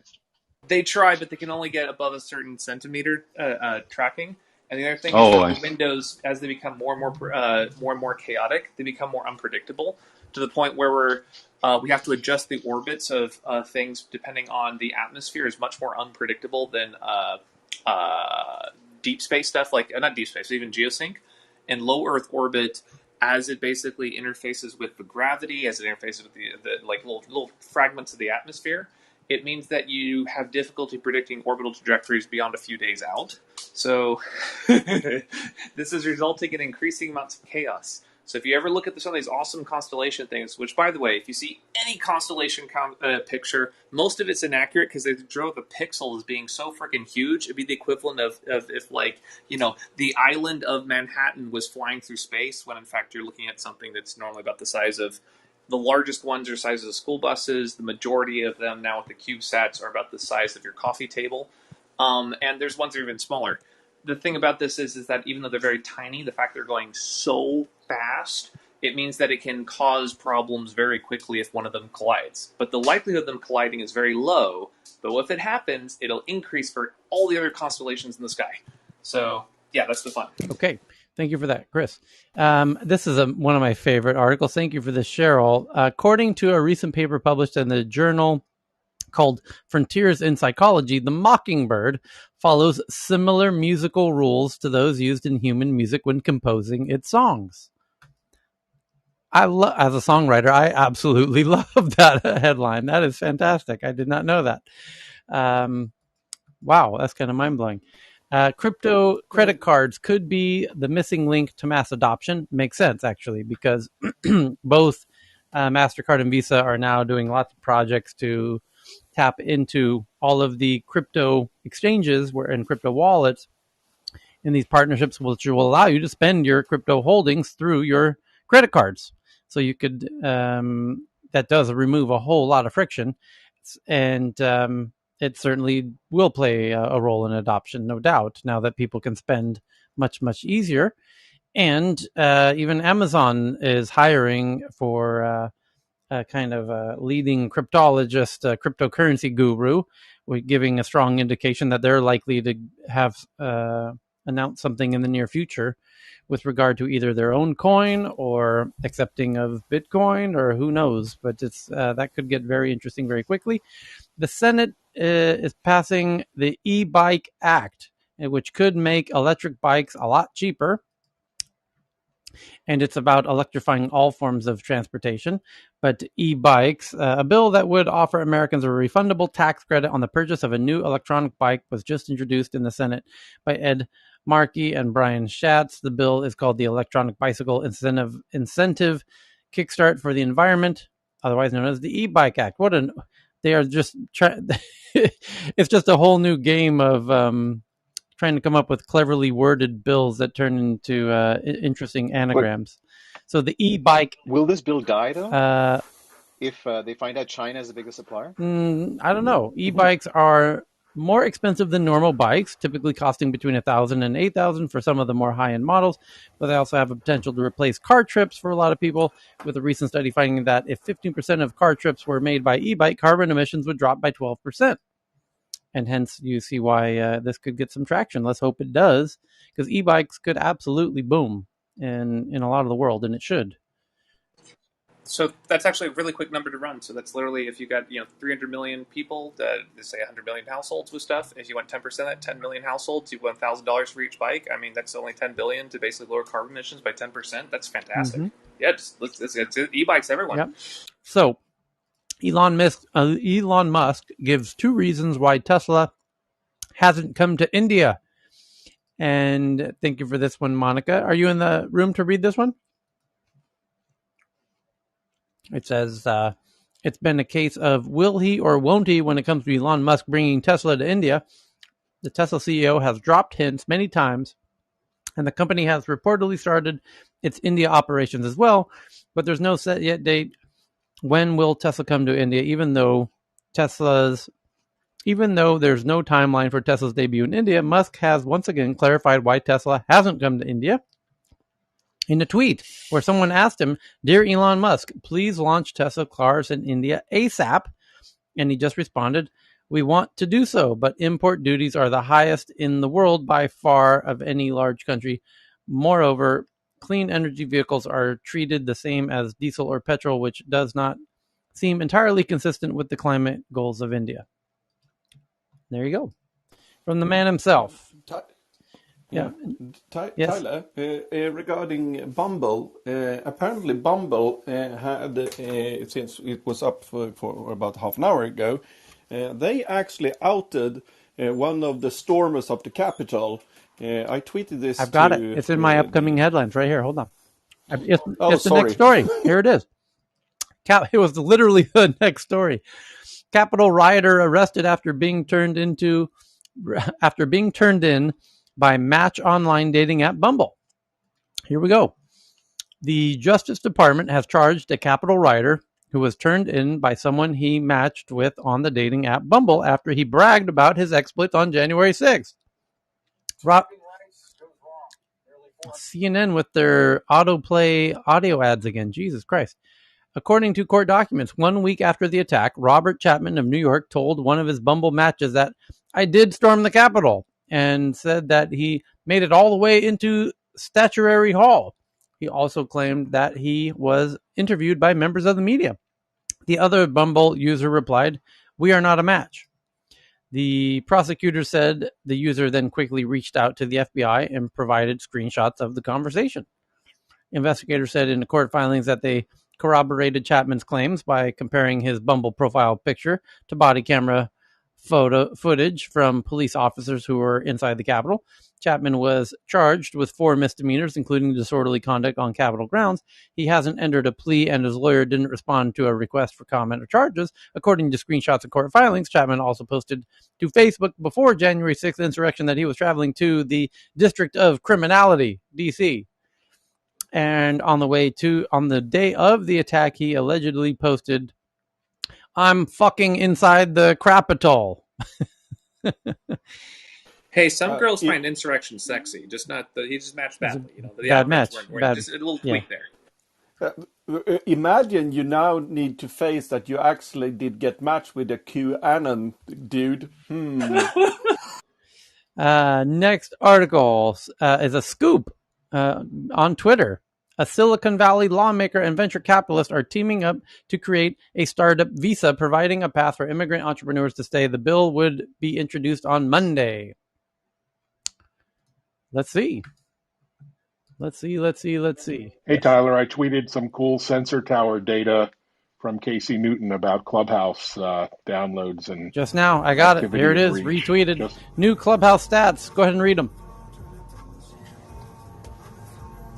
All right, so it's interesting. It's 7.7 installs in June. 5.85 of those were in India, where it was brand new. That leaves 1.8 million for the rest of the world. Previously did 2.7 downloads in the U.S. in March alone. And he goes into a long thread about retention. Clearly is still the biggest problem. So nothing really surprising, but it's good to see the actual numbers. Yep. And you had another one just a minute ago. Engineer builds self-launching miniature roller coaster with 3,000 parts. It's cute little. Everyone needs a hobby. Yeah, it's a fun little one there. And then here, pandemic wasn't dangerous enough.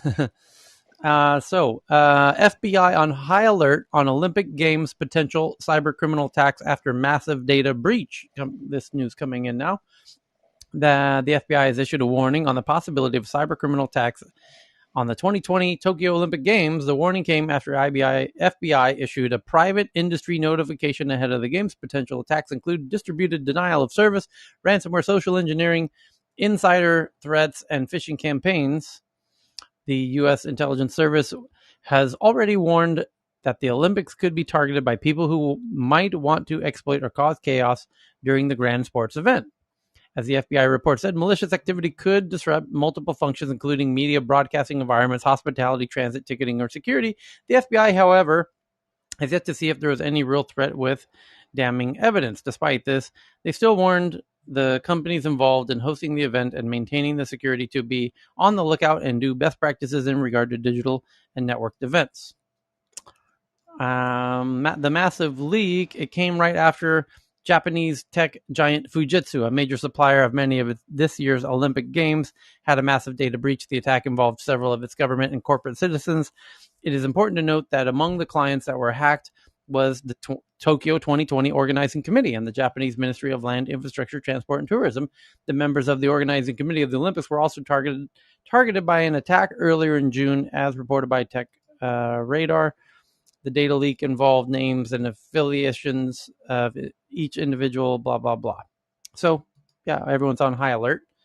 And if it's of any physical, anyone that would go to Tokyo to try and do anything physically is going to find they have a very unique challenge that there are police boxes on every major corner who are intimately familiar with everything that happens everywhere in the city. So it is technically not possible to steal a bicycle in Tokyo because every bicycle is known by every police officer, believe it or not, as Cheryl can confirm. Na? Zen Murideyo ne? Yes, we need to register it. So if you go around having this a bicycle without a label, the police can stop you and I'll give an example. I'll just give an example. When I used to live in Tokyo, I borrowed a friend's bike and rode by they're called Koban, the little police stations. And there's a Koban every 2 blocks or so, and they can all yell at each other and hear each other. So it's like the police are everywhere all the time. And they are very intelligent, and they've worked that same box for decades. They know the city intimately in a way that would blow your mind if you have conversations with them.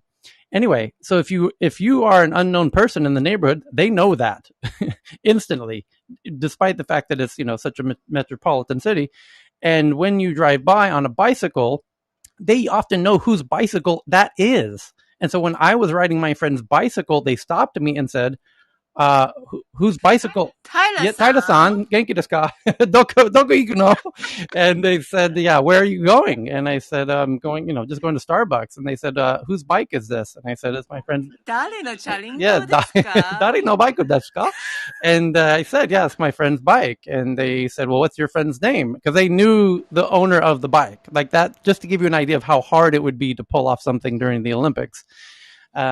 They know you don't belong in that town, and they know if they, by the way, if you seem suspicious, they're going to radio the next police box 2 blocks away and tell them you're coming, and they're on to you. There's very little that can happen.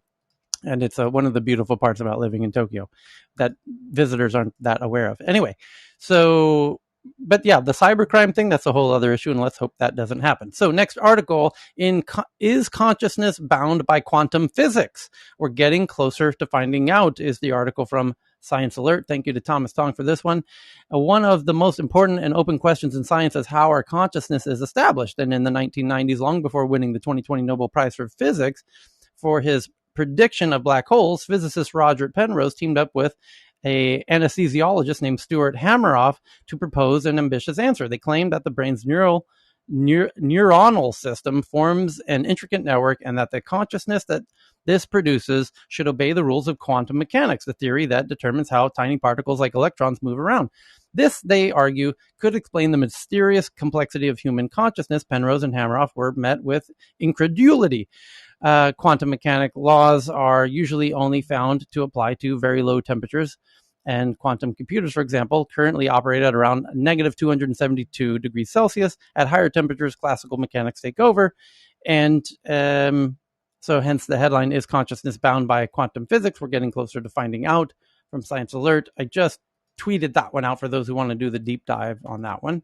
But it's somewhat relevant to our conversation a minute ago with Sid, about BCI, brain computer interfaces, and how the brain neuroplasticity and all of this stuff.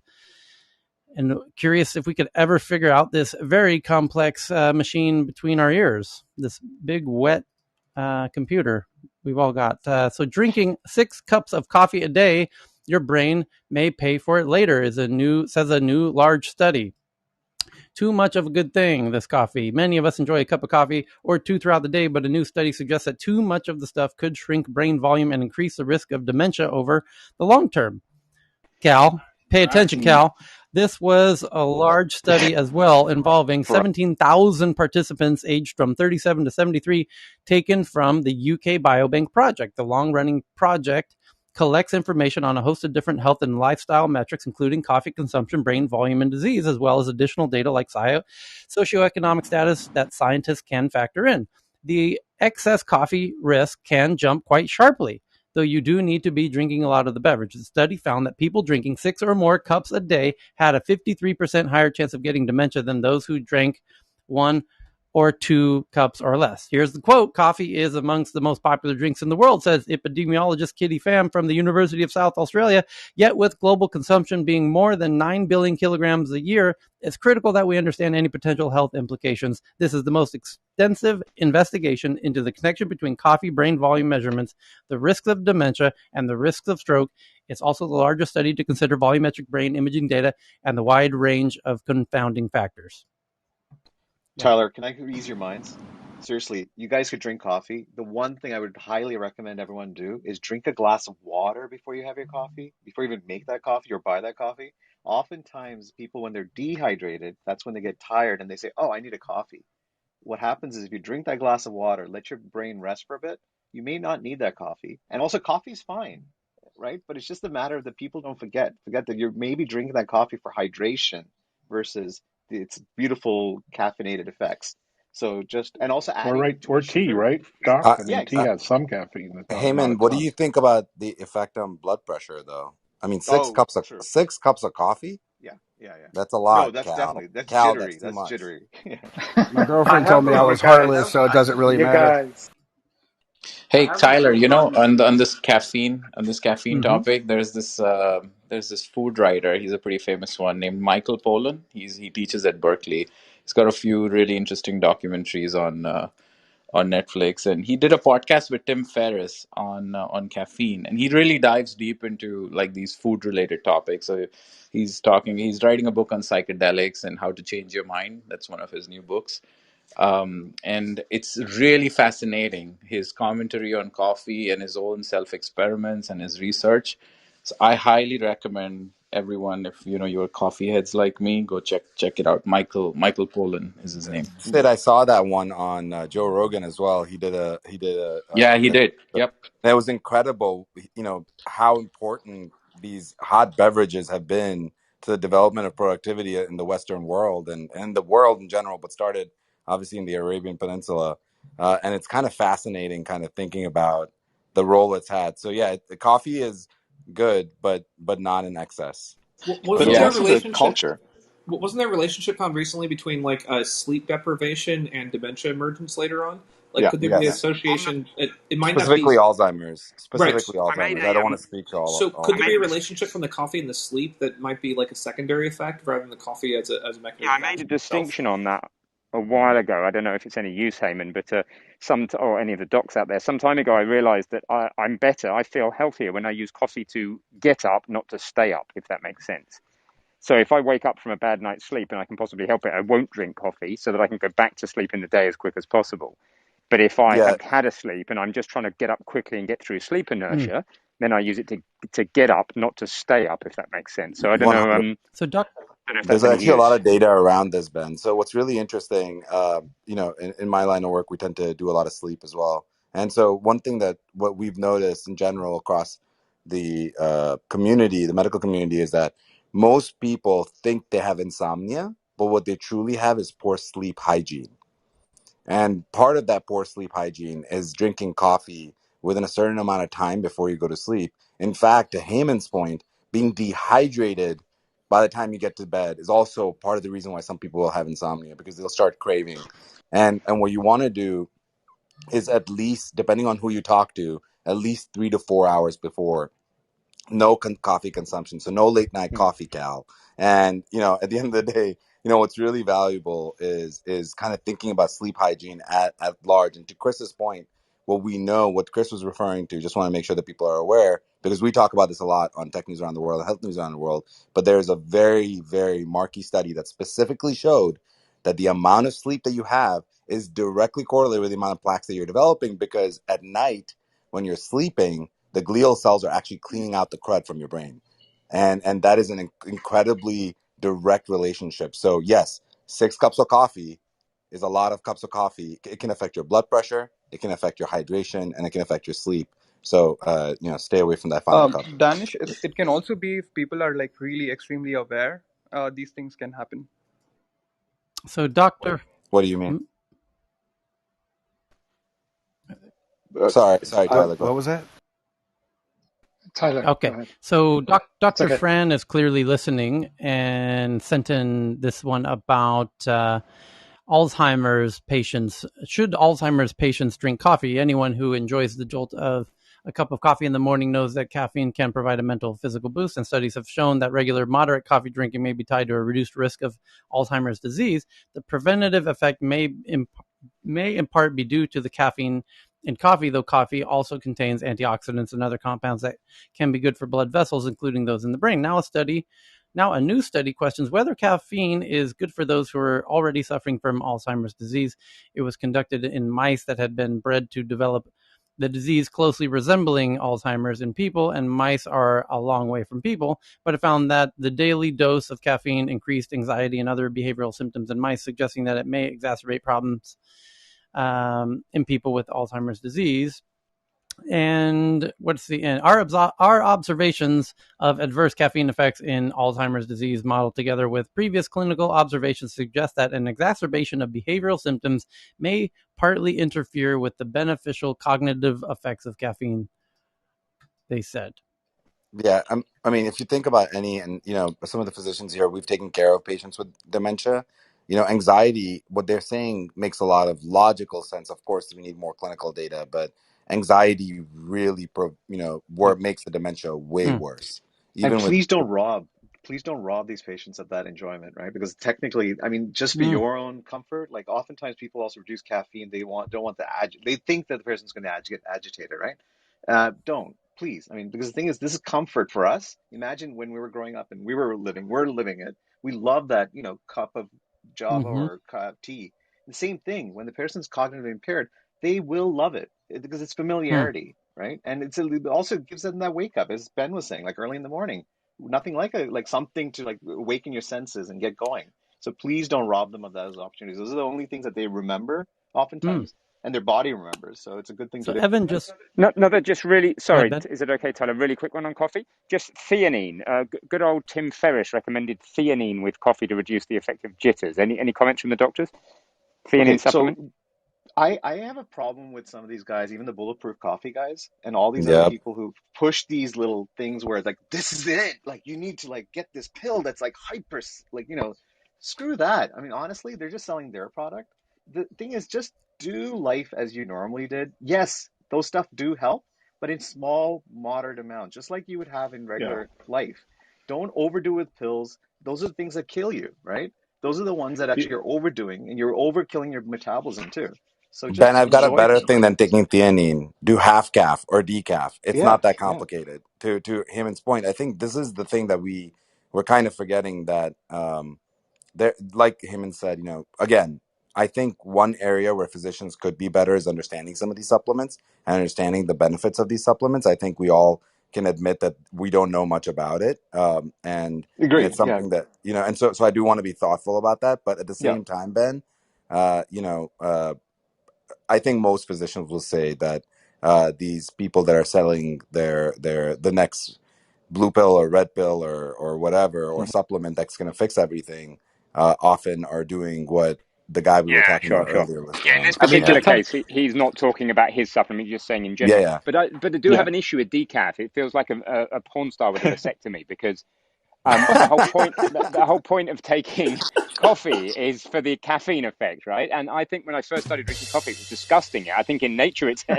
in nature it's an insecticide, right? So when somebody says, "Do you?" And it tastes disgusting. So and then I think my brain got used to Sure. it and then decided to like the effects, not the actual taste of the coffee. So whenever Remember, anybody asks me if I want a decaf, willow like bark, it's everything in moderation, right? Willow bark is actually a natural product that's in barks of trees, right? But I mean, just it's good for aspirin, right? Aspirin's actually proven to like help you with lessen certain episodes of stroke incidents.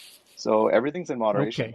That's why the pills could be dangerous. What do the experts say then culturally? Depends. In the US, you have usually big coffee, maybe a lot of water and less concentration. You go to Italy, you have the ristretto, and you have much more charge in that. Is there any correlation that, or is it just the amount of caffeine you take in?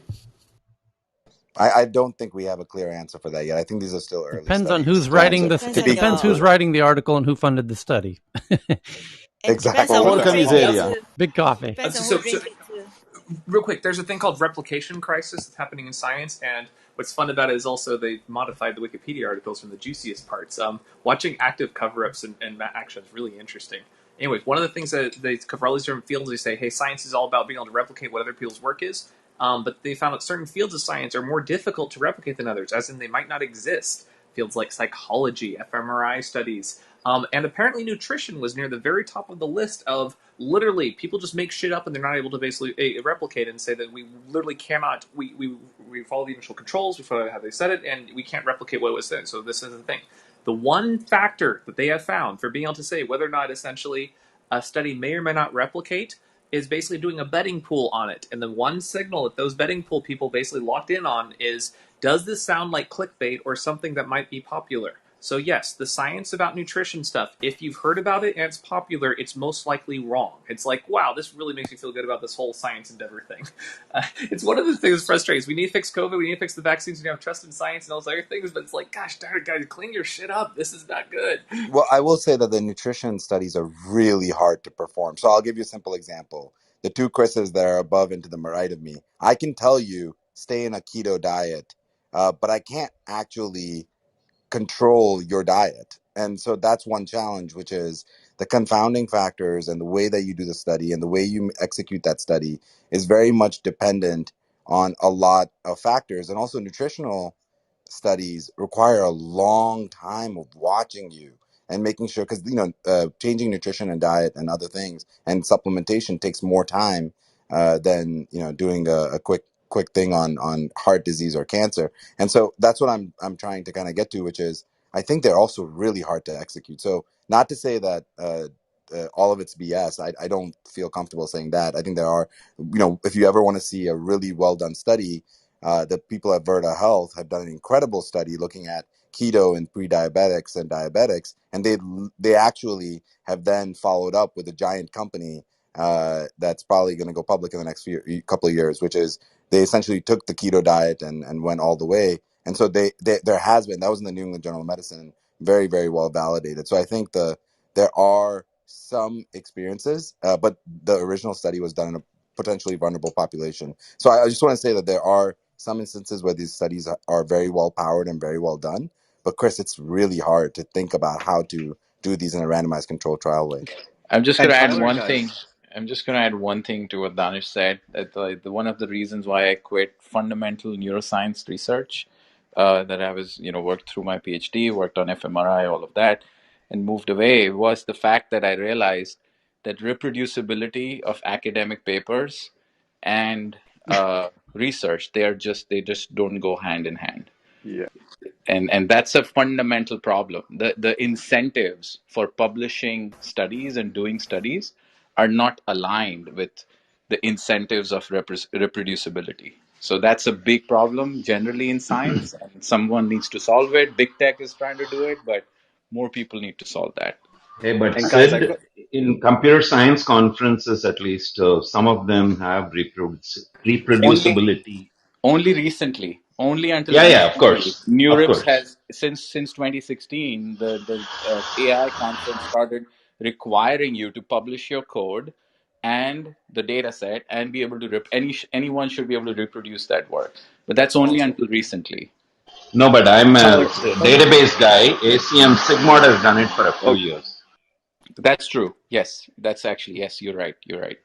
Yeah. Tyler, I think I've got the best exercise revolution. All right. It's called TNAT 15. All right.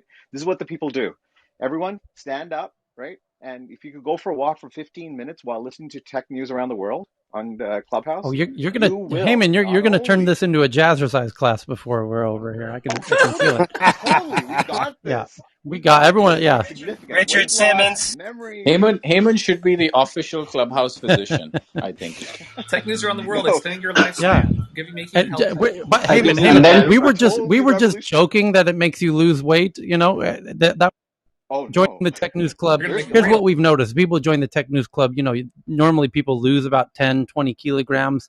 Your results may vary. People have even gained height, raised their credit scores, raised their IQ. We see all kinds of interesting results. But Heyman, that's technically it's just a joke. We're not actually trying to make them lose weight.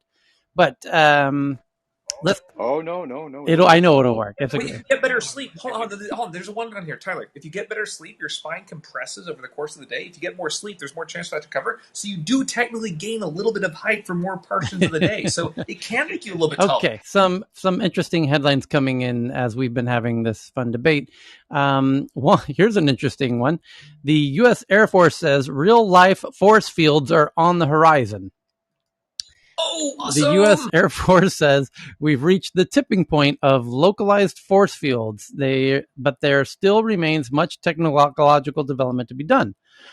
Science fiction often anticipates real-world technologies, and a classic sci-fi technology, the force field, is about to break into the 21st century, according to a recent announcement in an Air Force Research Lab report. In other words, we've reached the tipping point of advanced future weapons. An umbrella-like force field is on the horizon. This announcement came amid several other updates on the future of directioned energy weapons and how the military-industrial complex might effectively develop and deploy them in the near future. A force field capable of deflecting missile attacks is years, if not decades, ahead in technological development. But the AFRL report also said that this moment represents a tipping point of practicality. In a recent press release reported, the entity said the concept of a directed energy weapon creating a localized force field may be just on the horizon, but the reality of a force field and the FRL images looks less like the shields from Star Trek series than it does the orbital laser platform from the anime film Akira. But you can see a video all about it.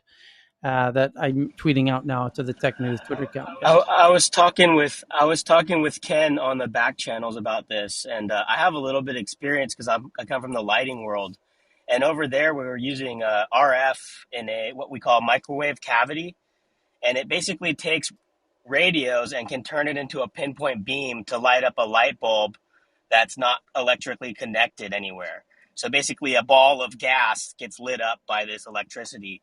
That company got sold to a Chinese firm and went dark, like I think in 2015 or something. Acquihire. So They need to turn there on goes the. They need to turn on that beam. that. There goes Hey, that. that sounds like terrorist kind of tool. Well, it's pretty high tech with things, but there's some really cool things to be done with things called magnetic bottles and plasmas and electrostatic fields. Yeah, There's well that's like what we were doing. They were plasma lights, so it was microwave cavity resonator cavities. And the thing is, they were using licensed spectrum. So we're using 400, there's way 900 more things you can megahertz, do. right? Yeah, no, if you got into the bad spectrum, 2.4 gigahertz, microwaves that can cook water, into some of the nastier stuff, which people don't care about. That's just a law you're avoiding. It's not physics you're avoiding, right? And so Ken was asking me on the back channel, like, what can we do about this? And I'm like, literally, except for a Faraday cage, probably nothing. And There's so some this is cool things in scary. this direction. It's one of those like it's actually much more. There's a lot more possibilities here than the science fiction probably say. Oh, it's just sci-fi. There's actually some cool stuff in here. Yep. So other interesting articles at the moment. Legal pot from Colombia. Colombia boosts budding cannabis industry by removing ban on dry flower exports, which is what cannabis is a dry flower, and now they can export it. And so likely to see a big boom in legal cannabis, but also in Thailand, where I happen to be, where we follow this kind of closely, due to COVID and the Thai's economy needs to kind of bounce back after being hit on the tourism front. The government's ramping up the legalizing of cannabis farming here in Thailand, and that could be massive because Thailand geographically is quite huge and it's mostly farming. So it's could be a huge boom for the Thai economy. Yes. Tyler, I have Yeah. one. Have you guys heard about a company called Dinocardia? It's a startup from MIT. No. So they figured out to real time map your blood pressure. Nice. It's called VTrack, and then they figured out a non-invasive blood pressure method. Very cool. Yeah. So the Rivian raises another two. Rivian is a competitor to Tesla, which hasn't really taken off yet, but has notable backing by Amazon and will likely be used as the Amazon vehicles and their Amazon delivery network once all the cars become automated and autonomous, and all the Amazon deliveries are being done by these autonomous vehicles. They will most likely be Rivian vehicles. So now you know what Rivian is. Rivian raises another $2.5 billion, pushing its EV war chest up to $10.5 billion. Rivian announced Friday that it had closed another $2.5 billion in private funding, led by Amazon's Climate Pledge Fund, because it's an EV and no doubt will be autonomous and will be delivering all of your Amazon orders in the near future. And finally, someone put the two together. Wave Energy solar desalination device to deliver water to 400,000 Kenyans. Two groups are working together to install up to 20 desalination units in Kitui County, Kenya. They use 100% solar energy, no batteries or chemicals, and it's solar powered desal. That's what you want. That's off the grid. Kenya do it. California can't do it. I don't understand. It's purely a matter of cost, really. So, yeah, I love it. I just tweeted that out for those who want to do the deep dive on that. TNATW Fiona. is the Twitter account. You can see it above my head in my photo. And Fiona, or has somebody? Hey, Tyler, you are not implying Kenya can afford that cost versus California cannot? I mean, come on. yeah, Ooh. no, I wasn't implying that necessarily. He was implying that they couldn't afford. We can't afford to line the pockets of the politicians that need to figure out how to squeeze money out of free. That's what he's really Oh saying. boy. It's a whole other conversation. Kenya Here we is go. So very well subsidized by the African Development Bank, and it can afford now to make water, and it has to. So it's got, we need it in California as well as Kenya, but equally, it's all about smaller service models and being able to optimize it and being able to bring it to communities that are in need. Thank you. 10 seconds for someone that's doing something really cool with Kenya for specific things. They are doing some amazing things with sand dams. These are really amazing. You have floodwaters, essentially. You just basically put up a concrete thing, and essentially it ends up building with essentially the erosion works in your favor, and it builds up massive amounts of water table. Look them up, sand dams. Sand They're dams. really freaking cool. Sounds like a cool techno band. They work in Kenya. They can work anywhere else in the world. Paul McCartney. We talk about deepfakes quite a bit because they're about to explode because the technology is on the horizon, and there's going to be a Cambrian explosion of deepfakes everywhere. And no doubt they will involve a lot of celebrities, and you'll be watching. In fact, we've seen examples already of Tom Cruise, saying and doing things that he would never do that look absolutely convincing. And yeah, people are going to do a lot of celebrity deepfakes, no doubt. But now Paul McCartney's gotten the jump, and he's deepfaking himself in his new video with Beck, where it's him performing in this music video, but as if he was back in the black and white Beatles era of 64. He looks 30 years old or in his late 20s. So it's a personal deepfake. Tyler, I think this gives more to Clubhouse than VR. So the next article is that more money chases Indian tech startups as investors shun Chinese names. Shares of food delivery. Oh, and let me read there's another headline that's related that I should read before I read that one, which, give me 2 seconds, is right here. And this is a humdinger of an article. Where'd it go? I've got a whole lot of tabs open. Where are you? Where are you? Where are you? Where are you? Oh, sure enough, you're the last tab. Okay, here you go. So we were talking about the Chinese education apps are being told they're going to be nonprofits. And these were some very big apps indeed. And some of them were publicly traded on the New York Stock Exchange. So the New York listed shares of TAL Education Group, which runs after-school tutoring programs for primary and secondary school students, tumbled by 55% on Friday. And other Chinese edtech companies like New Oriental Education and Technology Group slid 62% on Friday.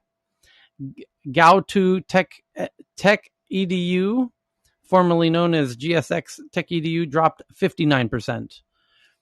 So these Chinese edtechs that were publicly traded that I wish I had known about were dropping. That was the room yesterday that I joined, the Chinese room. They were talking about holy cow, 60% drops in a single day. Oh my goodness. And so that's By the way, hey, Tyler, I have a question. Doesn't this kind of thing affect in some way the Chinese government also, some money coming back or whatever it is?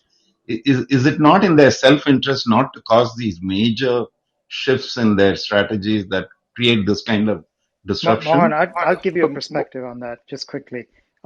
Just based having like worked there, bought a company off the Chinese government and then sold it as a U.S. multinational, right? And what I've learned is that if this question we often ask, is it going to be self-destructive to them, etc., they think long term. So they have a plan. There is obviously pieces we haven't put together, a decoupling, something going on. So I always veer on, just generally, I always veer on the fact, and I may be wrong, that they're just being foolish, right? I never veer on that. But I do take the trends, and the trends have been coming here, right, Tyler? We've been like seeing this for the last not trends, but the actions, the activities, the signals through the political room, through Justin, and then here we've been seeing this, and so this is Kramer's right. I mean, I just would love for somebody to come here and make a bullish case for any form, even a multinational, to actually Ian Bremmer, right? He's a wonderful, he's a political I think analyst. You know him, Tyler. Yeah. A political analyst. He said he was on a Clubhouse room probably about 2 months ago, And he literally said, I mean, he just said this is coming for U.S. multinationals. I remember asking that specific question, and so this is so one, it's just it feels self-destructive in the short term. Like I think Heyman said earlier about what's the the retaliation that's going to happen to the schools that they've invested in overseas, and some of the investments they've made in universities, and but they've probably got So, chess pieces, chess so, moves here. so Cal, I think okay. What it is this. I'm observing that with my three children, right? So what it is that if you look at a personalized education, and that's the future. And if you look at the Western world, my children, they all go to three private schools, and I pay shitload of money. One of the things that I observed is that the education system in the Western world is not fit for purpose. So one of the things that they're realizing is that I think, look, they are way ahead, and the way they're doing it is probably the right way to do, because education, unless it's very difficult in China. I mean, China is already competitive. I mean, if you look in the mathematics, the top three is if you put Hong Kong, Chinese and Singaporean, maybe to some extent some Indian kids against the Western world, they are by far right. If you go to Singapore, I mean, I wanted to move to Singapore so my kids could have this kind of inquisitive, creative learning, right? So Western world, the education system for the future is completely, it's a mess. So I think what China is doing is that they're understanding that the future is about personalized learning, and they just think that if you allow a lot of this, data with the, kids who start very early age to get out, so it's all coming back to the whole data. But now they're targeting education because they see the personalized education is the future. So I think that's what the narrative is, and they're doing the right thing, and kudos to them. Okay, so And But China is Kiran, pushing are you articles. saying that the government wants to take over this as opposed to private companies doing it? Because they're screwing the private companies in this new way of them, right? So, Mohan, if you But they, see, like in the last 4 weeks, 6 weeks, if you look at the top 10 Chinese, companies, they lost about $1 trillion. China don't give a shit. They, like Cal said, they're looking at 50-year, 30-year, 20-year plan. It's not a 5-year plan, right? They're not in a capitalistic mind of how we can report every quarter, how schools are performing. They're not under that, the pressure. So they see it as a 10-year, 20-year, 30-year goal. And what they're doing is that they are laying the groundwork so that everything is, look, I mean, can you imagine America punishing purposely top 10 companies $1 trillion? We They can would be dream. like, so they did that. I mean, so they just, I don't think these numbers, the 60% drop, they don't care because they got 6 trillion in reserves. They made so many amazing investment around Asia through the, Belt Initiative. And so they made so much capital, investment all over the world. They're reaping the reward after that, because only after the crisis, all of these guys had to pay them back. And, they literally have a 99-year lease on a lot of the countries, or they have a localized investment. So they figure this out, and they want to protect the data, right? So I think and Western countries. Real sorry, quick, I didn't mean to some interrupt you there, go but on. one more thing. The other thing, you got to realize where these stocks are actually. It's actually most in the West. So the people who impacted was not the Chinese. It's mostly the Western companies that invested in them, right? So Absolutely. be mindful. One more thing about this is that China understands that money is something that we made up, the whole financial system. It's a thing that's useful, but it's ultimately an abstraction for geopolitics. And the thing is, with the long view of history, understanding that essentially it's all ultimately an artificial construct, they can use that essentially, because right now we kind of have the mistake in the West where we consider that the end all be all. It's a useful layer, but it's not the only one. And they've accumulated enough essentially capital as a form that we trade in the West that they can actually use that. But it's not the motivation behind a lot of these things. So it's a useful tool, but it's not the so only an one. interesting. What I'm trying. But Heyman, what I had in mind was not so much the stock price drop itself being a loss for somebody and, in some sense for the Chinese government, but I thought these companies not doing well in the longer run might reduce their tax revenue or whatever. But Kiran has this other point, and Cal, thanks for your input also. Right. So the article. Hey, can I just one Sure, last Cheryl. point? Don't forget they are communists. Communists, they need to control the content. They need to control the things that their people consume. So Cheryl, I edtech think is very important in that aspect. Cheryl, I But think let's not. the way the Chinese is behaving, they pass beyond that communism, right? I think it's about data. Look, I mean, just look at Afghanistan, right? If people, young people in this room, and if they know the history, about 60, 70 years ago, U.S. armed Taliban to fight Russian. And then and then how we know how that ended up, right? And then 20 years after the weapons for mass destruction, they moved there. After 20 years, without even anyone knowing, they disappeared about a couple of weeks ago. So the thing is, they understand how this American capitalism works, right? When it suits them, they are there. When it's not, they will just drop you just like that. And then when they leave, like just like the British when they left the Asia through their British Empire. When Americans leave, the shit you have to handle, right? You'll be the one left with the shit to deal with. So Chinese knows that. So why would you let all of this valuable data just for what? You can have a $1 trillion market cap in the eddy. They just understand the power. They have 1.5 billion. If they can convert 30% of their middle class into a consumer spending, then they are completely in par with the US. They don't need the Western world because they have this massive consumer, and so look, there's multiple thread here, right? So the point is that China understand the data and the personalized education of the future.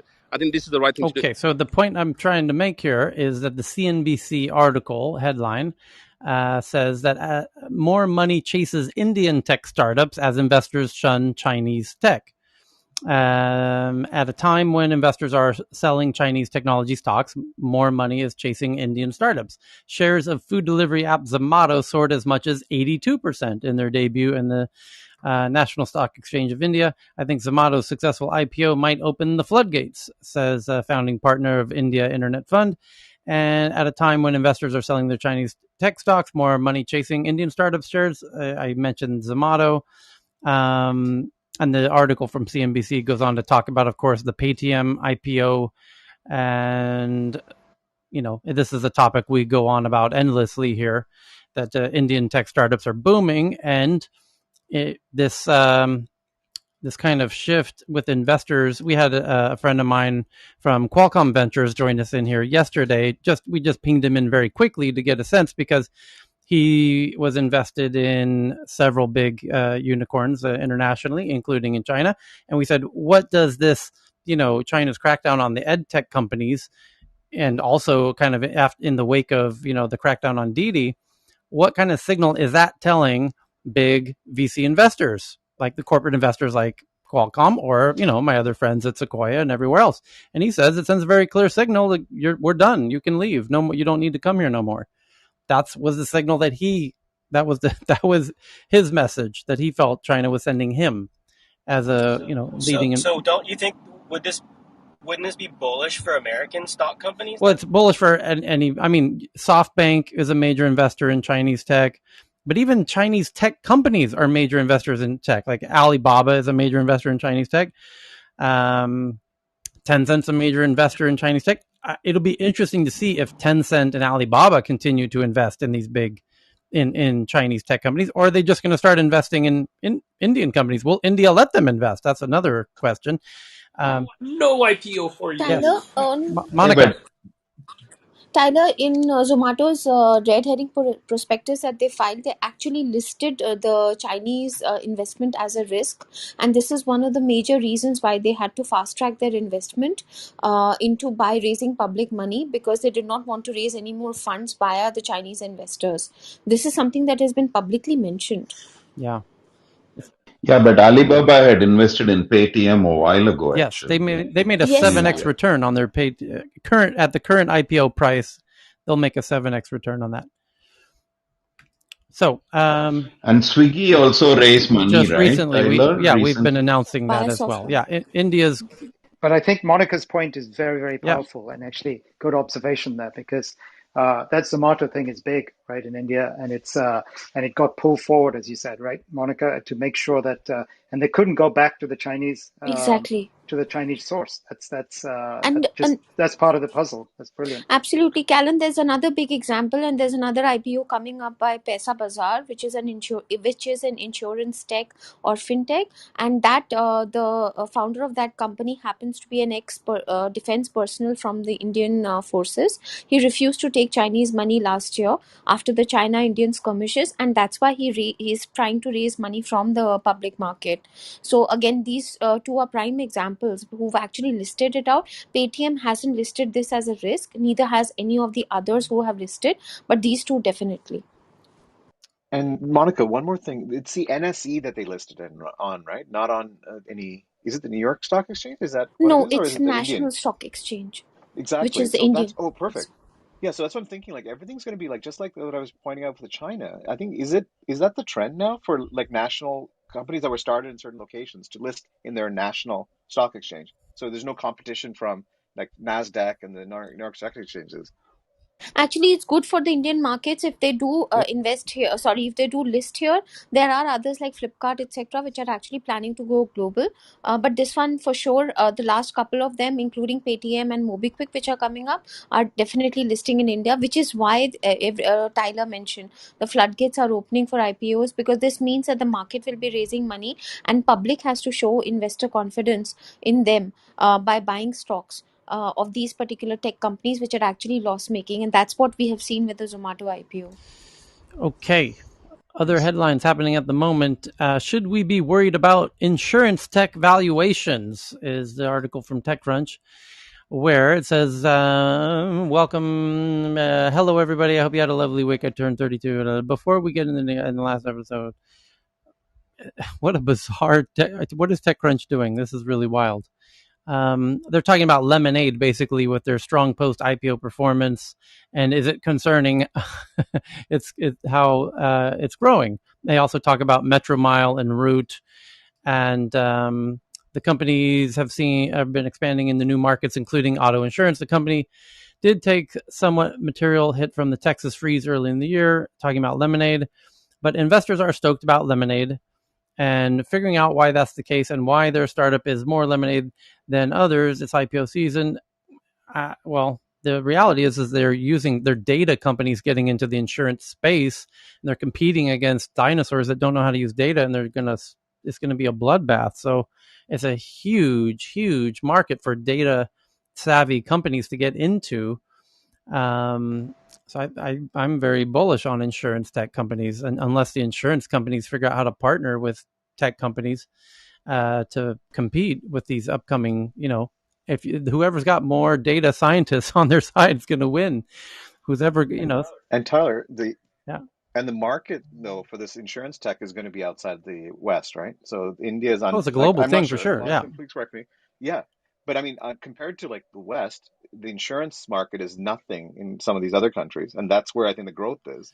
yeah. But the headline of should we be worried about insurance tech valuations? Not yet. They're going to take In the over. You know West, how yes. big those insurance tech conglomerates are, like AXA? Holy cow. Those are some massive companies. And, in the same way that, you see what fintech companies are doing in finance, I think insurance tech companies are going to be even, have even better luck in the insurance tech space. Ken? Hey Yeah, Tyler, can I make a point on the fintech insurance Yeah. tech thing? Even though I know little about that, but I know a lot about traditional finance and insurance companies and their accounting. You need to make sure if you're going to invest in these companies that they're just maybe just processing or just getting straight commissions. But if Right. they end up having asset and liabilities similar to with traditional finance or Right. insurance companies, there's all sorts of accounting games that can get played with that type Yeah, of and the thing. first thing they want to do is avoid insuring companies that might get hit with cyber attacks. And that's all. And then insurance companies themselves are primary investors in earlier stage companies. So like they wouldn't invest in threats. Well, I think that's the You know, that's the because we smart all move, which we were just seeing which was what Visa and Mastercard are now doing. They're acquiring startups on a at least weekly basis now. We see headlines of particularly Visa. They're both innovating more rapidly than ever before. They're both sponsor. They both fight to be a sponsor in my monthly events and my annual festivals. So that's been going on for a decade, as all the Swedes on stage know, like Aslak and Johan and such. But I meet with them regularly. They were quite slow moving historically, but boy, have they got a fire under their ass now to acquire the number of acquisitions that Visa has done in the last month, somewhere in the neighborhood of 7. It's like really unprecedented. They're like scooping up fintechs like they're going out of style. They tried to get Plaid for $5 billion, and then that was shot down by um, the U.S. didn't allow it to go through. And then in the aftermath of that, they've just gone on a tear on acquiring earlier stage ones that they can acquire, because Plaid would have given them a kind of unfair advantage. Yeah, go ahead, Ken. and I will say, Yeah, Tyler, yeah. Well, that I I'm was sorry. Go about ahead, to Ken. say that go ahead. I don't know who's going to. I was going to just very quickly say the reason why traditional finance and insurance companies trade at much lower multiples than many other companies is because of the accounting. They could basically make their earnings whatever they want, depending on what they do with reserves. Do they take adequate reserves? Do they release reserves back into earnings? Things like that. And that's what I'm just cautioning people to be careful about. If these fintech companies actually start ending up with balance sheets that look like traditional Yeah. financial Yeah, companies. it's a great point. So SpaceX will launch NASA's new alien hunting mission to a specific moon. Let's check this out. It says SpaceX has been awarded the launch contract Jupiter, I for a think. NASA mission that's main objective is to hunt for alien life on a faraway moon. On Friday, NASA announced that it had confirmed the launch date for its upcoming Europa Clipper. Yeah, Europa is moon of Jupiter, isn't it? The Europa Clipper mission, and that SpaceX has been awarded the $178 million launch contract. NASA's objective is a fly past a Jupiter moon named Europa 45 times, and with each pass, kind of wave and say, what is the objective with each pass? To observe it for any signs of alien life. NASA will get as far down as 16 miles from the moon's surface, as NASA researchers believe that the moon could have a global ocean that may host alien life. NASA has awarded SpaceX a $178 million launch contract. So searching for aliens on the moons of Jupiter, Europa. Fantastic. And congrats to... Does it say how long it will take for the travel? No. Bunny, the talking dog, is reporting her dreams, opening up scientific debate, is the article. The TikTok famous dog appears to communicate her nightmares, raising profound questions about animal cognition. The TikTok's beloved talking sheepadoodle never fails to stun her followers, from asking for play dates with dog friends and her augmentative and alternative communication device to posing existential questions. It appears that the more Bunny talks, the more insight we gain into the minds of dogs. And I happen to follow Bunny. And what it is her owners have created basically like a doggy keyboard. And imagine like a typing keyboard on a laptop, but each button is a word. So the dog has a vocabulary of about 40 words, but can use those words to make sentences. So like open door, let's go beach, things like that. And so it's quite interesting because the owners, every time the dog walks over to the keyboard, they make an Instagram out of it, and you watch the dog hit the buttons, and the dog makes sentences. And so now it's kind of escalating because it says Bunny has been trained to use specific buttons on her device, a soundboard made up of buttons with different word vocabulary recorded for each. And when she hits the button, you hear the sound that comes out. So when she hits the button that says door, it says door. And so, yeah, you can hear her hit the words, and she says, open door, go beach, like that. So it says, her communications are actually spontaneous, while the videos posted by her human parent, Alexis Devine, on TikTok are mesmerizing. A recent one sheds light on something scientists know little about: what dogs dream about. In the video, Bunny is clearly in the deep sleep, kicking her paws and making soft noises as though she's deep in a dream state. Devine wakes her up and asks, what talk sleep? So the owner asks the dog, what talk sleep? To which Bunny replies via her device, stranger animal.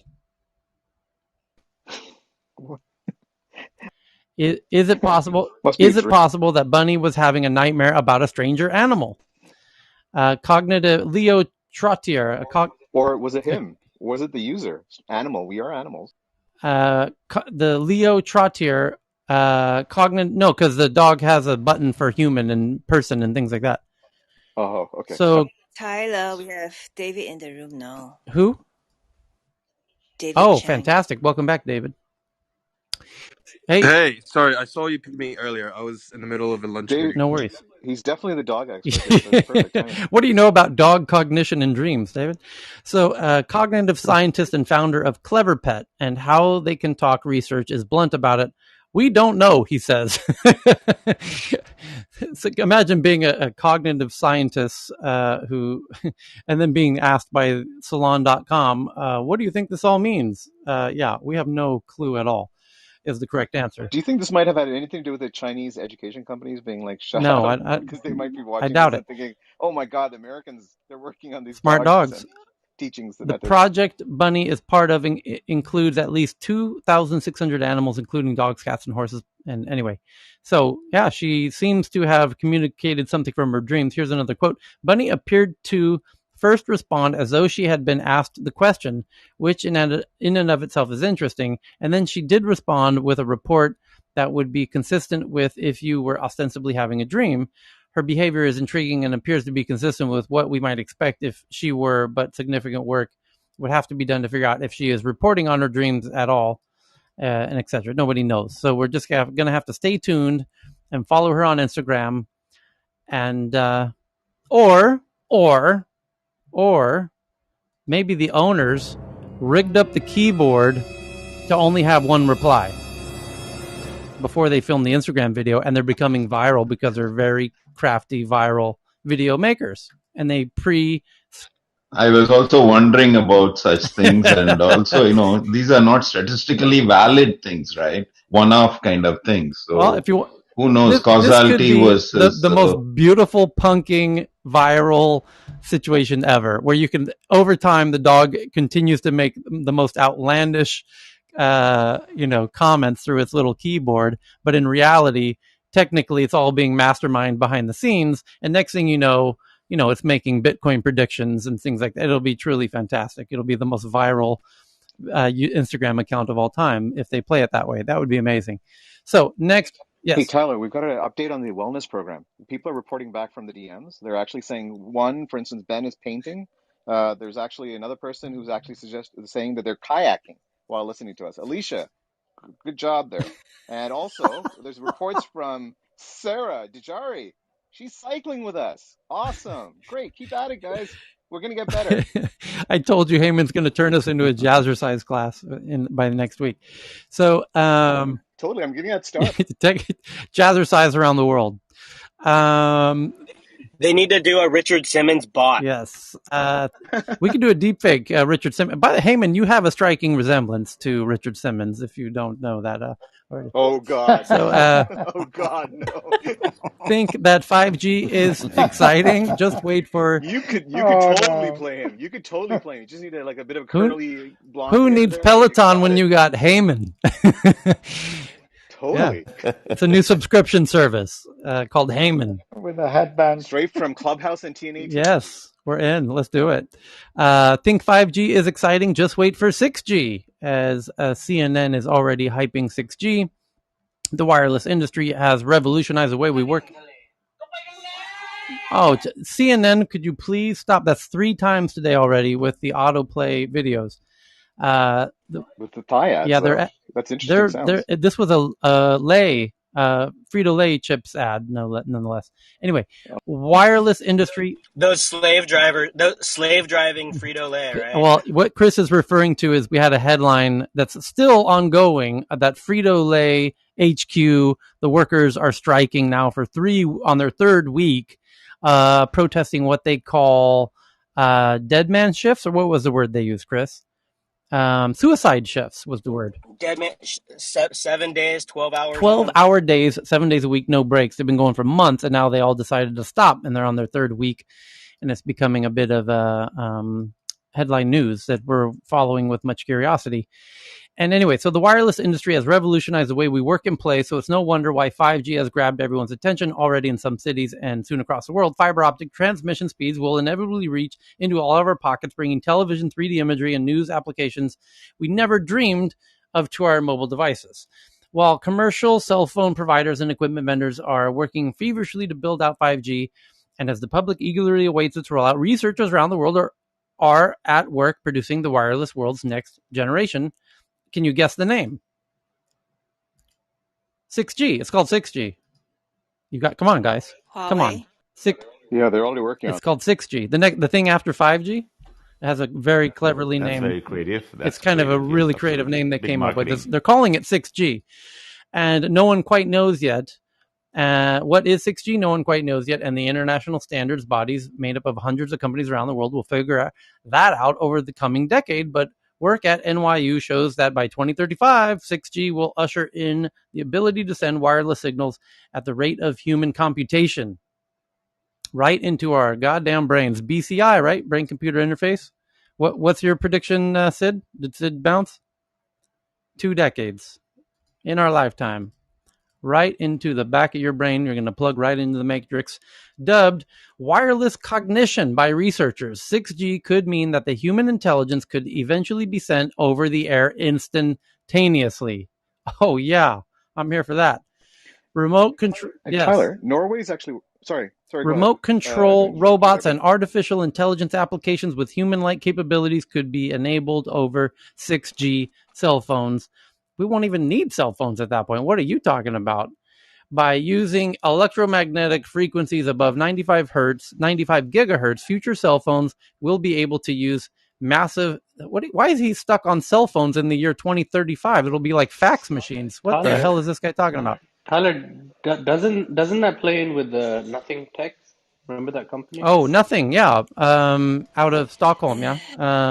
Carl Pei. Yeah, So Carl was yeah. doing the OnePlus company out of Shenzhen. He's a Swedish Chinese guy, Swedish national Chinese origins, working out of Shenzhen, and left OnePlus, the cell phone, to make a new company called Nothing.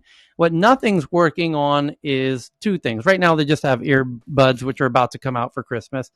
And then they're going to be doing the narrative clip, which was an older Stockholm company that Nicholas, who I don't know if Nicholas is still on stage or not, but he was part of Narrative, which was way ahead of its time. It was a little clip that you wear on your collar that had a camera and a microphone 12 years ago. And now many of the top senior people at Apple are resigning from Apple to start a company called Humane, spelled Humane. And they're bringing back the narrative clip now that the cameras have gotten a lot better, now that we have 5G, now that the microphone's a lot better, now that the chips are much smaller, the batteries are much smaller. And it's basically your iPhone 12 Pro Max, but without a screen. And when you take away the screen, you can really make the battery much, much smaller. You can make the device about the quarter the size of an iPhone if you took out the screen. But what can you do with an iPhone that doesn't have a screen? Turns out quite a lot if you get really good into the voice. Again, the voice algorithms are improving all the time.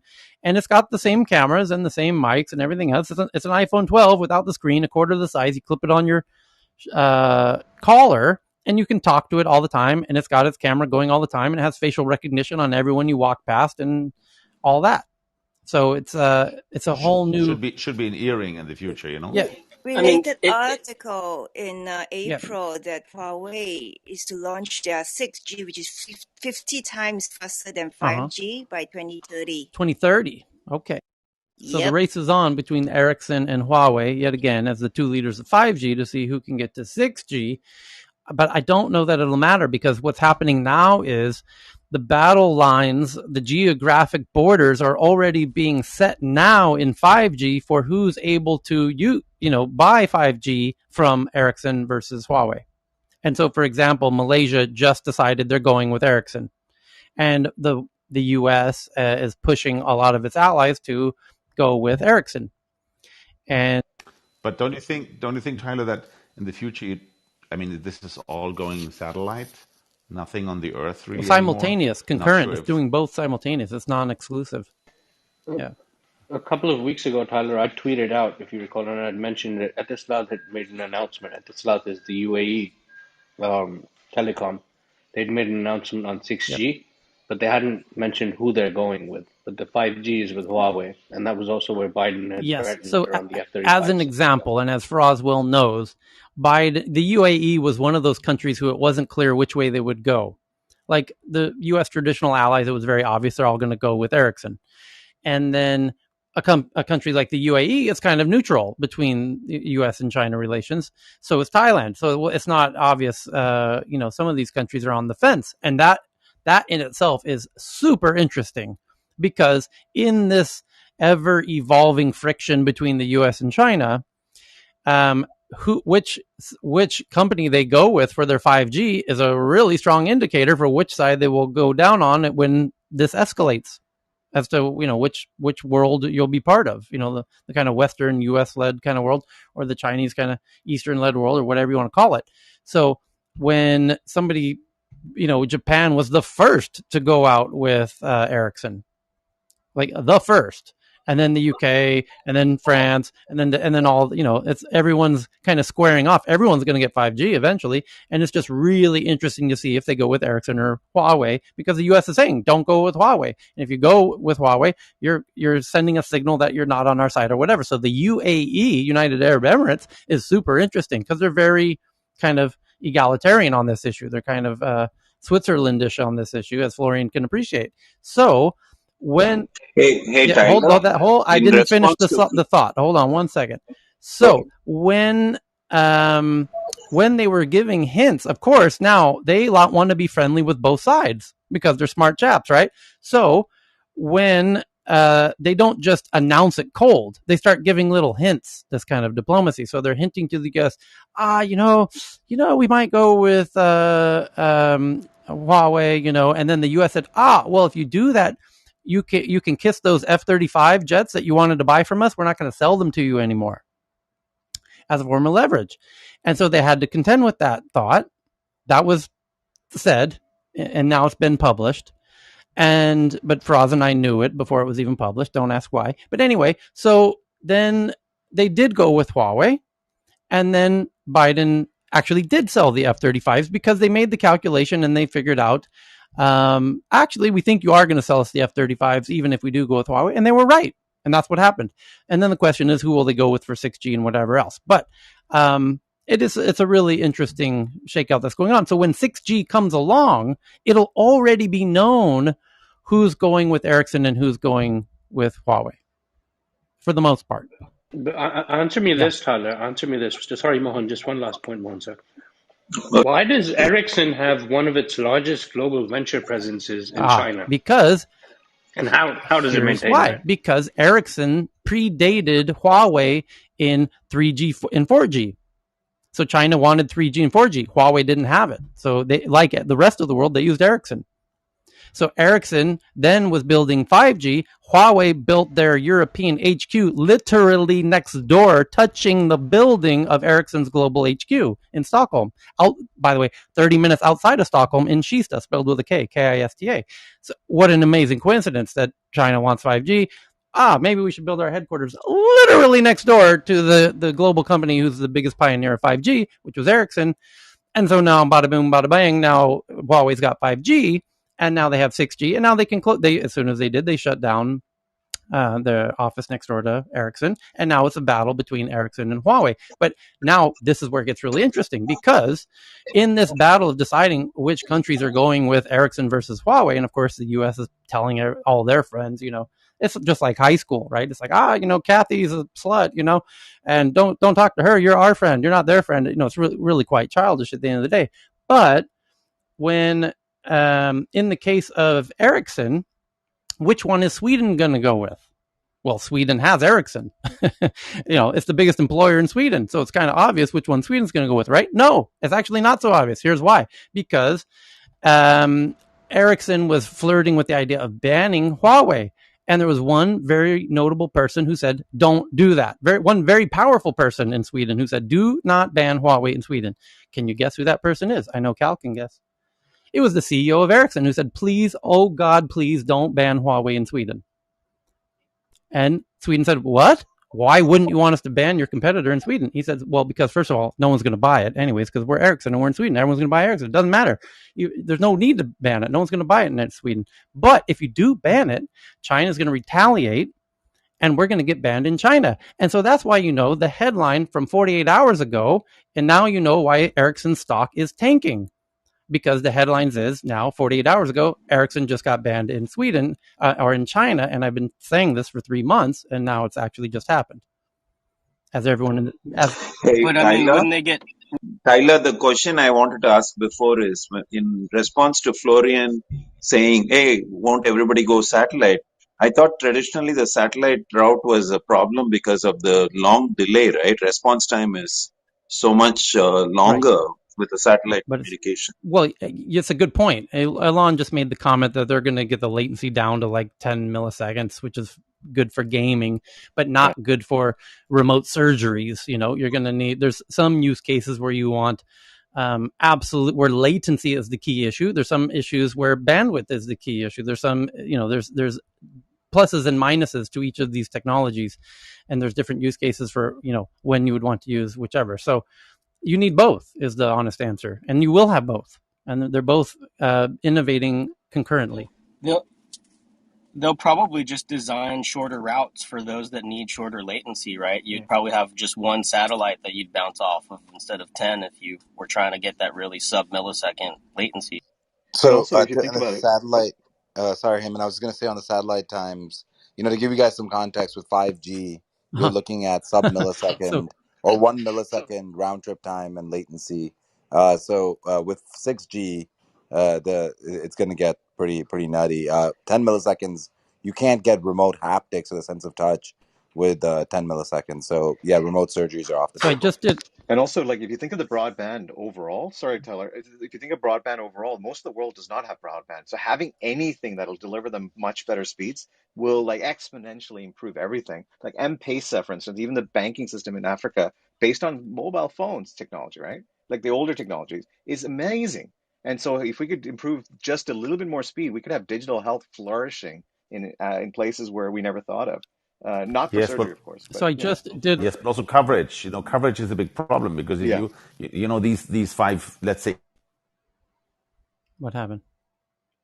time to cover the world, specifically He's for not on rich five. countries that go faster, they have more money. But you have a really point here. Now, if you have a satellite coverage at a price which is affordable, just through the economy scale, here you go, and that has a massive change. So Global Times China, the English language Chinese newspaper under People's Daily in mainland China, the headline 48 hours ago is Ericsson's setback in China linked to Sweden's crackdown on Chinese firms. And here's the article. I'll tweet it out right now, and you'll see it's less than 48 hours old. And Cal, how many times have you heard me say Ericsson stock is going to take a big shit as soon as China starts banning Ericsson in retaliation for that? I've been ranting this. We picked this up months ago. So, Swedish telecom behemoth Ericsson scored poorly in a recent 5G radio tender in China, which is linked to the Swedish government's arbitrary crackdown on the Swedish government's arbitrary crackdown on Huawei, according to a source familiar with the matter. And what they mean by when they say Swedish telecom behemoth Ericsson, this is a Chinese mainland paper, by the way, where it says the behemoth Ericsson scored poorly in a recent 5G radio tender. That means they're no longer awarded. They're being here's the headline from Ericsson itself. Ericsson awarded reduced market share by China Mobile. We're being awarded a reduced market share. Yeah, you're being kicked out. So, and that's why the stock is tanking. And it's unfortunate, but it was known by everybody on the inside many months ago. But yeah, fun times for 5G, and 6G is going to be really interesting. And apparently, according to that article from CNN, it's going to transmit our goddamn thoughts. So, other. But why did the Swedes do this? And the Ericsson guys had told them not to screw around. That's where you start getting into the deeper underbelly of Swedish politics that we don't have time for in this room at this moment. And that's where that's where you have to take the conversation offline.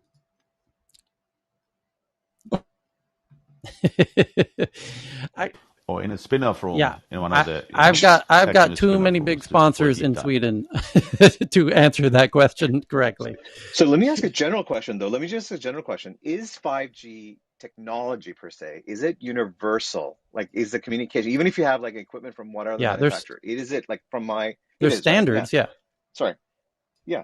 So this is standard, right? So it doesn't matter who does it Well, no, as long there's as it's a certain they meet this no. criteria. There's all kinds of interesting differences between the 5Gs of the different companies, and there's even, I mean, in the U.S. particular, it gets really weird. Anyway, I'll send out the article to the Twitter account, Heyman. I'll even DM it to you if you want. You can read all about that. Thanks. That's no different from SQL of DB2 versus Oracle versus Microsoft Yeah. SQL Server. Correct. Yeah, all 5Gs are not the same, to answer your question. They're standards, Thank you. but they're not the same. It's like saying, is USB-C all the same? No. Is Thunderbolt all the same? No. Is, there's, yeah. So anyway, other fantastic articles that people are tweeting in at this very moment. How sustainable is carbon labeling? It isn't always this idea of putting labels on products to let you know how much carbon impact it has. And this could be really interesting, like a nutrition data labeling on products to let you know, oh, by the way, these, almonds are incredibly impactful on the environment, whatever. Yeah. Like a calorie counter, but it's a carbon number so that you know what you're buying and the impact it has in terms of the amount of CO2 output that it has. So, but the article says it isn't always obvious what a kilogram of carbon emissions means to the average consumer. Without context, labels aren't enough. And to which I say, well, people didn't know what a calorie was either until relatively recently. So that's not necessarily a good argument for stopping it. I think people will start to grok what the concept of, their CO2 impact is in a kilogram of carbon and what that means. So next big article is that strange behavior of Earth's core reveals mystery inside of our planet. Oh boy. Let's open this one. What is this about? Scientists have discovered a mystery at the center of the Earth. The solid iron core of our planet is cooling faster on one side than on the other, and nobody knows why. The interior of the Earth is... This is coming from a movie. What do you mean? There was a movie made on this. No. There's been it's three Godzilla of them. versus Kong. Sorry, Tyler. I had to say that. The interior of the Earth is arranged in layers, moving downward from the surface. There's a rocky crust and a mantle and a liquid nickel iron outer core and the solid nickel iron inner core. Crushed under the weight of the rest of the planet around it, the inner core experiences pressures as over 3.5 million times stronger than the air pressure we experience here on the surface. With this intense pressure comes intense heating. The temperature of the inner core is around 5,200 C, nearly as hot as the sun's surface. As the solid core heat radiates outward, it is absorbed by the liquid outer core, which keeps the metal churning around and yada yada yada. There's something unusual going on in this process, though. A team of researchers led by Dr. Daniel Frost, a seismologist at the University of California, Berkeley, UC Berkeley, found that seismic waves behave very strangely as they pass through the inner core. These seismic waves are generated by the numerous earthquakes that occur near the planet's surface. As the waves are picked up by various seismic monitors positioned around the world, the differences in how long it takes the waves from the earthquake to reach different monitors can tell us two things. First, since these waves travel quickly to the crust, it allows seismologists to triangulate exactly where the earthquake took place. Second, these waves also travel through the planet's interior and move into different speeds depending on what kind of material they pass through. Thus, they can provide us with a reasonably accurate picture of the interior structure of the Earth. Now, because the inner core is a giant solid metal sphere, seismic waves that reach it should pass through at the same speed uniformly, no matter what direction they arrive from. Frost and his colleagues discovered that's not actually the case, though. In a new study published in early June, they showed that waves traveling through the poles pass through the core faster than those traveling from east to west. The reason for this appears to be a specific structure in the iron crystals in the core, as shown in the diagram above. They appear to be hexagonal, with the hexagons oriented along Earth's axis of rotation. However, this is unusual. There's no reason why they should take on this arrangement. After running highly detailed computer simulations of how the Earth's inner core grows through, though, Frost and his team believe they have the answer. The simplest model seems a bit unusual, that the inner core is asymmetric. Frost said in a UC Berkeley press release, the west side looks different from the east side all the way to the center, not just at the top of the inner core, as some have suggested. The only way we can explain this is by one side growing faster than the other. This does not mean that the solid core is physically lopsided. The intense pull of gravity keeps the core spherical by redistributing the newly frozen iron crystals in a relatively soft outer part of the inner core. This does show that the core is apparently cooling faster on one side underneath Indonesia compared to the other side, which is underneath Brazil. At this moment, there's no telling why this is happening. It has apparently been going on since the inner core formed some 1.5 billion years ago. Does it have something to do with the South Atlantic anomaly, a weak spot in the Earth's magnetic field under Brazil and the South Atlantic Oceans? This will have to be a mystery to solve for the future. There you go. We're lopsided. Long story short, we're lopsided. So the next interesting article at this very moment comes to us from... By the way, yes. Tyler, that was impressive reading after 5 hours of That's this. all right. We're just getting started, baby. What? I'm on the 5 hours? Heyman Jazzercise program, everybody. Oh, Sir, right again. I got an update. Curtis. The Olympic Let's do marathon. this. Indian Delta variant surge is projected to peak in mid-October. The Indian Delta variant surge is projected to peak in mid-October. Starting a new projection suggests... Indian Delta variant surge is projected in mid-October and cause up to 240,000 infections and 4,000 deaths per day if current vaccination rates stay the same. Experts plead with the public to go get their shots as U.S. COVID rates rise 166% in 2 weeks. A few bullet points. Concerns are rising about the highly infectious Delta variant as it races across the U.S. As I've been ranting like a madman here from Thailand for, I don't know, going back, 2-3 months now, Cal? It started out here and it kicked our ass and it's coming your way. And oh boy, are you in trouble. A mathematical model predicts a new peak in October that could approach the highs in January. On the worst end of the projection, new cases could hit 240,000 a day and daily deaths could top 4,000. The 7-day average of daily new cases in the U.S. has risen 166% in the last 2 weeks. Epidemiologist says that Delta is 200% more contagious than the original virus first identified in China. Delta now accounts for more than 82% of all U.S. cases and will soon make up nearly all cases. Even as virus surges, some states are moving to withhold daily numbers and only report weekly. What's going on in the country with the virus is matching our most pessimistic scenarios. Justin Lessner, an epidemiologist of University of North Carolina who helps run the modeling hub, told NPR, "I think it's a big call for caution." And let me just rant one last time for those who haven't heard it. Hello from Thailand, where we didn't have COVID until about 6 weeks ago. Because by the way, we were the first place to get COVID outside of China, but we stopped it because we're all wearing masks all the time. We're all gelling our hands and we're all taking temperatures. You cannot enter any business in Thailand without taking a temperature and gelling your hands, period. You must wear masks at all times, period. Every actor on every billboard, every actor on every TV show, everyone all the time is wearing masks all the time, period. So we beat COVID multiple times. It tried to come in because Bangkok is the most visited city on the planet by far statistically in terms of arrivals at an airport, far above Paris, Tokyo, London, Hong Kong, etc. We were the first to get it outside of China, and it didn't stay here because we all were wearing masks and gelling and taking temperatures and everything else. It went away, and then it tried to come back about 3 months later, about 20 cases, and then it went away, and then it tried to come back again about 3 months after that, and then it went away, and then Delta came from India, and Delta is kicking our ass. We all wear masks all the time. And That's the part you have to mention, Tyler, is that it's not like Thailand just changed their mind and stopped being... stopped anything they were doing. They kept on doing what they were doing, and Delta keeps kicking their ass. And it's kicking our ass despite the fact... And meanwhile, we're out in America just walking around, with thinking we have a magic cootie shot. And we're still... And unfortunately... And the thing is, we demonize the unvaccinated, but the unvaccinated are our children for the most part too, folks. My point is that we haven't changed anything. We're still wearing masks endlessly. Literally, you'll see people passed out asleep on the side of the road wearing masks, during lunchtime.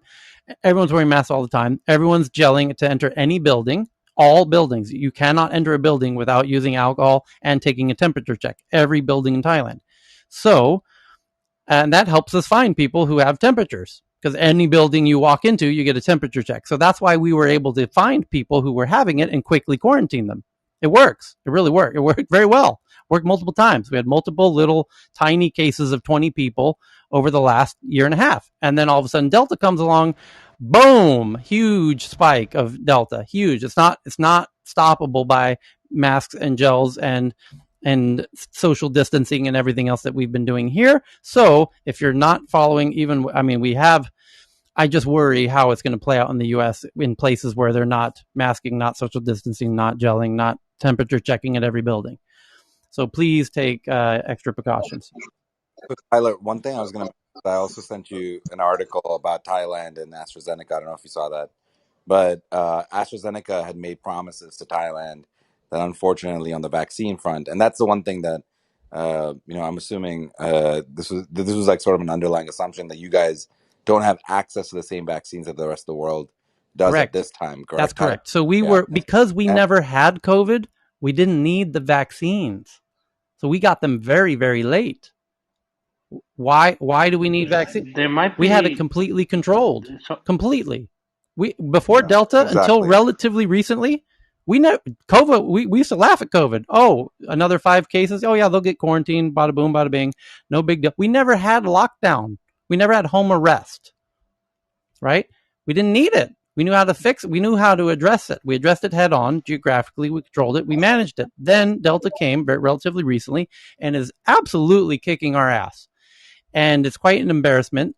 And we don't have the vaccines because we didn't think it was an urgent issue. And now that Delta's running amok, we can't get them fast enough, and it's a real challenge. And it's really unfortunate because people are paying. There's a black market for vaccines here, and people are paying tremendously, overpaying for access to the vaccines. And it's unfortunate. Everyone here would take it. 100% of people here will take it. There's no hesitancy on anybody's part here to take it. People are fighting to get it, and we can't get it because it's a real sadness because the U.S. made more than people wanted, and it went to waste. And there was people who, they made their calculations. They thought they needed X amount of doses. Turns out 30% of those people aren't going to take it under any circumstances. Kind of went to waste. We could have used that here. In Would have UK, been Tyler, nice. everyone's getting text messages. Huh? quick question, Yeah. Tyler. On the medical supply side. On the medical supply side. Yeah, if my due diligence is correct, I understand that the biggest local suppliers of masks and everything associated are more concentrated on supplying the local population than exports, and that is why you've got a huge amount of, for example, Americans, Englishmen, and Westerners and other countries going down there to set up OEM factories. So a lot of the virus actually came from other countries. It didn't actually come from around East Asia as well. It came from manufacturers coming down and trying to set up factories. And the second thing, as far as the vaccines are concerned, it might be a give and take sort of situation. I'm going to correct you. The suppliers just because people are so sensitive go about COVID spreading information. In the case of Thailand, please do correct me. I know you don't mind me correcting you. I just want to say, just the best. No one can say for absolute certain, but the best information that we have is anyone who came in through the airports or any legitimate port of entry is scanned before they arrive in. You can't arrive. And if you have it when you arrive, you're instantly, as a matter of fact, you're quarantined whether or not you have it either way. So it's very unlikely that people are bringing it in through airports. That isn't really the issue. Although we did have one issue of one very high-ranking political figure who was exempted, and that he did have it, and that did cause an embarrassment, actually. But back to the point, in the case of Delta, it's most likely because our border with Myanmar is rather porous in the jungle. And Myanmar had quite a bit of it, as you now know, many people know. And we weren't able to protect that border as much as we should have. And so, hey, by the way, Tyler, Singapore was very strict also. Yes. All the things that you said about Thailand apply to Singapore too. But then it turns out some of the really old Chinese people apparently are the ones who are reluctant to take the vaccine. Of course, vaccine supply also was not, available in plenty to begin with, and that's why they had a gradation as to who gets it first and so on. But now that they have more of it, they are finding that some of the older people are reluctant to take it for whatever reason, and there has been a spurt of new cases of late.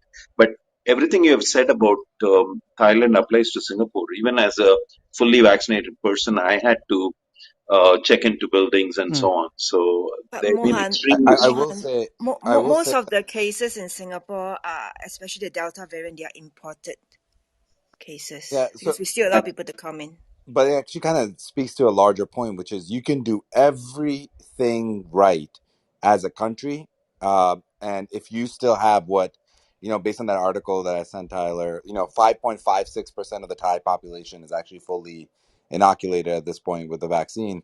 The challenge that we know is that you can do everything right, and as these variants keep coming and keep coming and keep coming, they're going to get worse and worse and worse.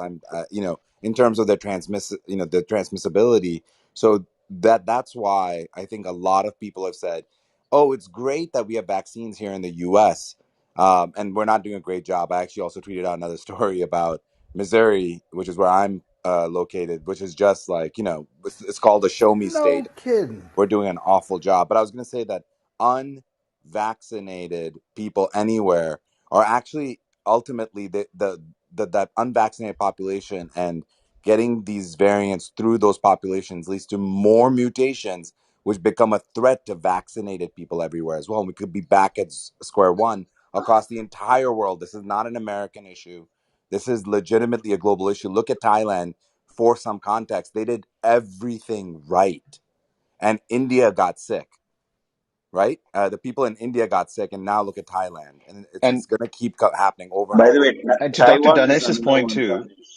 Sorry, Taiwan Dr. is another one which did lots of things, and then suddenly there was a huge spurt. And also to Dr. Dinesh's and everyone's point, I think we also have to make sure we don't say this was imported, right? Because we can't say these are foreigners who brought it in. Because remember, pandemic is global. And if we start doing that, we're going to actually create the xenophobia that's going to affect everyone. Singapore has cases, period.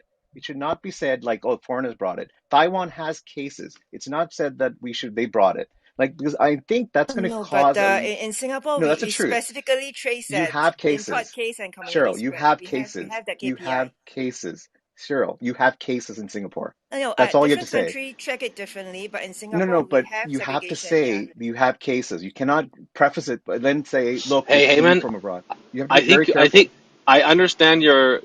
I don't know if that applies though. Your perspective of being careful To be. We necessarily have in to different be. countries. So I just to, understand that, but because there's a fear of the xenophobia Yeah, and we're painting target targets on people who might be a certain nationality or whatever. definitely.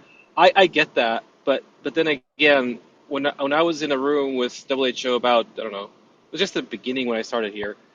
There was one guy, he was saying, I'm just talking from my own observations. I work at WHO, but I'm just my own observations.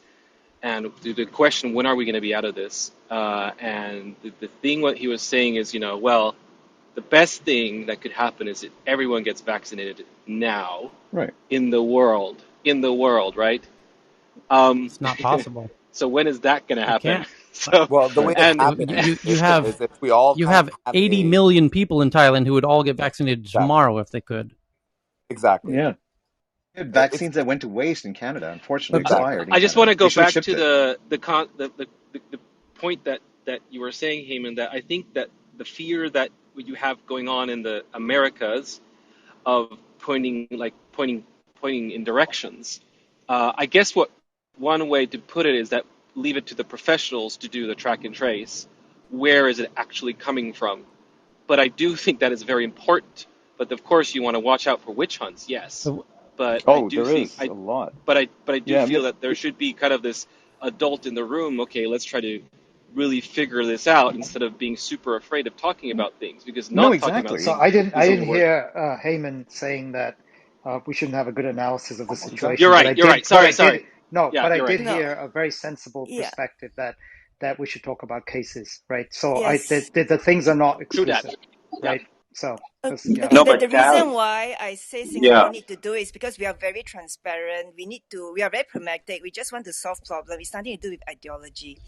So that's the But reason also, why we have No, but it to was defensive. It was be sounded very. defensive though, No, Cheryl. it's not That's the only reason defensive. I It's said it. just we want to solve problem and see where it's coming Singapore from. also had it contained because anybody who entered Exactly. the country, which is an incredibly tiny country, it's more of a city than a country. Anybody who entered it, the borders were very well observed. Everybody who arrived at the airport was put into quarantine. Period. No exceptions. Period. So That's the that's point. the point. And then they are tracking how many of those people were noticed to have it during the quarantine period. I went through a 2 week quarantine, right? Later, it even became 3 weeks for a period. So they are counting number of community cases, and even there they talk about clusters versus unlinked cases, and then they Yes, count how many of the incoming people, very specific. during quarantine were found to have uh, the were found to be positive. So that's why they, on a daily basis at noon, they put out these We had it in numbers, Thailand as and well. they are Every day extremely. at Yes, noon That's in Thailand, impressive. we would get the entire country had every day, precisely at noon. It would even be on blowhorns, like you know public broadcast. Like if there was a bomb coming, it's like okay, here's today's update on COVID, and they would do it in English and in Thai, and they would say.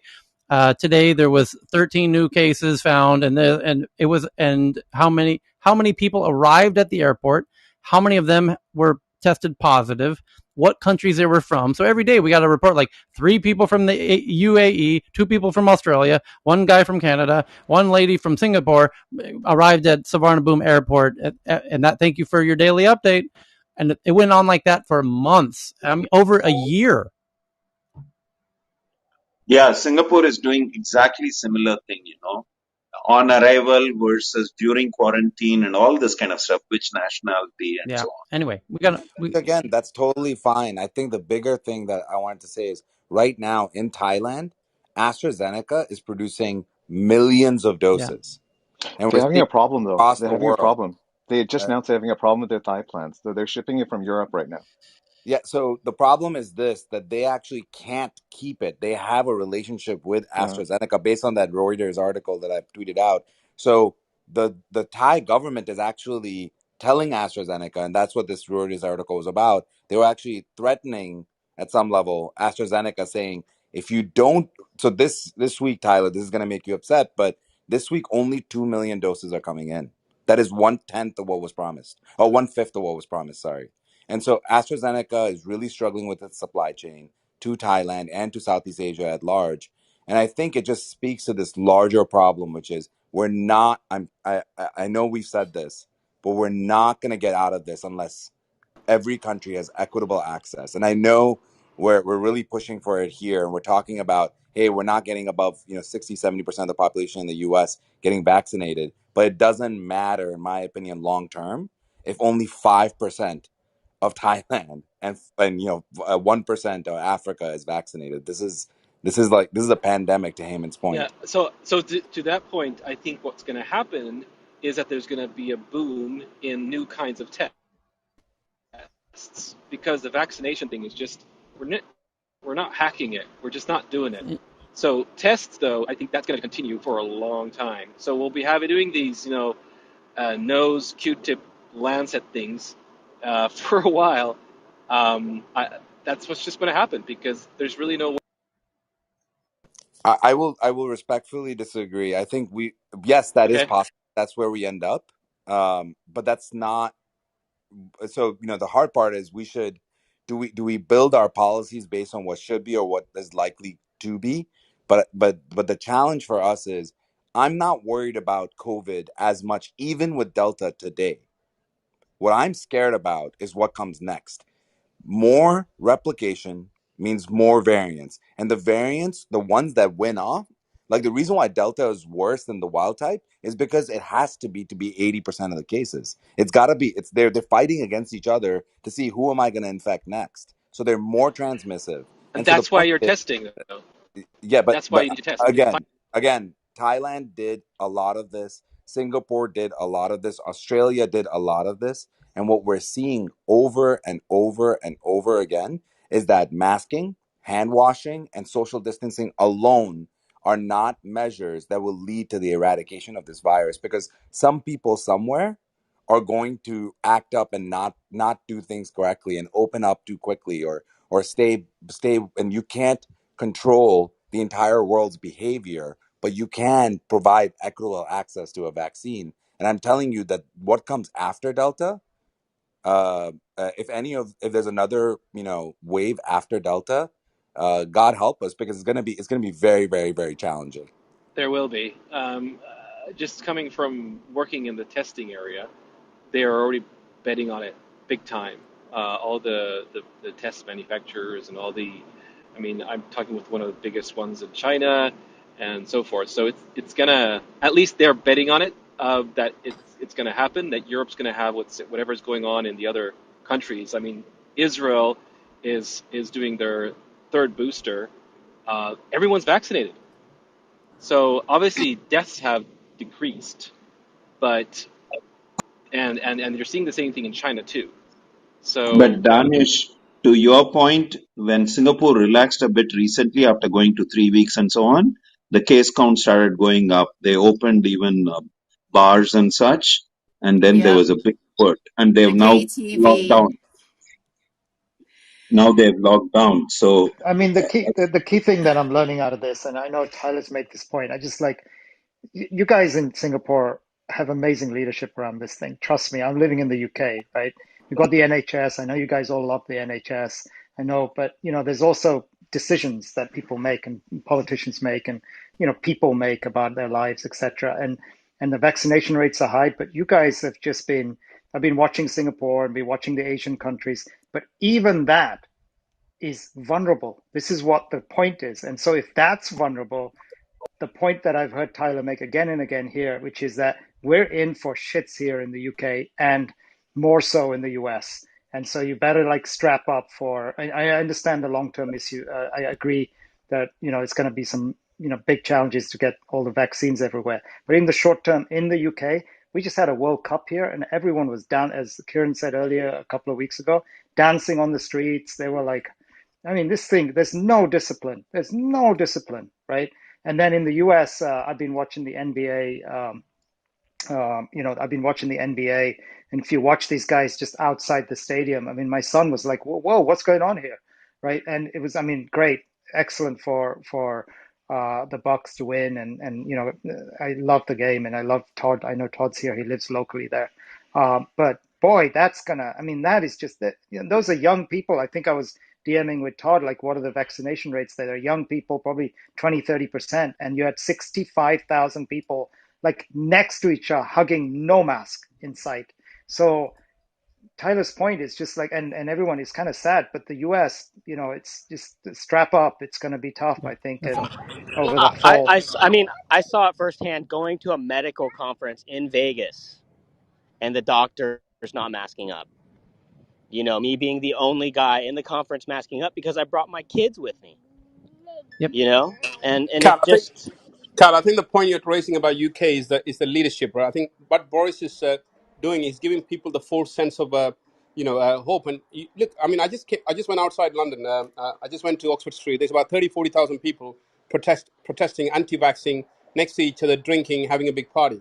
And there's about at least 20,000 police and helicopters all over the place. It's just a one big part. And if you go into Soho, everyone is literally having a party, just like no other. And if you go into any coffee shops, they used to have these windows. Everything's been removed. There's no mask. You don't need to wear a mask anymore. And when I look at my phone, every single my friends, be getting messages from NHS saying, "Please come and vaccine." We have this place where so NHS is literally calling people to say, "We have so much. Please come and do any time, any flexible, any center." So there is this sense of false hope has been given by. So it's all to do with the leadership. I'm telling you guys, I know I predict a lot of things. UK is in a shit show, and I give another 3 to 4 weeks. It's really is in a very dangerous Okay. spot, and it's a bad leadership. Infectious brain damage is just a terrifying concept in itself, and I don't know if that maybe they say it's like infectious, like erectile dysfunction might go farther. I don't know. Like, well, what's it going to take for people to say I don't want to do the vaccine things? Like, what's it going to take to say people say actually go and say it's worth taking precautionary measures, it's worth taking the vaccine, it's worth taking actual protection measures. because I don't see that happening unless people are going to have it affect them in a way So that's actually going to. here's a related headline that somebody sent in while we're talking about this. Evan, actually, thank you, Evan, for this. About from the UK, Daily Mail UK. By the way, Cal, how should we preface anything about Daily Mail UK, or is it? We should Okay, disregard that.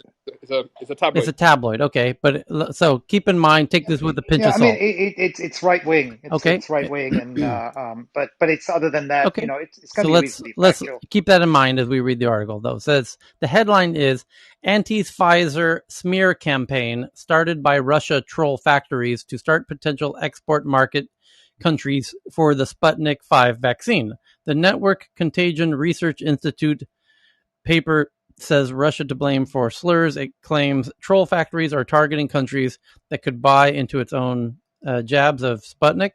And social media influencers are being asked by marketing firms to post content. Russian internet troll factories have been blamed for the anti-Pfizer COVID vaccine smear campaign by a new report from a research institute called the Network Contagion Research Institute. And their paper says that the aim of the misinformation drive is to promote Sputnik. Tactics used by the smear campaign include releasing and promoting negative coverage of Pfizer and targeting specific countries. The report says one unusual approach saw marketing firms from Russia directly go to popular figures to try and get them to act on their Facebook and Instagram platforms. It alleges Russian marketing firms have directly approached social media influencers in France and offering financial compensation for promoting fraudulent, alleged leaked stories about Pfizer vaccine complications, which this is identical to the articles we read 4 months ago about mysterious marketing teams reaching out to YouTubers from Belgium and France and Germany that were telling them to talk down about Pfizer. And it was then found out that it was, in fact, a friend of Vladimir Putin. And this is like New York Times, Wall Street Journal, who covered this at least 3 months ago. You remember that, Cal? So interesting that they're seeing that in the UK from this outlet, from Daily Mail reporting that. Take it with a grain of salt, of course. So here's a really interesting headline. And thank you to Thomas for sending this one in. It says, generate jazz rock tracks using AWS Deep Composer with machine learning. And this is coming to, it's not even an article. It's just AWS's own website where they say they have something called AWS Deep Composer, which is a machine learning way to make music, apparently. At AWS, we love sharing our passion for technology and innovation, and AWS Deep Composer is no exception. This service is designed to help everyone learn about generative AI through the language of music. You can use a sample melody, upload your own melody, or play a tune using a virtual or a real keyboard. Best of all, you don't have to write any code. But what exactly is generative AI, and why is it useful? In this post, we discuss generative AI, etc. Generative AI is a specific field of AI that focuses on generating new material with minimum human interaction. It's one of the newest and most exciting fields in the AI world with a plethora of possibilities. You can use generative technologies or techniques for creating new works of art, writing your next symphony, or even discovering new drug combinations. Generative AI uses mathematical algorithms to run on computers based on input, blah, blah, blah. And now they're suggesting AWS Deep Composer Overview provides a fun and hands-on way for developers to start with generative AI. Deep Composer provides a range of built-in melodies to use in your models. This is the input of the AI modeling process. You can play in your own melodies using a virtual keyboard or connect your own MIDI-compatible keyboard. You also have the option to upload your own MIDI file. Deep Composer tool allows you to have fun in an engaging and interesting way while learning generative AI. You may need to run your model at least 5 to 10 times to generate at least one example that is musically pleasing. Anyway, so it's not so dissimilar to the OpenAI. And then they show interesting they've been doing this themselves. And they have their own SoundCloud account. So you can now listen to here. Let's listen to some of these. Here is some AI generated rock jazz piano. Oh, it's taking me to SoundCloud. Here we go. Can you play it for us? There we go. What's this for?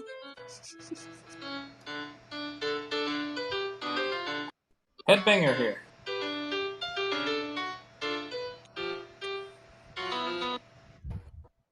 It's like chopstick. Here's a classical.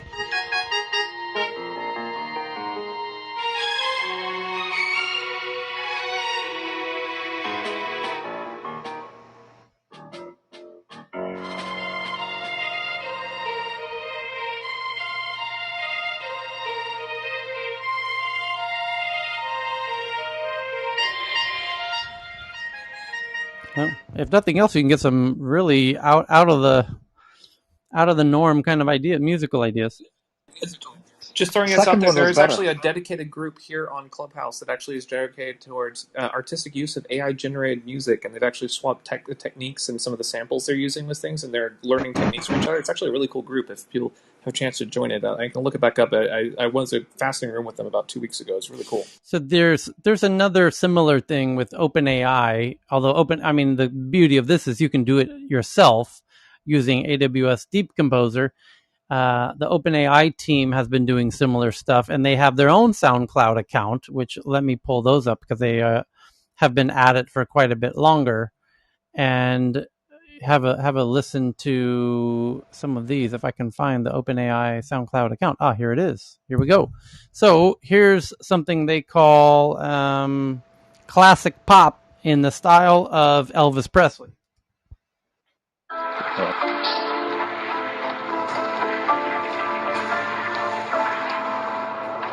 Rudolph the red-nosed reindeer with its red, brown, and black. The others are scared of the might be a Christmas home.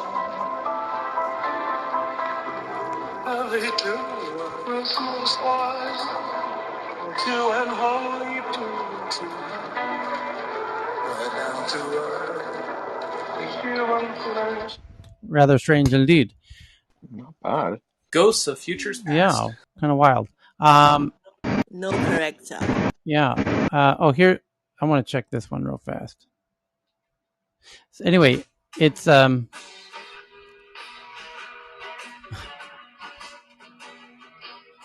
wild.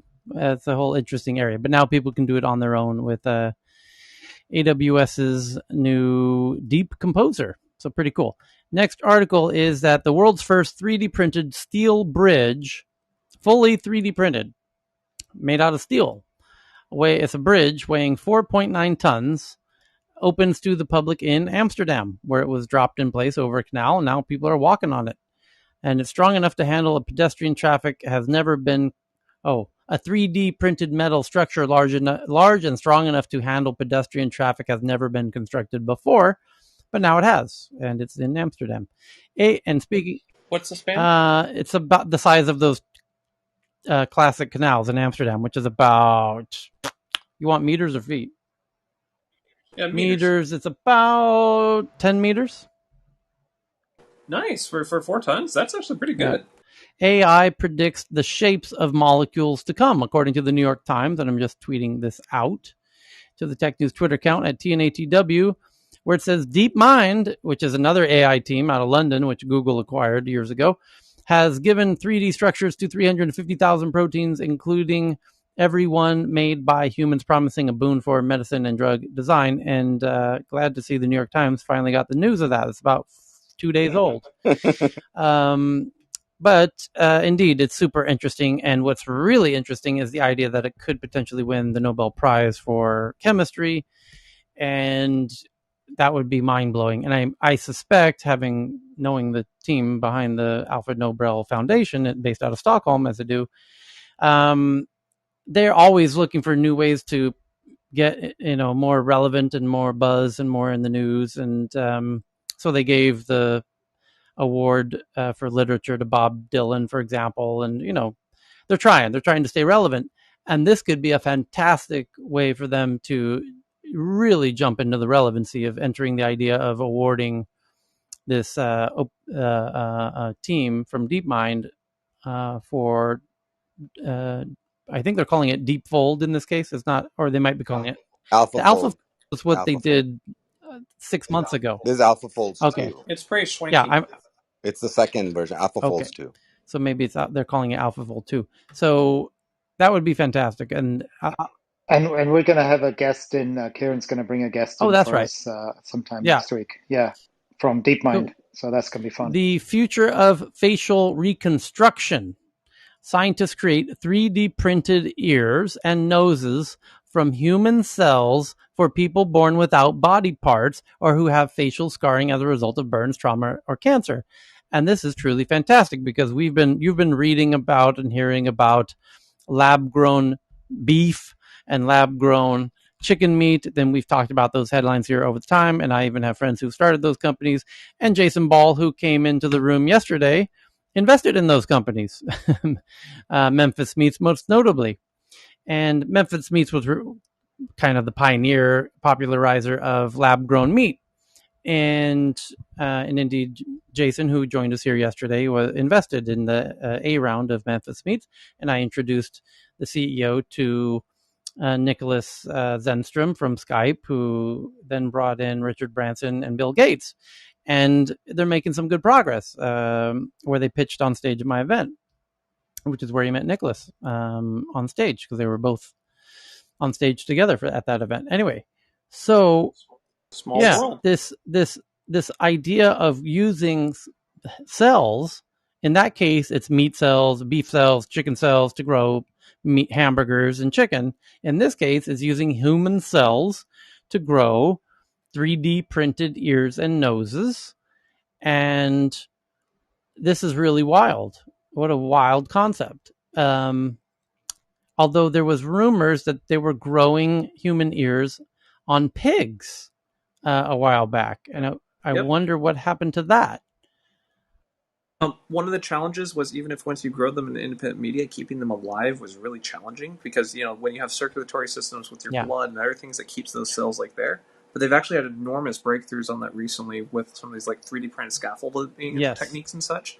I think the current record is they can currently do it for about a month independent, which is huge. So it's a very happy field. Yeah, and just the 3D printed aspect of it is what the big difference is, because a lot of this, having it done on mice, the Valkyrie mice, as you guys may remember, that mouse with the ear on it, that's like a long time ago. But the harder part has been, like Chris was saying, some of the immune rejections. I was about to say with the scaffolding. Yeah, go ahead. I'm sorry. But with newer CRISPR techniques, we can actually take original cell samples from the body itself, take some for other things, make them pluripotent, and then essentially they use. And even if you do that, they just put just the surface antigens and like the fun things there.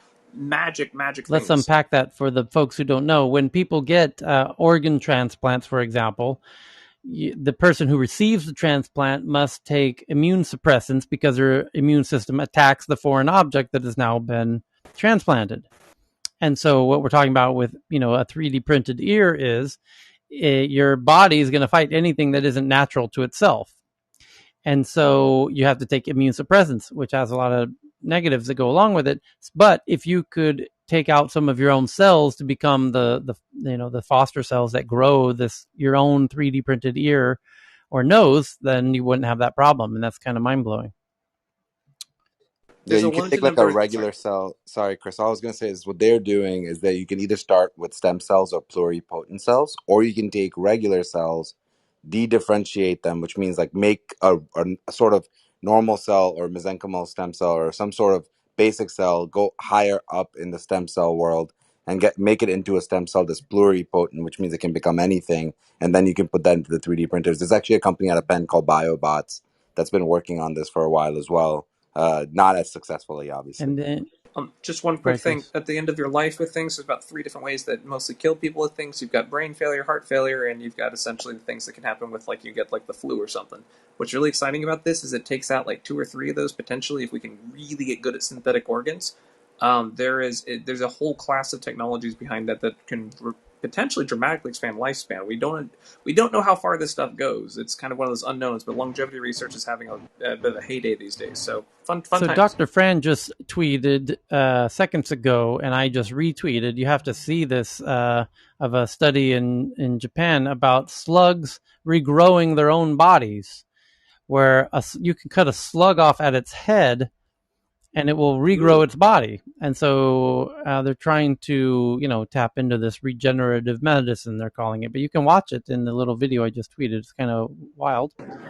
And then What I'd like to add is that Panera. pluripotent. Oh, sorry, Chris. no, ladies first. Cami, go ahead. Thank you. I appreciate that. I was really excited when Dr. Donish mentioned pluripotent stem cells. Get a little closer to your mic if you can. All right, there is you this go. better? Much better. Okay, yeah. I'm so sorry. Thank you. I was really excited when Dr. Donish mentioned pluripotent stem cells because it just so happened recently a company called Celgene went public, and they're dealing with pluripotent stem cells. And I don't know if this is really well known, but you can find a bunch of these in the placenta. So it's pretty exciting. It's great technology and something to watch. Yeah, for sure. And then Even fat cells have it, right? In the abdominal fat cells, they found. That's correct. They can you can de-differentiate mesenchymal stem cells there within fatty adipose tissue. But yeah, no, they have been working on this. Cool. Yes. Just wanted to say welcome back to Dr. Francine Hardaway. Always good to have you here. And other fantastic articles at the moment are that we were talking about Huawei versus Ericsson, and then Evan was being very clever and found an interesting article that Huawei is now hiring former Democratic super lobbyist Tony Podesta. And this coming in from Politico.com. So it sounds like they've got a plan B for how to get back into the U.S. I don't think it'll work. He is a masterful. Yeah. Podesta is masterful of working through the whole democratic process. So democratic. He'll have to have supernatural powers to do that. But we can wish him the best. Well, at least he's not Rahm Emanuel, though. He's a mess. But Podesta is amazing. Next headline: electric car sales in the U.S. will overtake those of combustion engines by 2035. Sales of electric. No rush. Sales. It's just a bunch of floods and fires. Everybody, chill out. Sales of electric vehicles are set to continue growing over the next decade, with some brands to stop selling combustion engines entirely by 2030, including Mercedes and Volvo and many others, and that's a great thing. And automakers have battery anxiety. Way underestimated, by the way. Yeah, the automakers have. It's like the holy IEA shit, predicting solar growth, and they all wrong. Yeah. Hold on, bud. Automakers, I'm reading a headline. Automakers have battery anxiety, so they're taking control of the supply, is the article from TechCrunch, and it talks all about how these battery joint partnership and battery joint ventures have become the hot must-have deal for automakers that have set ambitious targets to deliver millions of electric vehicles in the next year. It's no longer just about securing a supply of cells. The string of partnerships and joint ventures show that automakers are taking a more active role in the development and even production of battery cells.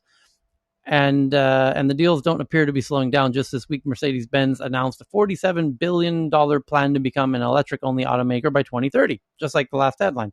Securing its battery supply chain by expanding existing partnerships or locking in new ones to jointly develop and produce battery cells and modules in a critical piece of its plan. Mercedes, like other auto manufacturers, are focused on developing and deploying advanced battery technology, blah, blah, blah, blah, blah. Now, here's what's interesting about this is the Germans, because it's, that's a huge part of the cars. And this article talks about Tesla and BMW and Volkswagen. And the issue is that the Germans didn't know how to do batteries. And they lagged behind Tesla tremendously because they were driven by, no pun intended, they were driven by their combustion engine teams. So the chief product officer of Tesla, Peter, who's one of my dear friend, anyway, so the Swedish conferences that I do, the festivals, I used to ask Elon to come speak at the events, and he would always say, why don't you bring Peter? Because he's Swedish, and it's a Swedish event, and Peter's the chief product officer and head of supply chain. So Peter would come because it's Sweden and it's easy for him. He's got family and friends there, and he comes over, and he's done it for many years when he was the chief product officer and head of supply chain. And I used to ask him, Peter, why isn't Germany catching up with Tesla? Why are they lagging behind? No pun intended. That's not, yeah. And he says, when I asked him that, we had actually flown to Krakow together to speak at my friend's event, who was willing to introduce Peter to the president of Poland, and he was up for that. So we flew there together to do that. And I asked him on stage, why is Germany lagging behind Tesla? And he said it's because the combustion engine teams at the German car companies run the show politically. They have all the power, and they can't bring themselves to make a car without the combustion engine team because they're running the show. They are at the wheel. And then the Model 3 Tesla happened. And I was at that event with Peter and with Elon, and I was in LA at the factory, and they did the Model 3 launch event. And the next day, 2 days later, I'm at LAX to get on a plane from LA to Stockholm. And guess who's boarding the plane with me? Peter from Tesla. And I said, oh, Peter, wow, that was an amazing Model 3 launch party. That was fantastic. And the numbers are phenomenal. The pre-order numbers had already started coming in. They had like 300,000 pre-orders. It was like, it was auto history had just happened in a tremendous way. And that sent a signal to Germany that they have no choice. They have to go electric. They don't want to. The combustion engine teams are begging for their lives. Please, no, we don't want to do this. You don't have a choice. You're going to die as a company if you don't do it. That's what the Model 3 Tesla launch numbers told Germany. Peter on the plane said, so Peter, congratulations, by the way, on the Model 3, pre-order numbers are off the charts. It's unbelievable. I was like reading the headline on my phone as we're boarding the flight. And I said, so what are you doing going to Stockholm? It was a Norwegian flight, and we have now 10 hours to hang out together. And after halfway through the flight, we'd had a few drinks. He goes, well, you might as well be the first to know. I just resigned.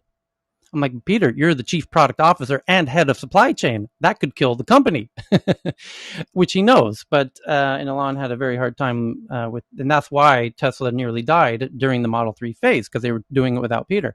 So when we're during that flight, he says, I resigned. I said, well, why are you resigning? He says, well, here's why. Because he was involved in making the Gigafactory that made the Teslas, Model S and the Roadster. And then, well, the Gigafactory is more Model S. But anyway, so he knows that he knows 48 hours after the Model 3 launch that the numbers were so high that Germany has no choice but to go fully electric in the very near future. And they don't know how at all.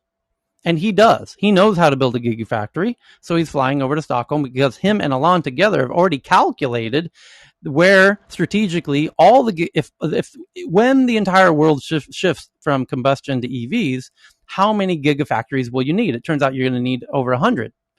And they strategically mapped out where they would be, where you would first put the first European one, where you'd put the first Asian one, where you'd put the first African one, where you'd put the first, second, third, fourth American ones. They're all mapped out in order based on supply chain issues and access to key minerals and all of this stuff. And cost of energy is a key factor as well. And infrastructure to do the shipping and like rail lines and what have you. So it turns out that northern Sweden, because of the cost of energy primarily, is in Skellefteå, this little town, as he already knew where he wanted to put it. And so we're on the flight and he's all, so now I'm going to build a gigafactory for the Germans, so that, because they now are waking up Monday morning having the biggest meeting they've ever had in the history of the company, of the history of the companies. And they now know they need to go EV, and they now need a partner to do it. So I'm resigning from Tesla because there's now a far bigger opportunity, which is to do the batteries for the Germans.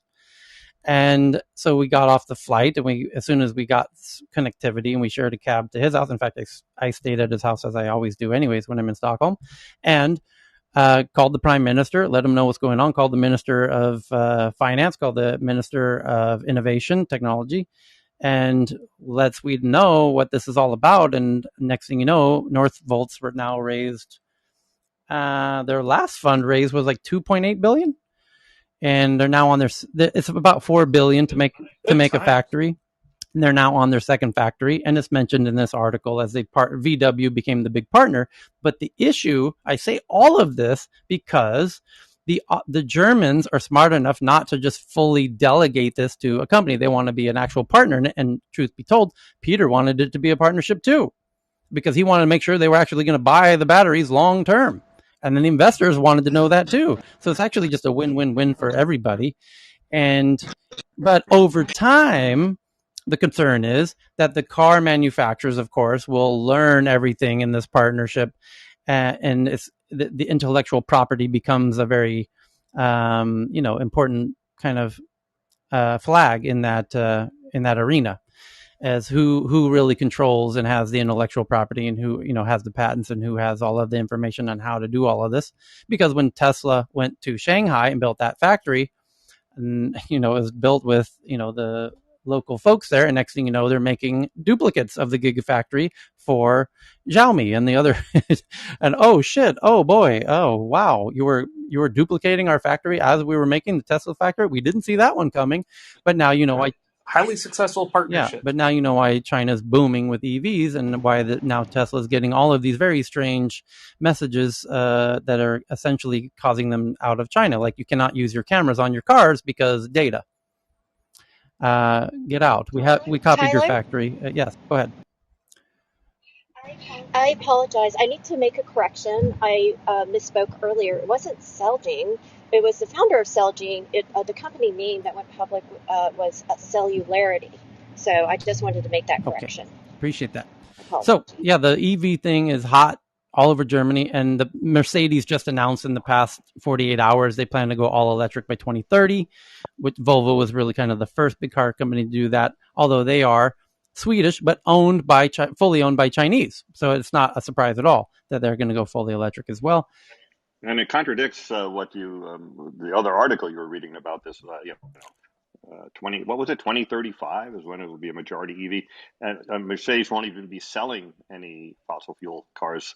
They said they're going to switch over in 2030. Right. It's all going to happen. It's a little bit like saying, in 10 years from now, smartphones without physical keyboards will have half the market. They took over in like 3 years or something. Right. So, and the same thing is happening. It's how fast can you build battery factories? It's the limiting factor, and there's a lot of money going into it. Well, and it's going to happen. The one of the limiting factors, it's not even the speed of building the factories anymore. It's more about the scarcity of the rare earth minerals and all of this, and that's why you're seeing headlines about how they're trying to re-engineer batteries to be less dependent on some of those minerals. Especially cobalt. It's not so much the limitation; it's the terrible conditions under which it's mined. Lithium is the main ingredient, and it's very plentiful on Earth. It's just in very dilute, so they have to, that's why you go to these certain places where it kind of accumulated. But I think people will figure out how to get it from other parts of the environment. Can you not get it from desalination? Because isn't it like lithium found in oceans? Well, I'm just wondering what are the byproducts. It's energy intensive. I think I did an article. Oh, is it? Okay. Like a month ago or something. There was, not that it's happening yet, but that there is some desal group that wants to, also get lithium out of it. Yeah, that's where you get it from with brine, right? You get it from wherever the ocean evaporated and then the salts accumulated, and that's how you have the lithium. It's still tiny, by the way, tiny amounts, but it's much more concentrated than in the ocean. And so desal is sort of the same thing, right? You're taking lots and lots of salt water and you're concentrating the brine, and therefore the brine has a concentration higher, still small, but higher concentration of lithium.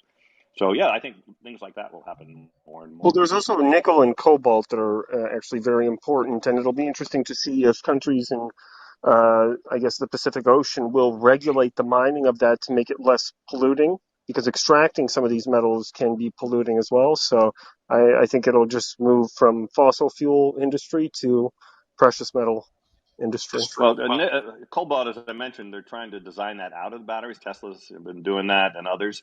Nickel, though, it's more plentiful than cobalt, but that's kind of one of the limiting factors as well. Like nickel and lithium are kind of the two biggies. Nickel's already big, of course, but now we're talking about just whole huge new demand. So we'll see what happens there. Is Milos on stage by chance? I just saw another headline about salt air batteries with an indication that they feel like they've really made a significant breakthrough.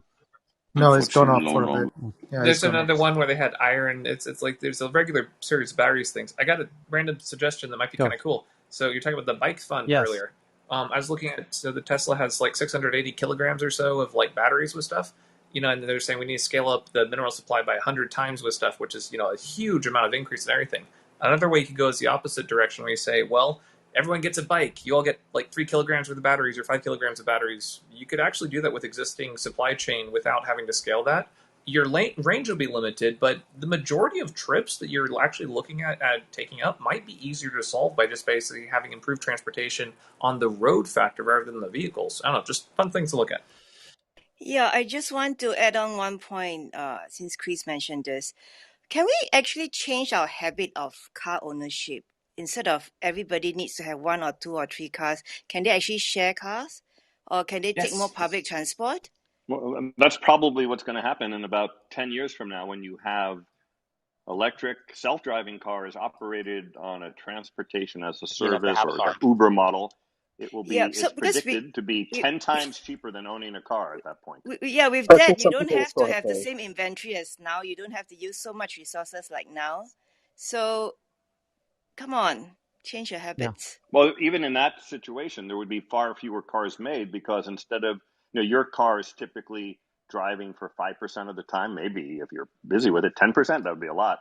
But these other cars will run 80% of the time. So you need far fewer cars to serve the population. And that's one of the reasons why it's so cheap, because you're taking the cost of that car and you're writing it off over 80% usage versus 5% usage. As soon as the cars become, and also you have no. when level 5 autonomy happens, the car will be doing all of the e-commerce deliveries around the clock. As you know, Cheryl, we've said this countless times. And at that point, the car is too valuable to sell to you as a consumer. The car company is going to keep the car and be doing, using their very advanced AIs to do multitasking on delivering multiple deliveries simultaneously and having full utilization around the clock and in the number of deliveries it can do in a way that no human driver can do.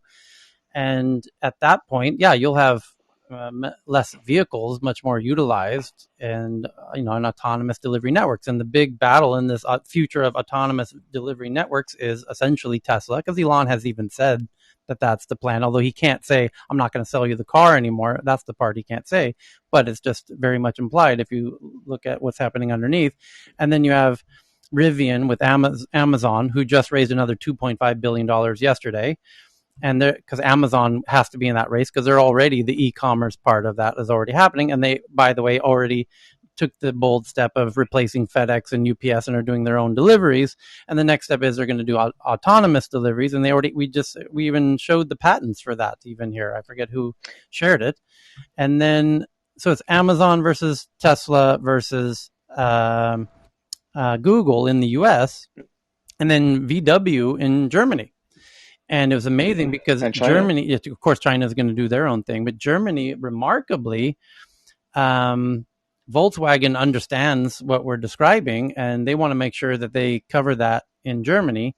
And so Germany's already decided, past both houses of the parliament, unanimously, that they are going to enable full self-driving cars with no drivers, and be the first country to do so. And of course, there'll be VWs doing that. It'll be interesting to see if they block Tesla from doing that, because Tesla's already got a bit of a headache with building their factory in Berlin, where it's not. And By the Milan way, said, it's because of back to what your Cheryl point said about the before. cost. Okay, go ahead. Oh, sorry. Because of what Cheryl said before, that even Uber got into the self-driving car business, right? Although more They sold recently it. they have jettisoned that. They sold it to make a partnership with another company. But way back in 2017, when I was in Shanghai, Baidu guys were already describing their self-driving car project, which had already gone into the second rev. They developed their own operating system. Qi Lu, the famous guy, was at that time the COO of Baidu, and he gave a fantastic talk.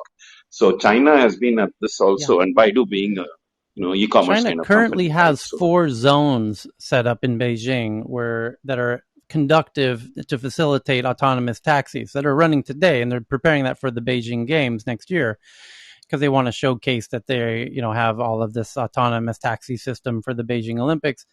And they have they've created zones where there's no pedestrians allowed and no bicyclists allowed, and so it really minimizes the amount of potential damage. And that's how you can do autonomous taxis today with only level 3. So that's totally fine if you can get cities. And that's why Waymo, which is Google, who's testing in Phoenix, Arizona, that's because Phoenix is a bunch of straight lines with no rain, because if it rains, their LiDAR doesn't work. So they need to test it in places where the geography is very conducive and very fixed. And you're starting to see already lots of autonomous delivery of stuff, like in Austin now they're doing KFC and pizza with these little micro cars. They're like half-size autonomous cars that have a pre-fixed zone that they can deliver in, because it's all totally mapped out.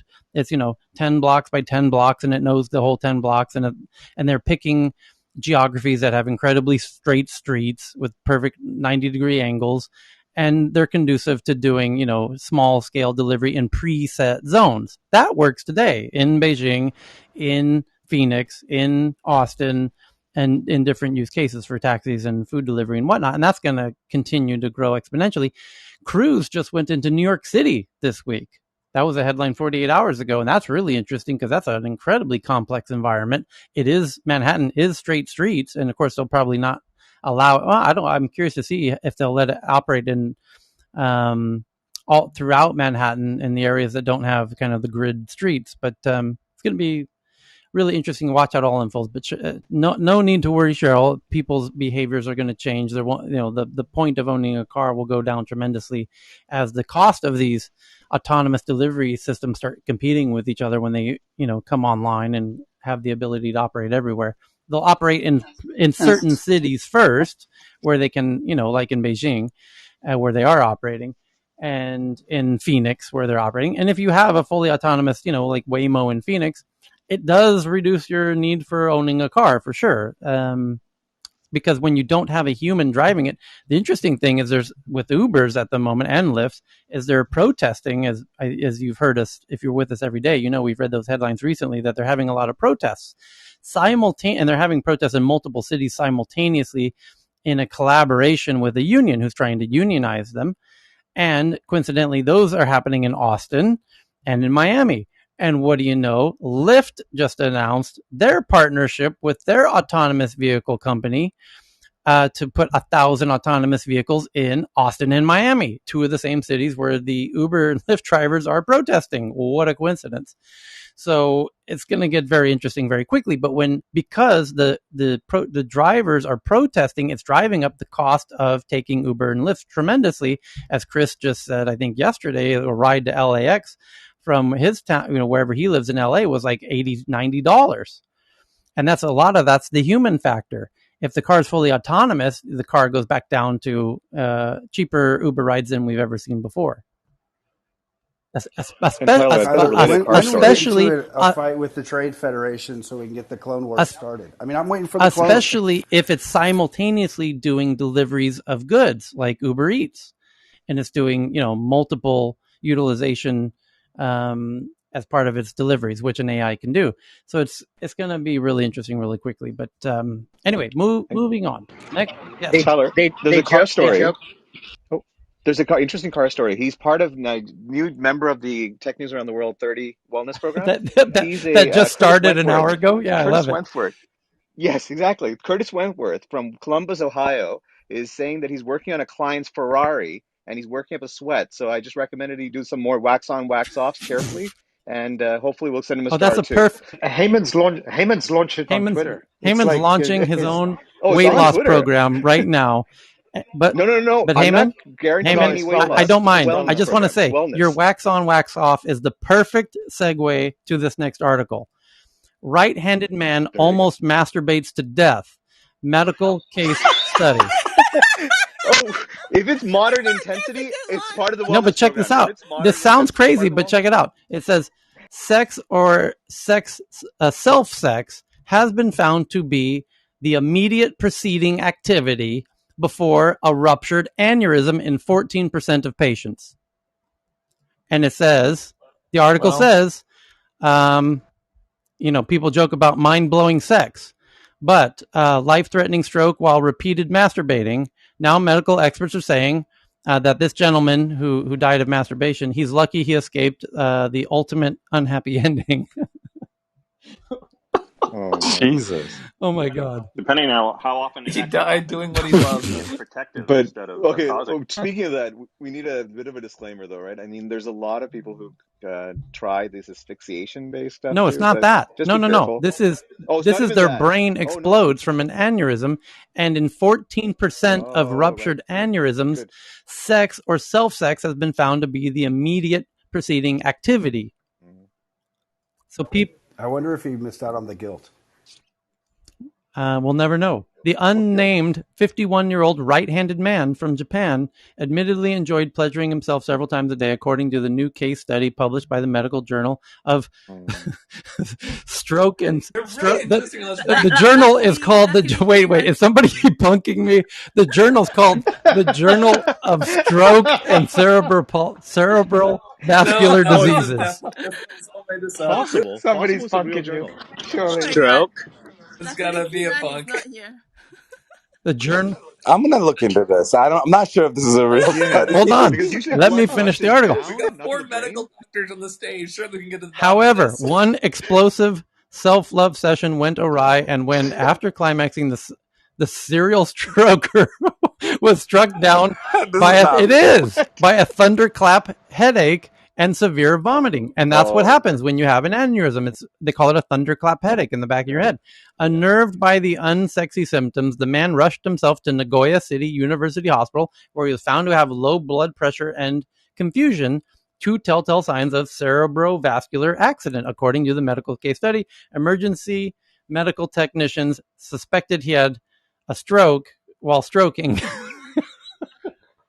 I Wow. think he forgot to eat the chocolate. The sugar level is too low. That's why And low blood pressure. Tyler, Tyler, are you I'm not making this up? making this. I'm going to tweet it right It's now. Are you possible. serious? It's I'm possible. not joking. People, a That's lot right. of people die from I, sex, I during think sex. I Like, think A maybe stroke. Tyler is It's late punking for us. Tyler. It's late for Yeah, him right maybe now. Go Tyler ahead. is You're punking yanking my us. chain, Tyler.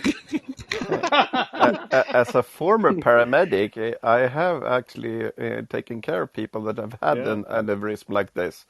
And this is something you actually can bring with you from this quite funny reading, is that if you have this kind of major, oh, sorry for the dog, is that you actually bleed out of your nose and eyes and ears as well, because you have very, very thin walls there into the brain. Yeah. So if you have somebody that bleeds from his eyes, it might be already too Okay. It late. says a You are undone. subsequent CT scan confirmed that the man had indeed suffered a arachnoid hemorrhage. Yeah. Yeah. Arachnoid. Arachnoid. Arachnoid. A potentially fatal type of stroke It's a sparked tissue. by ruptured blood vessels in the space surrounding the brain. Prior case studies have reported that sex, including the autoerotic variety, was the immediate preceding activity before a ruptured aneurysm in 14% of patients, according to clinical neuropsychologist Dr. Amy Bard, author of Sex in the Brain, How Your Brain Controls Your Sex Life from Columbia Press. The risk of death by sex-induced stroke can be compounded by taking cocaine or Viagra prior to the act. The man survived his near-fatal orgasm ordeal and was released from the hospital within 2 weeks in excellent condition, according to doctors. However, he should thank his lucky stars he didn't achieve the opposite of a happy ending, as a ruptured brain aneurysm causes death in 40% of cases, Baird reported. Meanwhile, 2/3 of survivors are left with serious neurological deficits. This isn't the first time someone had suffered a vascular mishap during an act of self-gratification. In 2016, a Bronx hospital worker allegedly died of a heart attack while masturbating at work, according to police sources. Yeah, it can At happen. work. Yeah, for Stress sure. relief. Stress relief. Just Stress tell, relief. It's just tell like, me what? this. Hey, This Chris, what magazine did you think just they were follows doing in the this. Amazon box? After all, Does this magazine only follow this sort of information, like strokes, not No, no, strokes, or no. there are cases like this. I mean, the problem with No, medicine I'm is sure we have there's a lot of cases like medicine. this, but the magazine's name No, is no, too there are This cases. too coincidental. good. No, there no cerebral palsy. Didn't it say cerebral palsy? No, no, Heyman, what I'm saying is the magazine's name is too coincidental. Strokes on strokes, something, something. Tyler, does this No, magazine only No, follow this is this? Fox News. no, they have This is from tons. foxnews.com. Okay. Oh, They're but still, they're we can believe them, and at yeah, least more so. but Did they yeah, I suggest a know. And solution for this, yeah, Tyler? use your left hand. That's the recommendation. Ooh, and moderate It's more intensity. realer. Remember, moderate intensity. Moderate intensity. I'm sorry. Oh my goodness. So, Might No, it be that the guy that worked at the hospital worked at the EDF clinic or something like that? Can you There's imagine? another. But did he volunteer this once he came in, or did they have to get to like bullet point 4 before they asked? Did you happen to Case be? study, bro. Did you I'm happen to be wondering what's going to auto? happen. What is going to happen to the Olympic village because sex is better than murder? Oh, people will find a way. People will find a way. Do you Oh know? my Oh, do god. you guys have a report about that bed in the Olympic Village it's where fake it's news. single beds made out of hard plot wood? So Oh, that that's no, fake hard news. Fake cardboard. news. That's fake No, it it's news. not. is. They have No, pictures. it's a They have really it is pictures. fake No, news. what happened is an Irish athlete Yeah. made a video of himself jumping up and down on the beds, saying that it's fake news. So, Oh, Airbnb nice. CTO says graph neural networks will be big in 2021, which is a really weird headline to read in July of 2021. Took them It a took yeah, while. we're catching up. Executives have to prioritize whether to experiment with cutting edge technologies or wait to see results from other implementations first. Airbnb Chief Technology Officer Vanja Joseph, what's Vanja's last name here? Josi Favsky said in a conversation conversation with VentureBeat founder and CEO Matt Marshall at VentureBeat's Transforms 2021 virtual conference. Most enterprises, even large ones, have constrained resources, so they have to decide which technologies to invest in and wait out. Typically, the decision is to use state-of-the-art technologies in critical areas and avoid experimental technologies or emerging technologies in all other areas, he says. It's one of the hardest parts of my job because I do not want to hire I do want to hire the best and the smartest people, but then I do want to channel the ability into areas that will provide business impact. In some cases, Hey, one I'm Tyler, in the this dude was I'm in the my middle colleague at IBM. all right, Sorry. I'm in the Okay. middle of a quote. In some cases, refrain from using state of the art until we think that we're gonna get it back. And then he discussed some of the innovative trends in artificial intelligence. If we look at what's happening today, there are some amazing technologies coming up. And he says graph neural networks, transformer models, and language models. And what he means by graph neural networks is graph neural networks, at its core, our deep learning paradigm is a different way of structuring data like images and sequencing data like text. However, the data's usage and structure needed for the model to work can be rigid. Graph neural networks, in contrast, allow a more flexible architecture because of the data defines the architecture of the model. Graph neural networks is the next iteration that allows us to use a lot more data within the deep learning framework in a much more natural way. I feel that they will open a whole new area where you're going to be able to apply deep learning paradigm a lot easier on a whole different set of data. And Pinterest has used the model to build a recommendation feature, and Uber built their fraud detection model on that, for example. Go ahead, Mohan. Yeah, Tyler, I wanted to say that Vanya was my colleague right out of his university work at the IBM Almaden Research Center. Josephowski, I think, the last name. Josefovsky, that's it. Yep. Uh, this, yeah, Vanya, I believe is the right way of saying it, the first name. He is referring to the kind of work that has been done for quite a while now at Stanford by Yuri Lefko.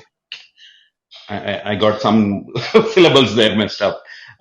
He's a well-known professor, and he has been working on all this. Especially in the context of social media, where you have all these graph relationships. That's been his focus. So it's considered an area where you can leverage the data itself, having these linkages and benefiting from it in the neural network also. I'm done. Okay. So, next big article. What do we got here? Jupiter's volcanic moon called Io or Lo. I think it's Io. Is emitting strange radio waves, and NASA's Juno probe is listening. The Juno spacecraft has gotten a private radio show from Jupiter's closest moon, the highly volcanic Io. So tweeting that out for those who want to see that. It's from space.com, and thank you to Thomas for that one. And then speaking of Fox News for a second, somebody said, Thomas just sent this in. It's official. The NSA, which is America's leading intelligence agency, unmasked Tucker Carlson, it says. And so the article says 3 weeks after, and Tucker Carlson's been ranting and raving in his show lately that the FBI is, infiltrating him. And then Tucker Carlson tweeted today that the NSA now admits that it unmasked Tucker's identity after an intelligence intercept. Plus, the tyrants at Facebook confirmed that they have been censoring this show, he says, on Twitter. And so it says 3 weeks after Fox News host Tucker Carlson accused the National Security Agency of reading his communications, the agency has confirmed he was unmasked. The nation's top electronic spy agency found that Carlson was mentioned in communications between third parties, and his name was subsequently revealed through unmasking, a process in which relevant government officials can request the identities of American citizens in intelligence reports to be divulged, provided there is an official reason, such as helping them make sense of the intelligence documents they are reviewing. And for the NSA to unmask Tucker Carlson or any journalist attempting to secure a newsworthy interview is entirely unacceptable and raises serious questions about their activities, as well as their original denial, which is wildly misleading. A Fox News person released a statement about the developments. And the NSA review confirms that Biden admin captured Tucker's communications and then unmasked him, just like Tucker said he did on his show. And then Senator Rand Paul says, yes, Joe Biden personally unmasked General Flynn, and now someone in Biden's administration unmasked Tucker Carlson. It should be illegal to spy on Americans without a warrant. The NSA... Just a little context. So the way the current legal interpretation framework, as I understand it, and we can probably get some other people that know more about this than I do on this, but as I understand it, we're at not complete full take, but pretty close to essentially all the data that goes over the interwebs. It essentially goes into basically a database, it's indexed, meta things. Sometimes they throw away stuff, but a lot of it basically gets transcribed. The thing that's essentially they say is, oh no, that's not technically a search. We're just capturing it for later. So the unmasking is taking the stuff that's already captured and then revealing it as a thing. Supposedly. Yeah. There's a lot of other things, but when they say it's like, oh, whether or not they're listening or they're capturing, that already happened a long time ago. That would have been with or without his consent about. The actual looking it up is supposedly this really exotic process, which is kind of a rubber stamp court. That's a whole separate debate, but yeah, it's a thing. Yeah, the NSA originally stated Carlson was not a target of any intelligence investigation, but did not deny reviewing his communications. On June 28th, Tucker Carlson alleged that the NSA had been monitoring our electronic communications as is planning to leak them in an attempt to take this show off the air.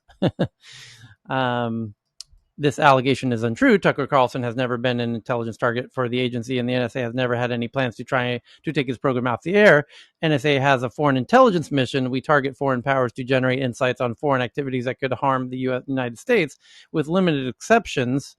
NSA may not target U.S. citizens without a court order that explicitly authorizes the targeting, the NSA released in a statement. So they put out a whole statement about this, and if nothing else, it might be good for his ratings. So nuclear power's reliability is dropping as extreme weather increases. From Ars Technica, the cooling towers suck. Yeah, the comprehensive analysis shows that warmer temperatures aren't the only threat.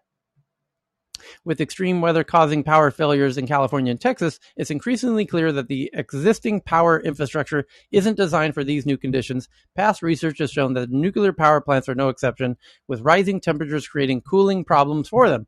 Now, a comprehensive analysis looking at the broader range of climate events shows that it's not just hot weather that puts these plants at risk. It's the full range of climate disturbances.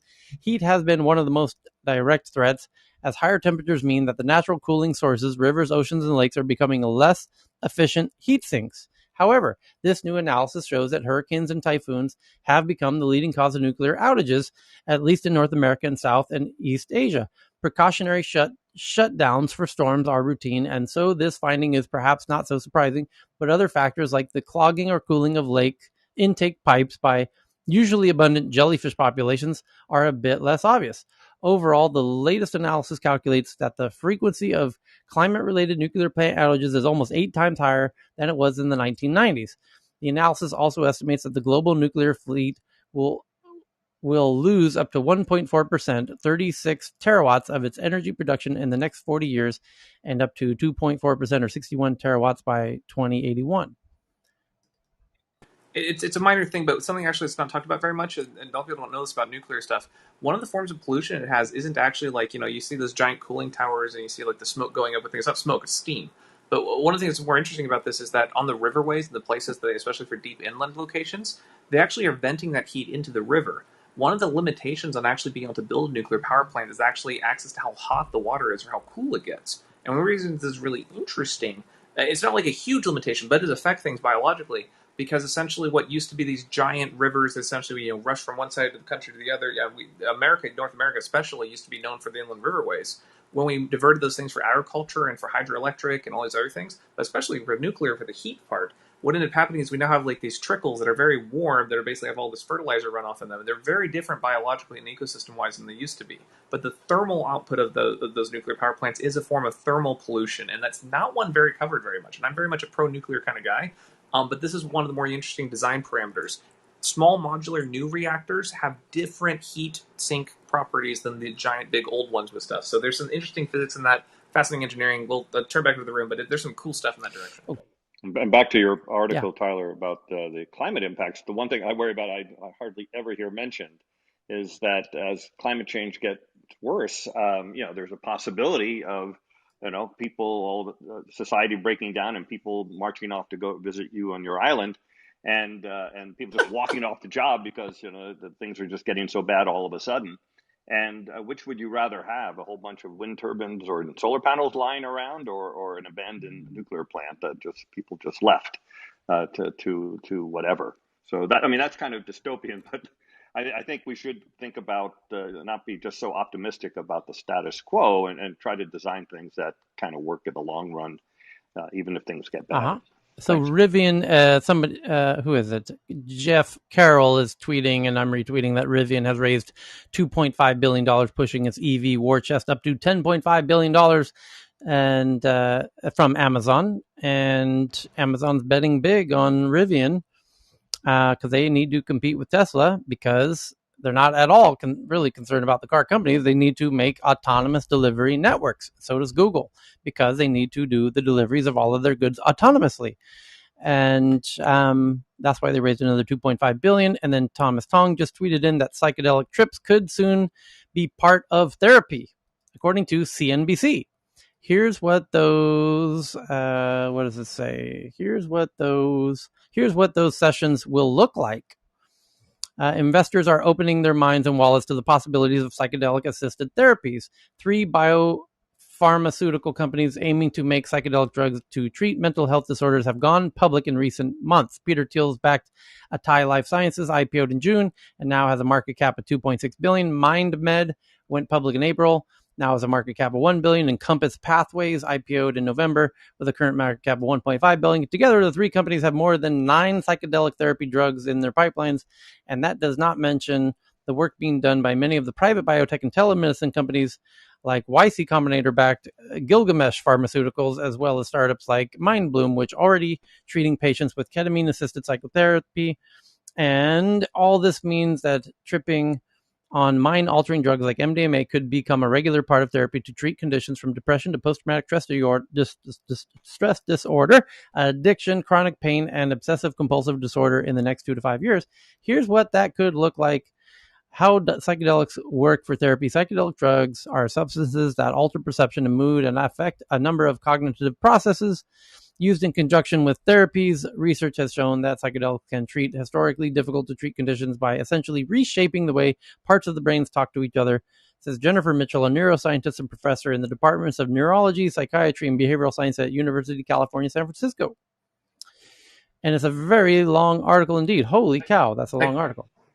Yeah. Tyler, I gotta go on. So from arrestable to investable, from just say no to IPO. There's so many good headlines coming down from this. That's the stupidity of the U.S. too, right? I mean, every country has had this, where politicians are now becoming the heads of all these marijuana companies and cannabis companies when they actually jailed or wrote the laws that actually jailed a lot of people for even possession. Police officers, the chief of police, are actually heading some of their largest Canadian cannabis companies. CNBC also. Yeah, and I will Yep. say that. Go I'm ahead, sorry. Go Don. ahead.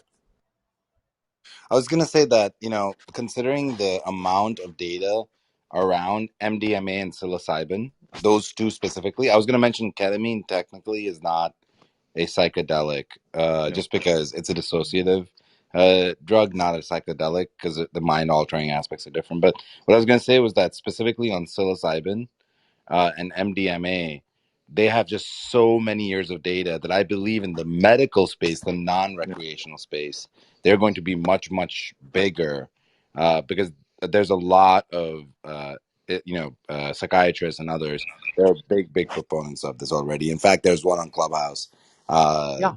Carlene McMillan, There's a who talks show. about it all the There's a time. show all about psychedelics in Clubhouse. In fact, Yeah. yeah.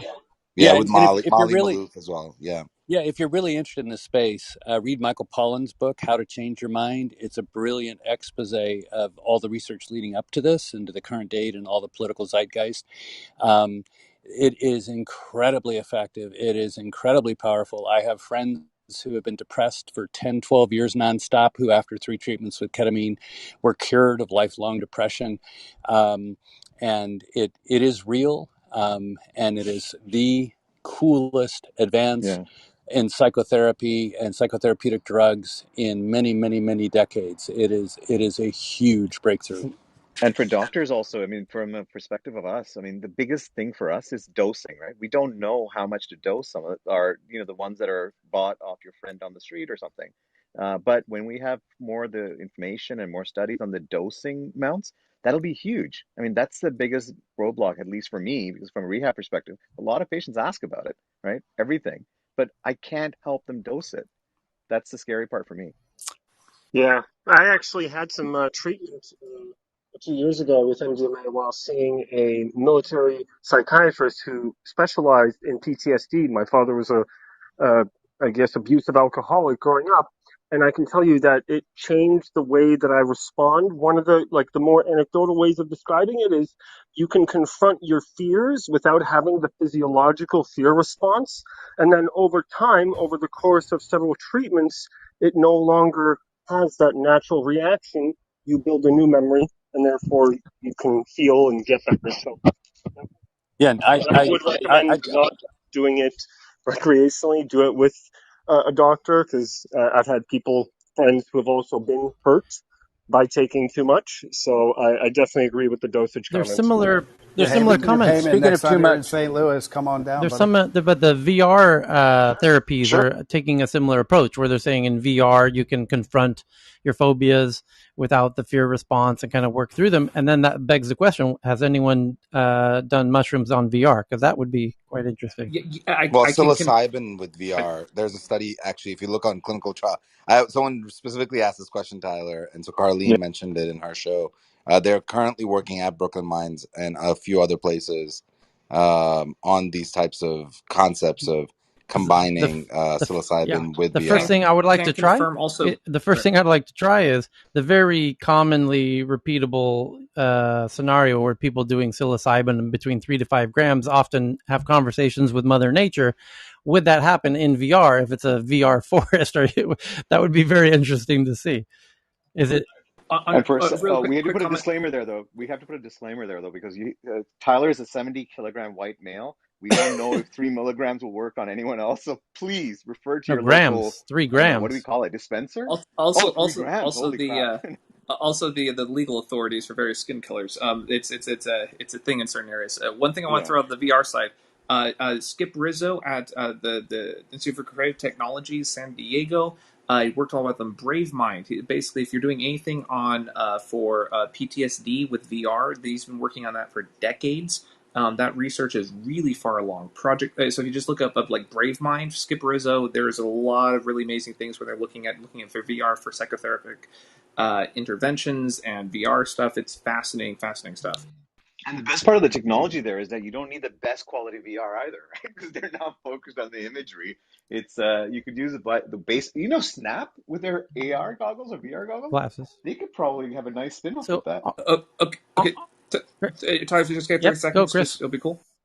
All right, so sorry. So here's one of the really cool things. So it turns out that you don't actually need to have photorealistic VR to have the biggest effects. Yeah. Actually, what's really neat is they actually have realism sliders when they're basically asking soldiers to describe their experiences. Their idea is to artificially trigger the reaction that basically causes the psychosomatic response. And what's really cool about this is they start with a very low fidelity version of what their experience is, and they try to basically monitor the heart rate, they monitor essentially the breathing, and essentially the thing rises up, they're like, okay, we're going to stop it right now, we're going to slow it down, now we're going to basically bring the realism back up, and it basically causes that physiological response. What's cool is every time they do this, and they do this over a series of sessions over a couple of weeks, and they say, okay, let's redo it, we're able to actually recreate more of the experience and go heighten the realism, but you're able to control it. And then as it goes on, you're able to get closer and closer to that original stimulus with a higher degree of realism, but you're able to actually not trigger the automatic fight or flight responses. And what's really neat about this is that it means that things in your everyday life, someone dropping a glass, a car backfiring or something, the base of fireworks, it doesn't cause that same fight or flight. Oh crap! I need to get into combat fire. I've got mortar strikes incoming.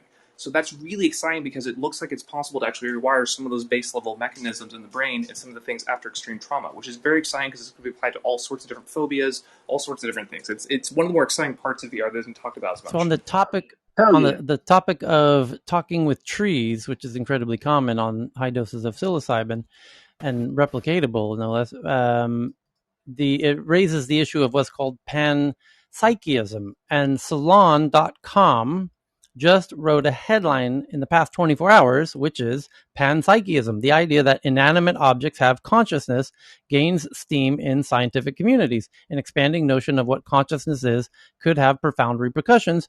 Dr. Martin Picard is the associate professor of behavior medicine at Columbia University Irvine Medical Center, specializing both psychiatry and neurology. Together, expertise in these two fields suit one well to understanding the essence of what makes one human. Picard is particularly knowledgeable about mitochondria, a structure found within nearly all cells that have a nucleus. They provide most of the chemical energy that cells use in various biochemical tasks and are sometimes likened to batteries.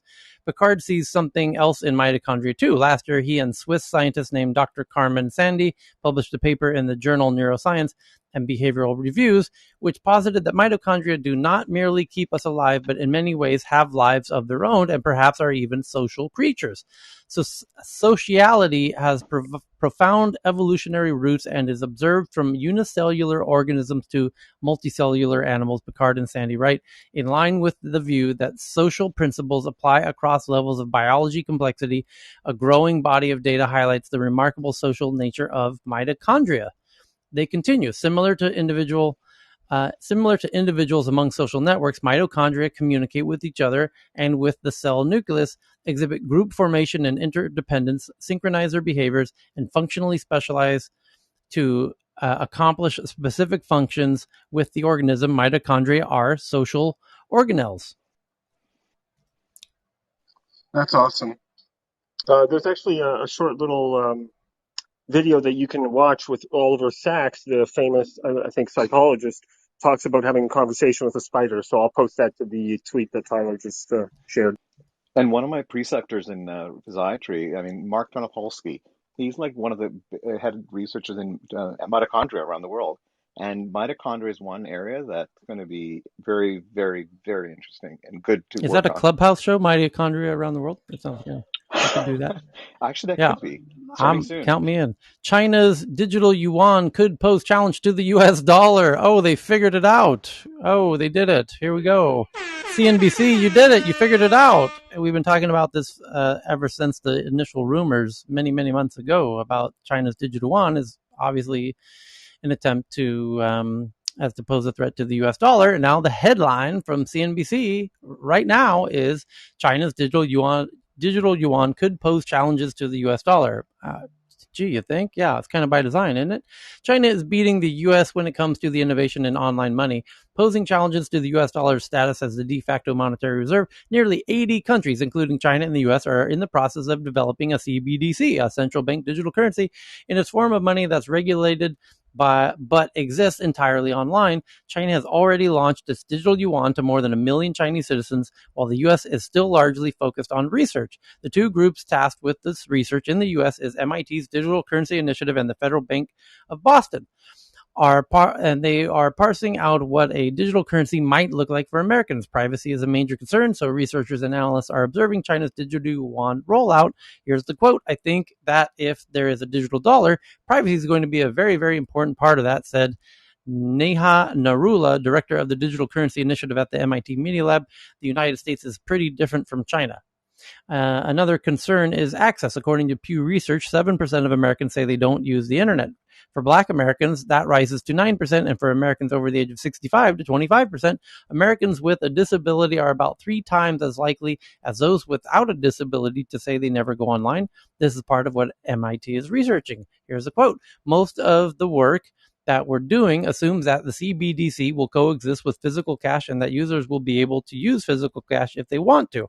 The idea of a CBDC in the U.S. is aimed in part at making sure the dollar stays the monetary leader of the world economy. The United States should not rest on its current leadership in this area. It should push ahead and develop a clear strategy for how to maintain or remain very strong and take advantage of the strength of the dollar," says Stanford University Graduate School of Business Darrell Duffy, professor of finance at Stanford.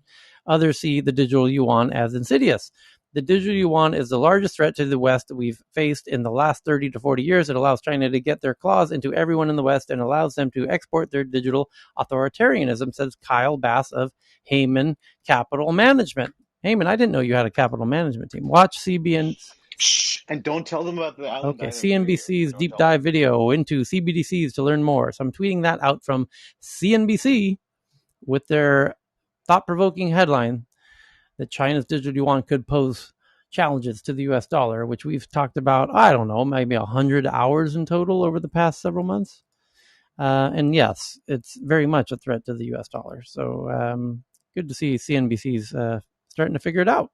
So other fantastic headlines at this very moment is that a $10 billion asset manager registers new Bitcoin fund with the SEC called Stone Ridge Asset Management, continues to broaden its institutional on-ramps to Bitcoin. And something called Cyborg Soil, unearths the complex web of hidden microbial cities. So these single cell organisms aren't just sentient, they're building cities. Dig a teaspoon into the nearest clump of soil and what will emerge will contain more microorganisms than there are people on Earth. We know this from lab studies that analyze samples of earth scooped from a microbial wild to determine which forms of microscopic life exist in the world beneath our feet. That's kind of wild, though. A teaspoon of the nearest clump of soil has more microorganisms than people on Earth. The problem is, such studies can't actually tell us how this subterranean kingdom of fungi, flagellates, and amoebas operate in the ground because they entail the removal of soil from its environment. These studies destroy the delicate structures of mud, water, and air in which the soil microbes reside. This prompted my lab to develop a way to spy on these underground workers who are indispensable in their role as organic matter recycling agents without disturbing their microhabitats. Our study revealed the dark, dank cities in which soil microbes reside. We found a labyrinth of tiny highways, skyscrapers, bridges, and rivers, which are navigated by microorganisms to find food or to avoid becoming someone else's next meal. This new window into what's happening underground could help us better appreciate and preserve Earth, increasing damaged soils.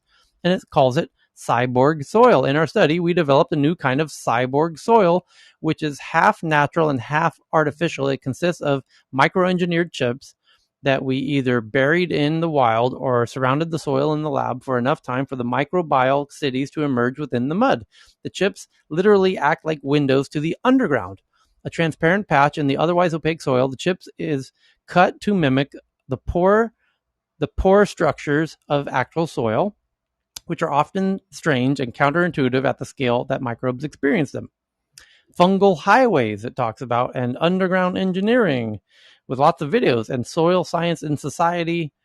Our cyborg soil study ultimately helps connect field ecology and controlled lab studies. It combines the advances of steady, realistic, complex communities of soil organisms, while at the same time carefully controlling and adjusting factors like nutrient supply and temperature. But there's another benefit. We believe that observing the hidden world of soils and their intriguing inhabitants could help people engage emotionally with this vital ecosystem.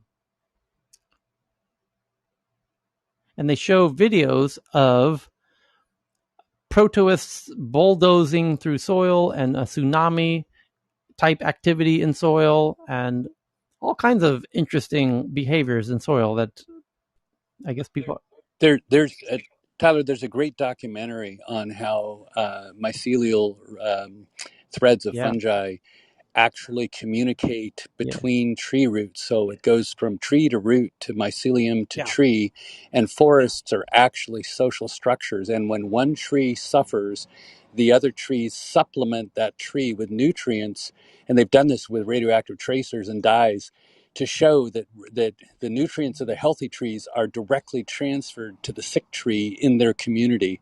It's a very anthropomorphized documentary, but it's called Intelligent Trees on Netflix. It's a very Well, cool watch, and it really does illustrate some of these yeah, points. we've touched on that a few times before, and when we have, I've highlighted. I'm very interested in that area because when I did do psilocybin, the trees told me they were conscious and said that the same life energy in them is the same life energy in us. And then I found out that they do have DNA, and I was kind of blown away. But the video that I point people to in this case is a study of bean sprouts, where they're put in a room with a time lapse camera, and you put two bean sprouts coming out of a pot with a pole in between them, and they want to climb a pole. That's what bean sprouts want to do. But what happens is when you put the pole equidistant between two bean sprout plants, they compete to see who's the first to get the pole, and then when one plant gets the pole, the other plant dies. And then more strange than that is they've been testing how far can you put the pole from the bean plant pot.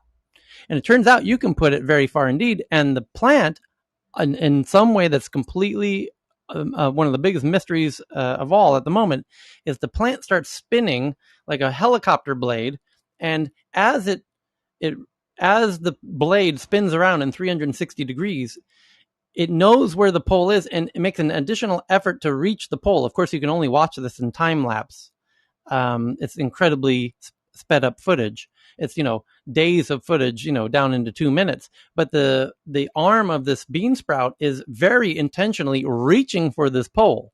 And anyone who has ivy growing around their house often suspects, like, how is this shit seems to have a mind of its own? Well, when you watch the time lapse of these bean sprouts reaching for poles to climb up these poles, they are incredibly conscious of the location of the pole that they are aiming for and like reaching for. And someone needs to find the video for me, and I will tweet it out now, and everyone can watch it. It will blow your mind. And there's no, yeah, A similar video is called Fantastic Fungi by Louis Schwartzberg and the Mushroom Authority of the World, with lots of time lapse. It's an amazing watch. I think it's either on Netflix or Amazon Prime. I don't know which, but it's worth a watch. yeah. If somebody could just let me know, someone DM me if you find the YouTube video of the time lapse of growing pole beans or whatever they call them. It will absolutely change your mind about plants for the rest of your life after you see this video. So next big headline, let's do it. Moving right along. Oh, we did the cyborg soil. Thank you to Thomas for that one. And Thomas also sent in one that, according to the New York Times, COVID live updates, spread of Delta bursts Australia, New Zealand travel bubble. Even an island. And please take note, my American friends, that even the countries like New Zealand, who did remarkably well with COVID, are just getting their asses handed to them with Delta. please, please, please pay attention. The countries that did really well with COVID are really struggling with Delta. So please make note of that very simple equation. So, China sanctions Wilbur Ross, 5 other Americans over Biden's Hong Kong warnings. This from Yahoo News. It says the Chinese government imposed sanctions on Monday against 6 Americans, including former Commerce Secretary Wilbur Ross, in response to an advisory from the Biden administration warning businesses in the increased risks of operating in Hong Kong.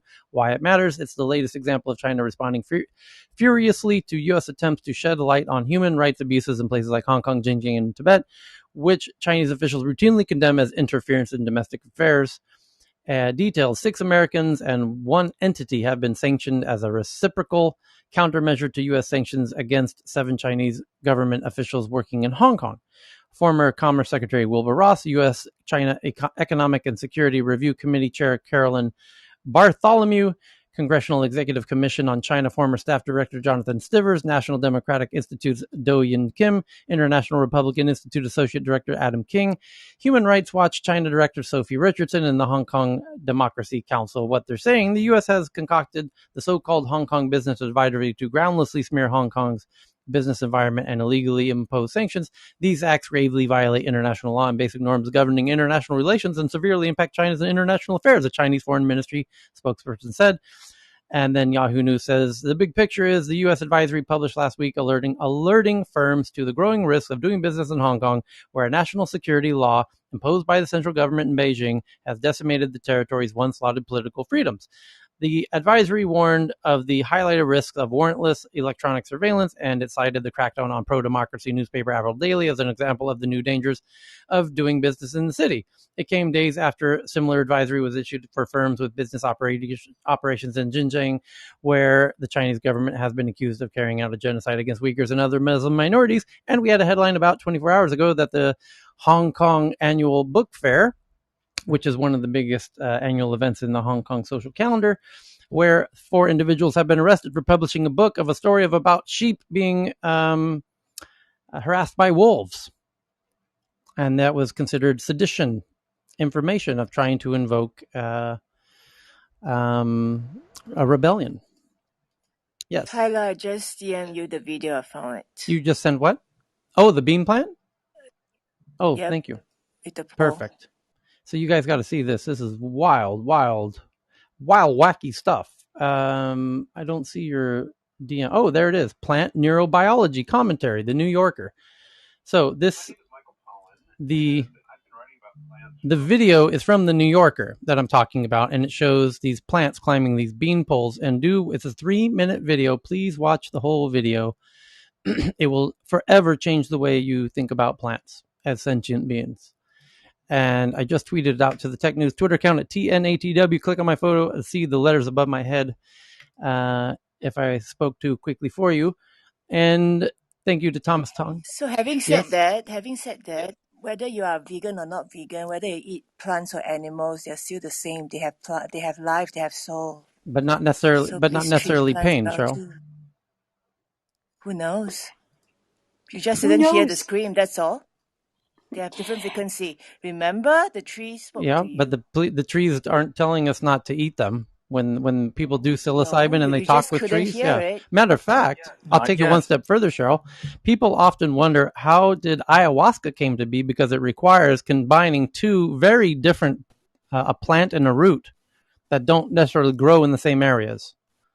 And you got to bring them together and make a tea or a brew out of it, and then you drink it, and then you have this amazing psychedelic experience. And the question is, how did we figure this out? How did the shamans in South and Central America figure out how to make ayahuasca? Soup recipe gone And awry. they say that the plants Well, told them how to make it. And when you take ayahuasca, you're drinking the plants, right? You're killing the plants, to your point, Cheryl. And the plants, are communicating all kinds of amazing things. But nowhere on the list of menu of incredible things that they're talking about is don't eat plants. Actually, we've got an expert. I mean, checking in Fiona. there. Yeah.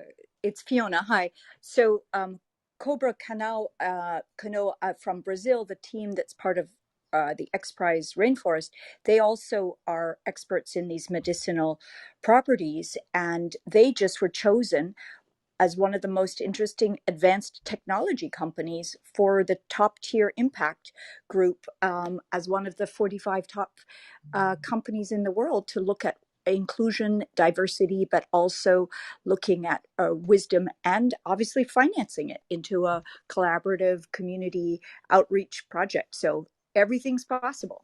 And the And science also, behind it wrapped into the and also, Nagoya Protocol, protecting it, those sacred plants, for them to get paid back for their medicine and their values and the knowledge they hold through it with the trees talking. Thanks, everybody. and to Um, Fiona's point as well, this technology per se has been there for centuries among like the indigenous people and around the world. So if that's why I not think some wait, governments have actually Heyman, if fought not back about it. millennia, yeah. Millennia, yes. Oh, totally. And so we need to definitely respect it and also encourage, include them in any of these technologies. Because I know in India, for instance, turmeric, which every any natural food store now packages in a capsule, it has been used for millennia as well, right? And not millennia, maybe hundreds of years, And in cooking. And they try to patent it. And they, like some company tried to patent turmeric. And the Indian government fought back, and that patent was rescinded.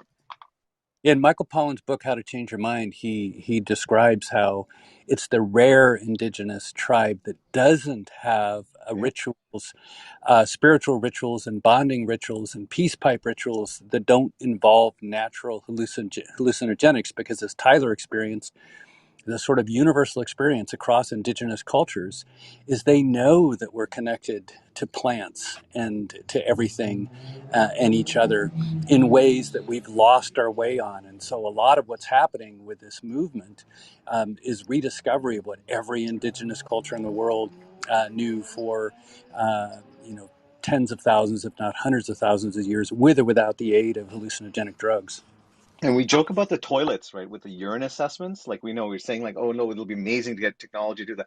For centuries, people, ancient, health healers have been looking at urine, like some of them tasting it, some of them smelling it, some of them actually telling people to put out a pot of their urine outside the house, out of their shack or whatever, their dwelling, to see, and they would come by whenever they come by to check on that urine. They'll actually check the urine to see what kind of insects or something have gathered in. That gives you a clue of the sugars, right? That's what I would presume. But I mean, that I don't know what else they were looking at, but that's amazing. Like that technology has been there a long time before we are sort of rediscovering it. so just real quick with things, this is kind of unrelated, but kind of the earlier thing with the if you PTR, this is a sample I found from the Wolves and Sheep little children's book. Apparently, that gets you arrested for if you. I think it's actually the words above the illustrations, but the illustrations just make it look adorable. So yeah, be careful about things that you draw in certain places of the world. Apparently, I think we should create a world where we don't have to worry about children's books being a thing. But here you go. Okay, next article. The U.S. special operators and their allies say taking on Russia and China in Africa requires strange something. What's this article from Yahoo News? U.S. special forces and their allies saying taking on Russia and China in Africa requires strange bedfellows. Yeah, we can skip this one, I think. Then Indiana wants magnetic highways that wirelessly charge electric vehicles. The German company Magnet, what a great name, has created magnetized concrete that wirelessly charges electric vehicles. Indiana may be the That's first state interesting. to test it out. I just tweeted it out to the Tech News Twitter account, so you can read all about it. And the Olympics could be a COVID-19 super evolutionary event in a warped version of international cooperation. The games could provide a place for variants of viruses to spread and then return Oh, home great. with the athletes. Could we call these like Omega Edition or something? And NSO Group CEO claims that BDS is probably behind the damning investigation into Pegasus. The quote is, I don't want to sound cynical now, but there are those who don't want Israel to import ice cream or export technologies. He's referring to Ben and Jerry's, no doubt. And one of Ben, I think, is Jewish too, right? So it's not. They were I calling him think they both were anti-Semitic, which actually, is a yeah. little bit But silly. Yeah, exactly. Yeah, they were calling Anyway, him Shalev Julio, the CEO and co-founder of NSO, the Israeli surveillance company at the center of the bombshell investigation this week that found its tools have been used to spy on journalists, politicians, and human rights activists around the world, is now struggling, suggesting that the boycott, divestment, and sanctions movement that's trying to pressure Israel to end its occupation of Palestine is somehow behind the story. Either it or Qatar. So it's one or the other. It might be Qatar.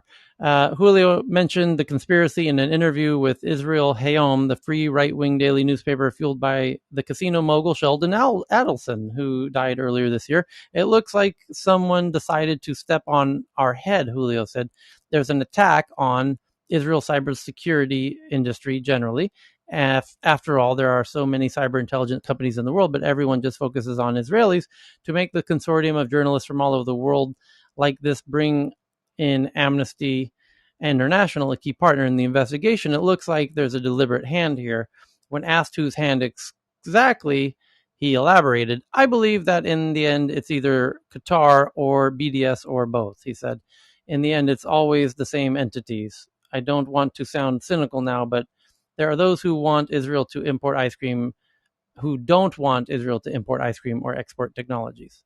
Julio is referring to Ben & Jerry's recent decision not to sell ice cream in the Israel-occupied territories following years of BDS campaigns. Julio also said that he doesn't think it's a coincidence that the investigation about his company dropped at the same time that another Israeli surveillance company called Celebrite is being challenged by digital rights group while attempting to go public, and the publication of an investigation about Cinderu, yet another Israeli surveillance company. And to which I say, come into Clubhouse, my friend. You sound like our cup of tea, Shalev.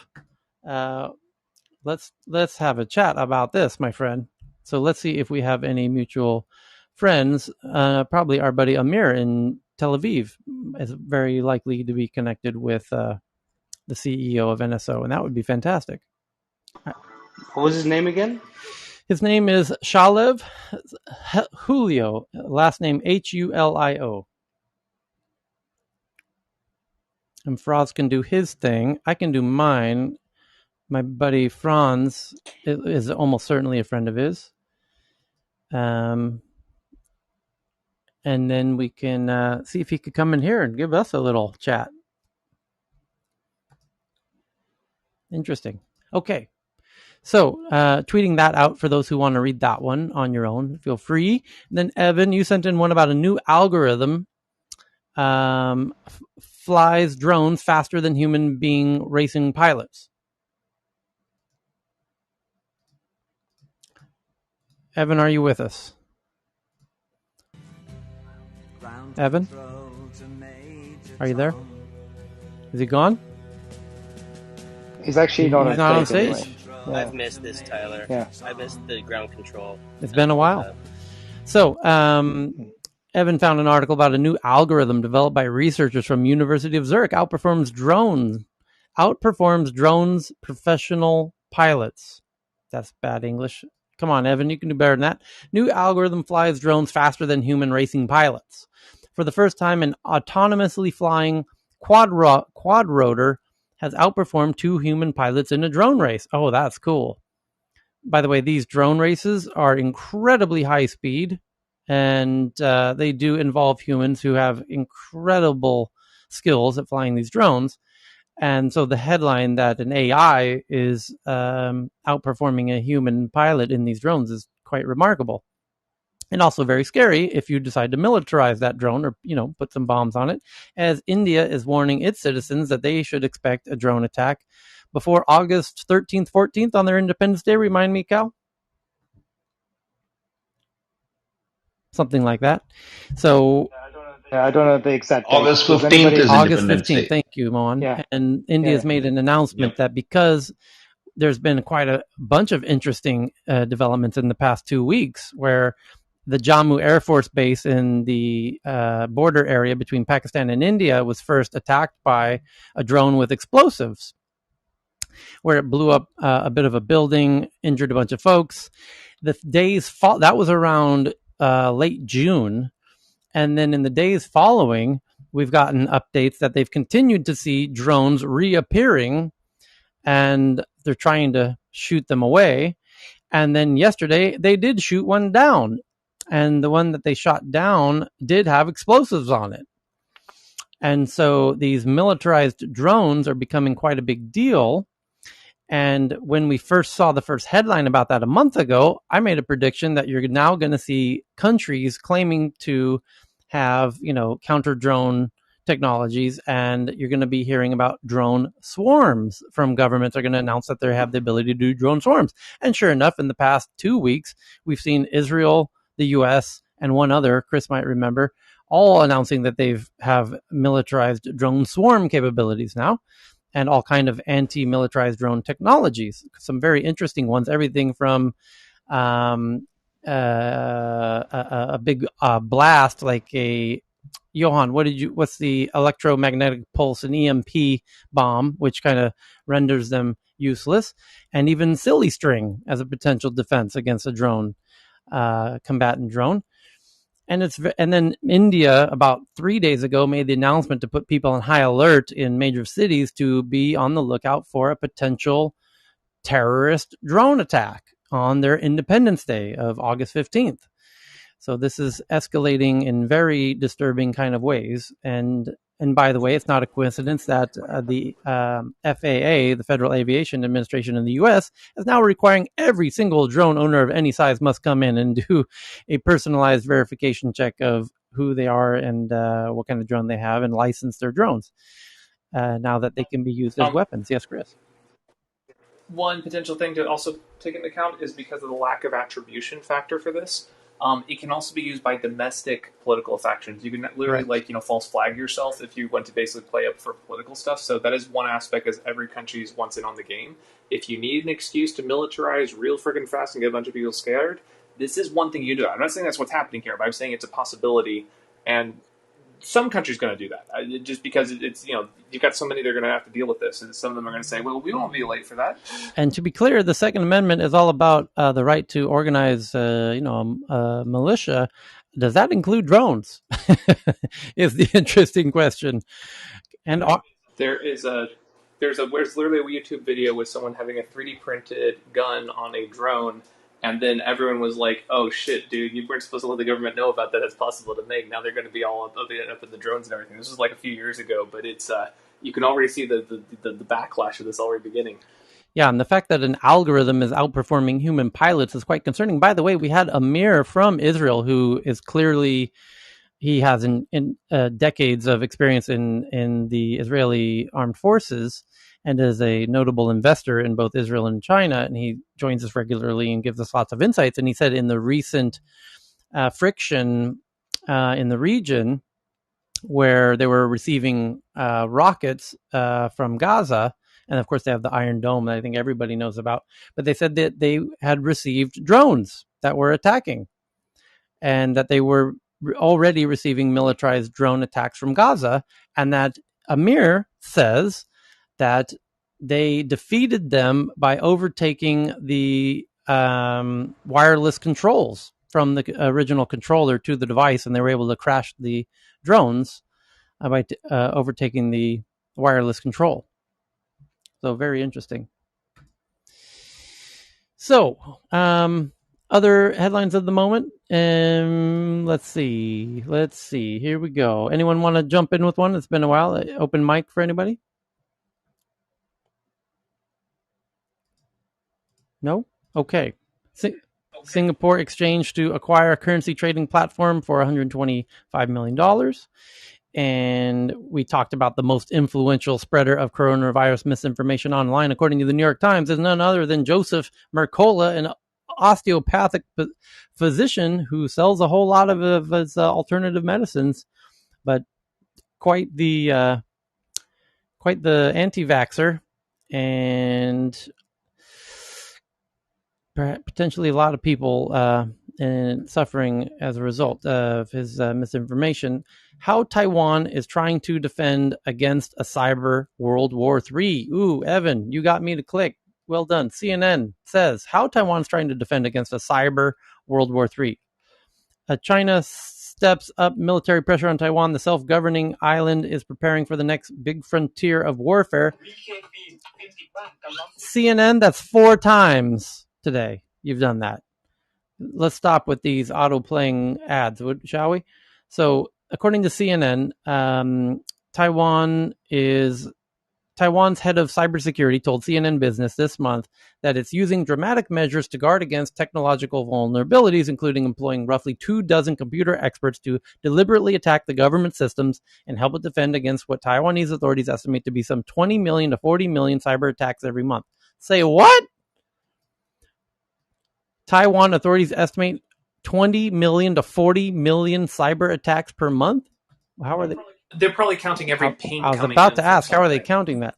Taiwan says it has been able to defend itself against the overwhelming majority of attacks. Successful breaches number in the hundreds, while only a handful are what the government classifies as quote unquote serious. But the enormous number and where Taiwan thinks they're coming from, gee, I'm perplexed on where they could possibly be coming from, has compelled the government to take the issue seriously, according to Chen Hengwei, head of Taiwan's Department of Cybersecurity.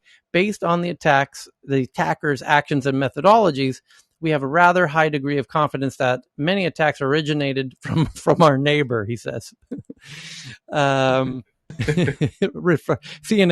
then goes on to say that he's referring to mainland China. The operation of our government highly relies on the internet, Chen says. Our critical infrastructure says as gas, water, and electricity are highly digitized, so we easily fall victim to our network security is not robust enough. Cyber attacks are a growing global threat, and while China is far from the only country to be accused of orchestrating such attacks, Beijing this week is facing intense scrutiny from the West on the issue. On Monday, the US, the EU, the UK, Germany, Australia, Japan, Norway, and other allies accused China's Ministry of State Security of using criminal contact hackers to carry out malicious activities around the world on behalf of the CCP, according to a campaign against Microsoft Exchange email service in March. The coordinated announcement has illustrated Joe Biden's administration priorities in defending cybersecurity after serious vulnerabilities had been reported in major American sectors such as energy and food production. And so good to nice little chat with the Taiwanese head of cybersecurity. Hey, Tyler, I got a handful of headlines Do that it. would be kind of fun to cover. All right, let's see. I'm just going to switch over screens right here. All right, so let's see. First off with things is a little bit more of a fun one, just to kind of start things off with things. Let's see. We'll go that one afterwards. Okay, there we go. All right, a fun one to start it off with things. So, iconic Japanese video game music incorporated into Olympic opening ceremony. So, they've basically from tunes from games from Sega, Capcom, Square Enix, kicked off with Overture's Roto's theme from Dragon Quest. Next up was Victory Fanfare from Final Fantasy. They also covered selections from Monster Hunter Soul Calibur and Sonic the Hedgehog. According to Classic FM, the music from Kingdom Hearts was composed by Yoko Shimomura. I'm sorry, Shimomura, who is responsible for the music of some of the biggest video games ever made. Fans were delighted to hear her work being incorporated into the ceremony. There's actually some Google Doodles tied with it, and anyways, and they also cover essentially that the opposed hosting factor and trying to cancel it and other things. But so, there's a lot of downsides with things, but at the bright side, we've got video game music now essentially as a thing for heads of state, and this is now a national patriotism thing, so more video game music for everyone. So, yay! So that's a little bit of a silly one, but kind of cool. Something a little bit more tangible stuff is here's one for startup claims breakthrough in long-duration batteries, and please stop me, Tyler, if you've heard this one, because we hear these all the time. This one's actually for an iron air battery. Essentially, it says that a 4-year-old startup says it has built an inexpensive battery that can discharge power for days, using one of the most common elements on Earth, iron, from a report. Form Energy batteries are far too heavy for electric cars, but it says it'll be capable of solving one of the elusive problems facing renewable energy, just cheaply storing large amounts of electrical power for grids when the sun isn't shining and wind isn't blowing. Somerville, Massachusetts company has been shrouded in secrecy. Chris, isn't this huge if we go to Mars, since there's a ton of iron up there? Every battery breakthrough is huge if it pans out. That's one of the things, is that these battery things, you get very cynical after a while for things like, okay, if they get to the next part. Now, if they say, hey, we've got these initial customer deployments and it's working, that's the time to get really excited. These things, but that said, iron is more available than other elements, so it's plausible it can be a thing, especially when you consider the backers. Let's see, the backers include Breakthrough Energy Ventures, a climate investment fund whose investors include Microsoft co-founder Bill Gates, Amazon founder Jeff Bezos. 200 million funding round led by strategic investments from steelmaking giant ArcelorMittal. So that's a big one because they actually have the actual supply chain on there. That's unusual for battery startups. I've got a yes. nice little announcement. It looks like we just secured the CEO of Pegasus to join us here in Clubhouse. Oh wow! Okay, I'll shut up. No, not at the moment. We're scheduling it. Wow. Wait, okay, we're that gonna a have some fun woohoo groups here. That's a woohoo. All right, great. That's a big deal. That's Suggestion a big deal. to everybody. Suggestion to everybody: get a burner phone for that session, please. We're sitting on a live SIP channel that will be heavily penetrated. Of course it will. Oh, that sounds bad. What about the Confederate music for Nuclear that? Weapons Club. Just get all the spies in one spot. It's gonna be great. Oh, on that note, just want to mention, most likely, remember at the start we talked about Clubhouse data leak of the phone numbers being leaked. I think that's probably fake news too. Oh, we covered that right earlier. That's Yep. good. Yeah, it's probably fake news. Yeah.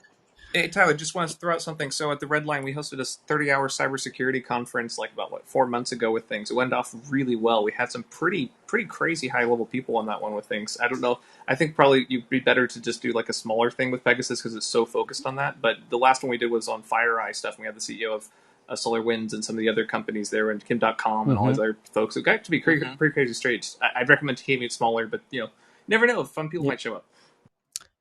Probably the easiest way to check the fake news about Clubhouse is asking Paul down here.